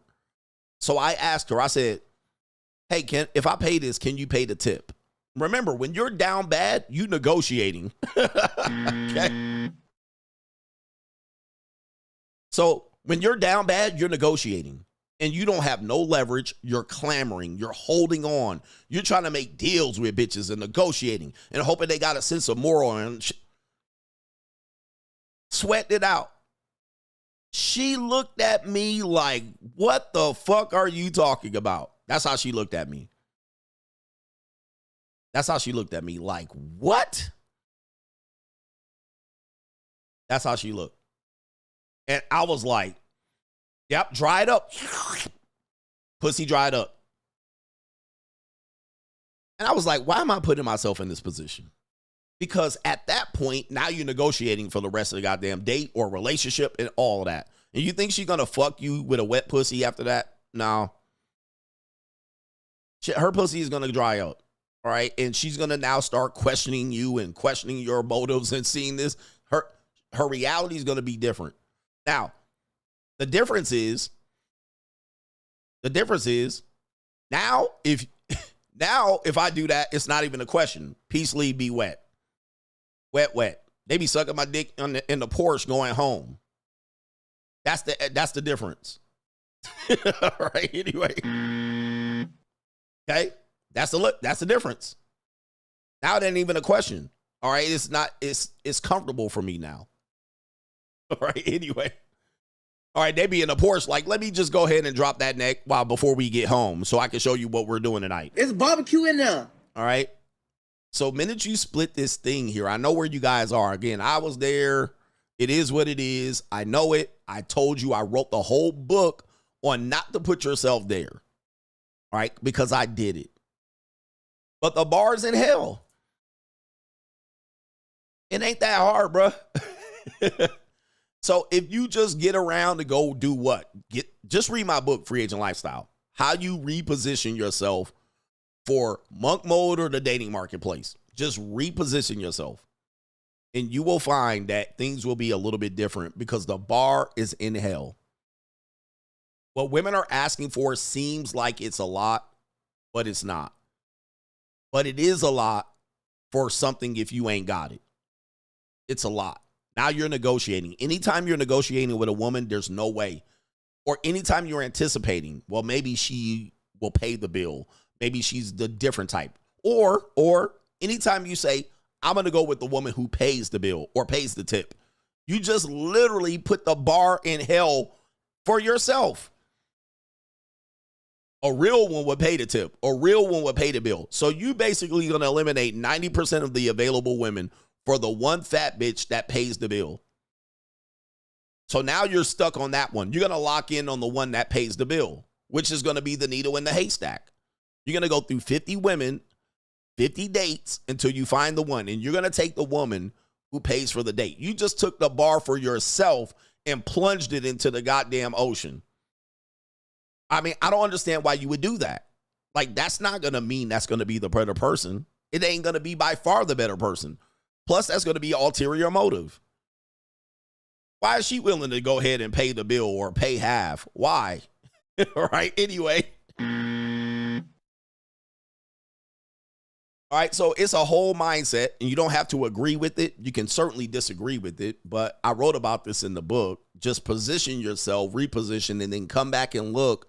And you will find that you've been mostly with big backs and regular women and, you know, bitches that smoke weed all day. All right. You've been with losers. You've been with straight losers. All right. You think you're winning, but you've been with losers. All right. And once you figure out, like, I'm going to be with some winners, reposition yourself, be with some winners. It's cheap. It is different. So I know. And then you can also not date again. That's your thing. You can come out here and say, none of these women are worth it. And you'll be fine because you still have your life. You still have your career. You still have money in the bank. You still have options, the ability to travel. You have the ability, you have hobbies, you have interest. You're still going to be, women are going to still find you valuable, even if you're ugly. Soon as you go, I've traveled from here to here, multiple places. You are now valuable or interesting to women. Okay? You're now interesting to women. You have now piqued their interest. Okay? And you don't even have to be as good looking as me, but I'm telling you the truth. Okay. Right here, look. Okay. Travel, free agent lifestyle. All right, I'm going to do this. I'm not going to brag a little bit, but I'm going to just show you. Soon as they see this shit right here, you're now interesting. Let me see if we can get it. Okay, Maui. Okay. Maui Wowie. And they're looking too. All right, Cabo. Vancouver. Whistler. All right, hold on for a second. I ain't done yet. All right, Florida, Miami, Brickell, Italy. Soon as they see this shit, they locked in. All right, you don't even have to pay for a date at this point. All right, there's Italy. There's a cruise. There's Italy again. I mean, now for an American woman, they locked the fuck in. All right. They weren't interested at one. Now all of a sudden, they're gonna be like, Malta, medieval castle. Anybody ever been to Malta? Some of you guys ain't never even knew Malta was a country. Okay. But this is what we talk about. Free agent lifestyle. These were trips that I took by myself. What do women think? Oh, you're single? You're taking trips by yourself? Spain, Barcelona. All right, there's Barcelona right there. You are now interesting to not just women, but people. Okay, because you're living something right here, a life. And yes, they're stalking the social media. There's me in France. All right, yep, they started doing the math in their head. How is he able to do this? What is he able to do? Here, there's me in New York City. Gotham City. All right, they're in their head, they're going, what the fuck is going on? Who is this guy? And I'm dressed like a goofball. All right, I'm dressed like a goofball and shit. All right, in New York, there's me in Philly running up the stairs, all fat and shit. All right, I got slimmer now. Yankee Stadium. All right, Kauai. Dude, I'm telling you, women watch they're gonna watch this shit. They watch it. Men, but we're talking about women. They watch this shit. There's me skiing in Utah, Park City. Okay, it's a wrap. I don't have to do anything. I don't even have to open my mouth. I don't even have to, I don't even have to open my mouth, man. It's over. Dude, when I was recording this white woman came up behind me and say, hey, I've seen you before. I met you before. All right, while I'm recording this like this. All right, and the camera didn't pick it up, but she came up right behind me when I was recording this. She was like in her 40s. She was like, hey, I think we've met before. Okay, there I am skiing in the Alps and shit. All right, Rio de Janeiro, Brazil. All right, there I am. Business class, Brazil. All right, dude, the punani is wet already. It's already ready. It's a layup. It's a layup. All right, it's a layup. Now, they're going to be intimidated by me. They're going to be like, okay, like, this is too much. All right, who is this nigga? Oh, well, but we're going to show you here. Can y'all want some more? All right. All right, this is still Brazil. Helicopter and shit. All right, and they're going to see this right here. Let me show you what they're going to see. They're going to see this right here. Yep, that's what they gonna see. All right, they gonna be stalking your social media and shit. This nigga got 2 bitches in a helicopter. They ain't gonna know what's up. They ain't gonna know. They're gonna make their own story. All right, feet out in the helicopter. Bruh, they gonna be locked the fuck in. On a boat, yacht, social proof. They're gonna be intimidated by this. They're gonna be like, oh shit, Right now, then they gonna be questioning themselves. All right, damn, where do I fit in? Where do I fit in? All right, there I am, Rio de Janeiro here on the beach. I know y'all don't want to see this. All right, they locked in, bruh. All right, there my fat ass is boxing, slow as fuck. All right, but it's all good. Costa Rica, they cooked. Dude, game over. And I literally took years off the dating marketplace and relationship to do this. All right, and y'all still out here running the mouthpiece and shit. Y'all running game. All right, dude, I'm out here fucking ATV and in Costa Rica. All right, with fucking, what is this out here? With cows and shit in the background. All right, let me show y'all this. Where's the Vegas Nights? Right here. Let's go to Vegas Nights. All right, they click this right here. All right, where's Vegas Nights? Oh, is it? Oh, here it is, right? Is this Vegas? Okay, here's Vegas Nights. Uh-oh. Uh-oh. All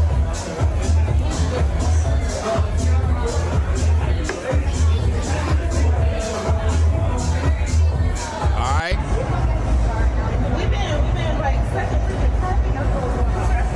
All right. All right. They seen the tomahawk. They seen the tomahawk. 1K for the tomahawk. Oh, it wasn't my table. It was the table next to mine. All right, but they don't know that. They're like, this nigga, who is he? He the Bruce Wayne of this ish. New world order. All right. They ordered the poppy steak. All right. And then they see what? All right. They see in the goddamn creme brulee. All right. Uh-oh. Uh-oh. Is that a, okay, we got a exotical melodical. Exotical melodical. All right, what else?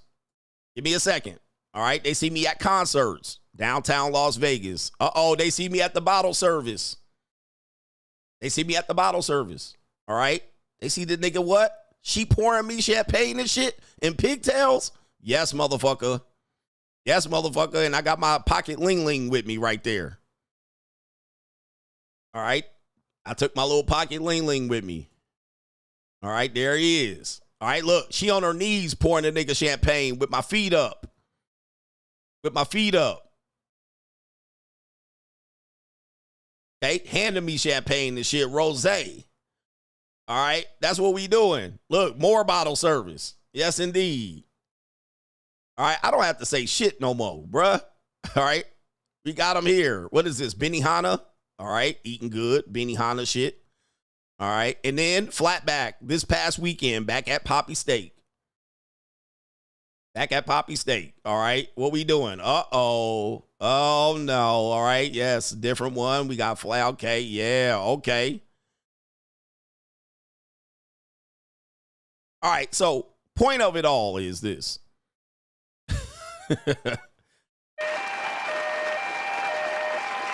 Okay. Now, the point of it all is, dude, I couldn't do that if I was married. I couldn't do that if I stayed married. I couldn't do this if I didn't take off dating. I literally took off dating relationships and I just wrote them off. Nope, nope, nope. Because I knew the goal. I knew the goal. And I said, all right, my son in here. All right, you're too young. All right, my son is in here saying, I'd never take him to Poppy Steak. All right. Hey, what is this shit? All right. New world order. Son, you're too young. You're still 17. I can't take you to Poppy Steak. All right. That's an adult place, sir. All right. Anyway. But guys, I took the single life. I took the free agent lifestyle. I literally took the free agent lifestyle and I said, that's going to be number one. The rest will be underneath it. All right. All right, the rest will be underneath it. Like, the women in the relationships can wait. I can do that later. Let me get my life in order. And I got my life in order. Now, everything else is easier. It's still bullshit out here, but everything else is easier. And you can do this wherever you want to. Wherever you live, you can do the exact same thing. But guys telling you to run game and sell dreams and, you know, mouthpiece and no trick, they're telling you the wrong thing, in my opinion, humbly. They're telling you the wrong thing. Because then now you got to negotiate with the woman. Now you got to take what she's giving you as opposed to you showing what I can get and then just giving her a little bit. This is what I could do. I'm going to give you a little bit. You're only going to get a little bit of it. And you ain't getting a marriage or no kids or nothing else. You're only getting a little bit of it.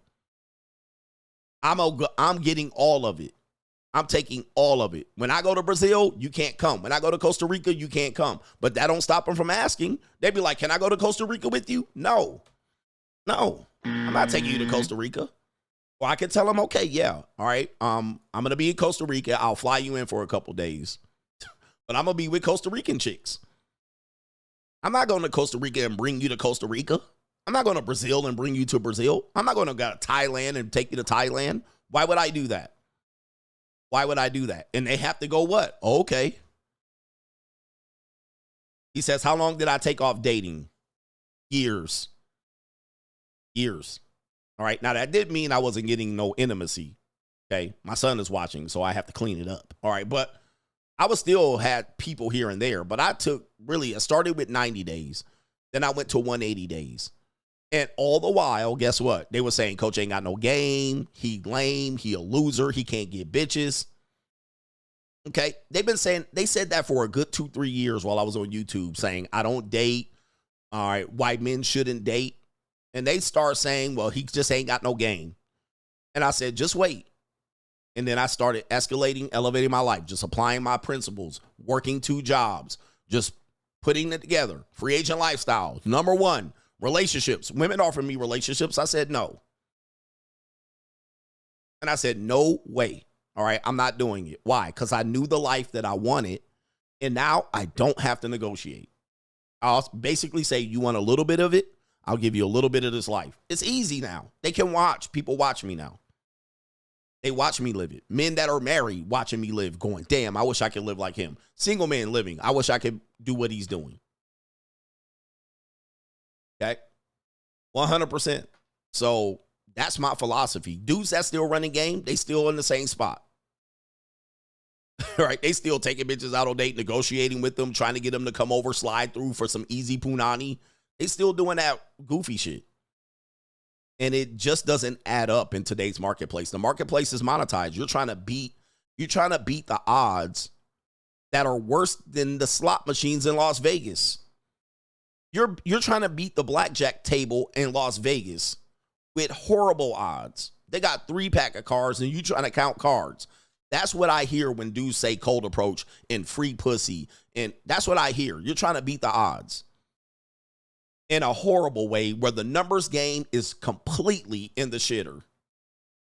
Unless you're that guy, which most of us aren't. The number game is completely in the shitter. Spin plates, you're a young guy out here. I'm dating the women I'm dating women 22, 20. If you're on locals, I showed you. So I got a 20-year-old Latina. Dude, what if you're a guy and you're 22? You ain't got no chance competing against me. And what if you're a woman and you're 40 and you want to talk to CGA? You got no fucking chance. You got a 0% chance of fucking with me at 40. Unless you just going to come in, knock on the door, lay down, and dip. Okay? Split. Like, you're 22. You can't. I'm going to outshine you for the women that are interested in getting there. Not all women are. Can't beat me. You can't beat the house. Y'all trying to beat the house. And guys, it's not favoring you beating it anymore. It's 2025. So I don't have to deal with it. It is what it is. All right. All right. Anyway, look, we're going to get out of here. I actually wasted more time than I thought, but I thought I should pass that message on because this is what you care about. This is the stuff you care about. And you want to know the method to the madness. Again, do not start where I am today. It took me years to build this up, years of sacrificing. Years of battling demons, years of people trying to take me down, years of demonetization, years of court cases with my ex-wife. I had to clean up all the bullshit. I call it 7 years bad luck because I made a decision that didn't work out me. I had 7 years of bad luck to clean up and get the life where I wanted it. And I only had one chance because I was 36 at the time, 38. I only had one chance to do this right. Meaning that if I messed up this chance at 38, I couldn't do it again later. I couldn't make it up later because then I would be like 48. Let's say at 38, I decided to get married again and I ended in a divorce and I'm 46. I couldn't do it again. I missed the window. So I said, I have one chance. I'm young. Let me correct the bullshit now so that by the time I'm in my mid 40s, I can go. Phew. Once you do that, there's no coming down. Very few things will make you come down from that. Now you're untouchable. Now you're at the top where you can look down at everything and say, okay, what do I want? Instead of negotiating with people, trying to get them on some little bullshit like a real one would pay half the check. All right, nah. Nope. Fuck that. That ain't it, bruh. Anyway, shout out to the Coach Gang. Hit the like button on the way out. And CGA Jr. wants to go to Poppy Steak. All right, also, CGA Jr. wants to go to me on all these trips, and I'm like, Yeah, you got to be above 18 at least, certainly above 21. All right. But when you are, we're going to have fun out here. It'll be Get 'em Daddy season for CGA Jr. And I'm going to show him the ropes. Ladies, better get him now, because once he sees the world, it's over for y'all. And we out of here. Peace.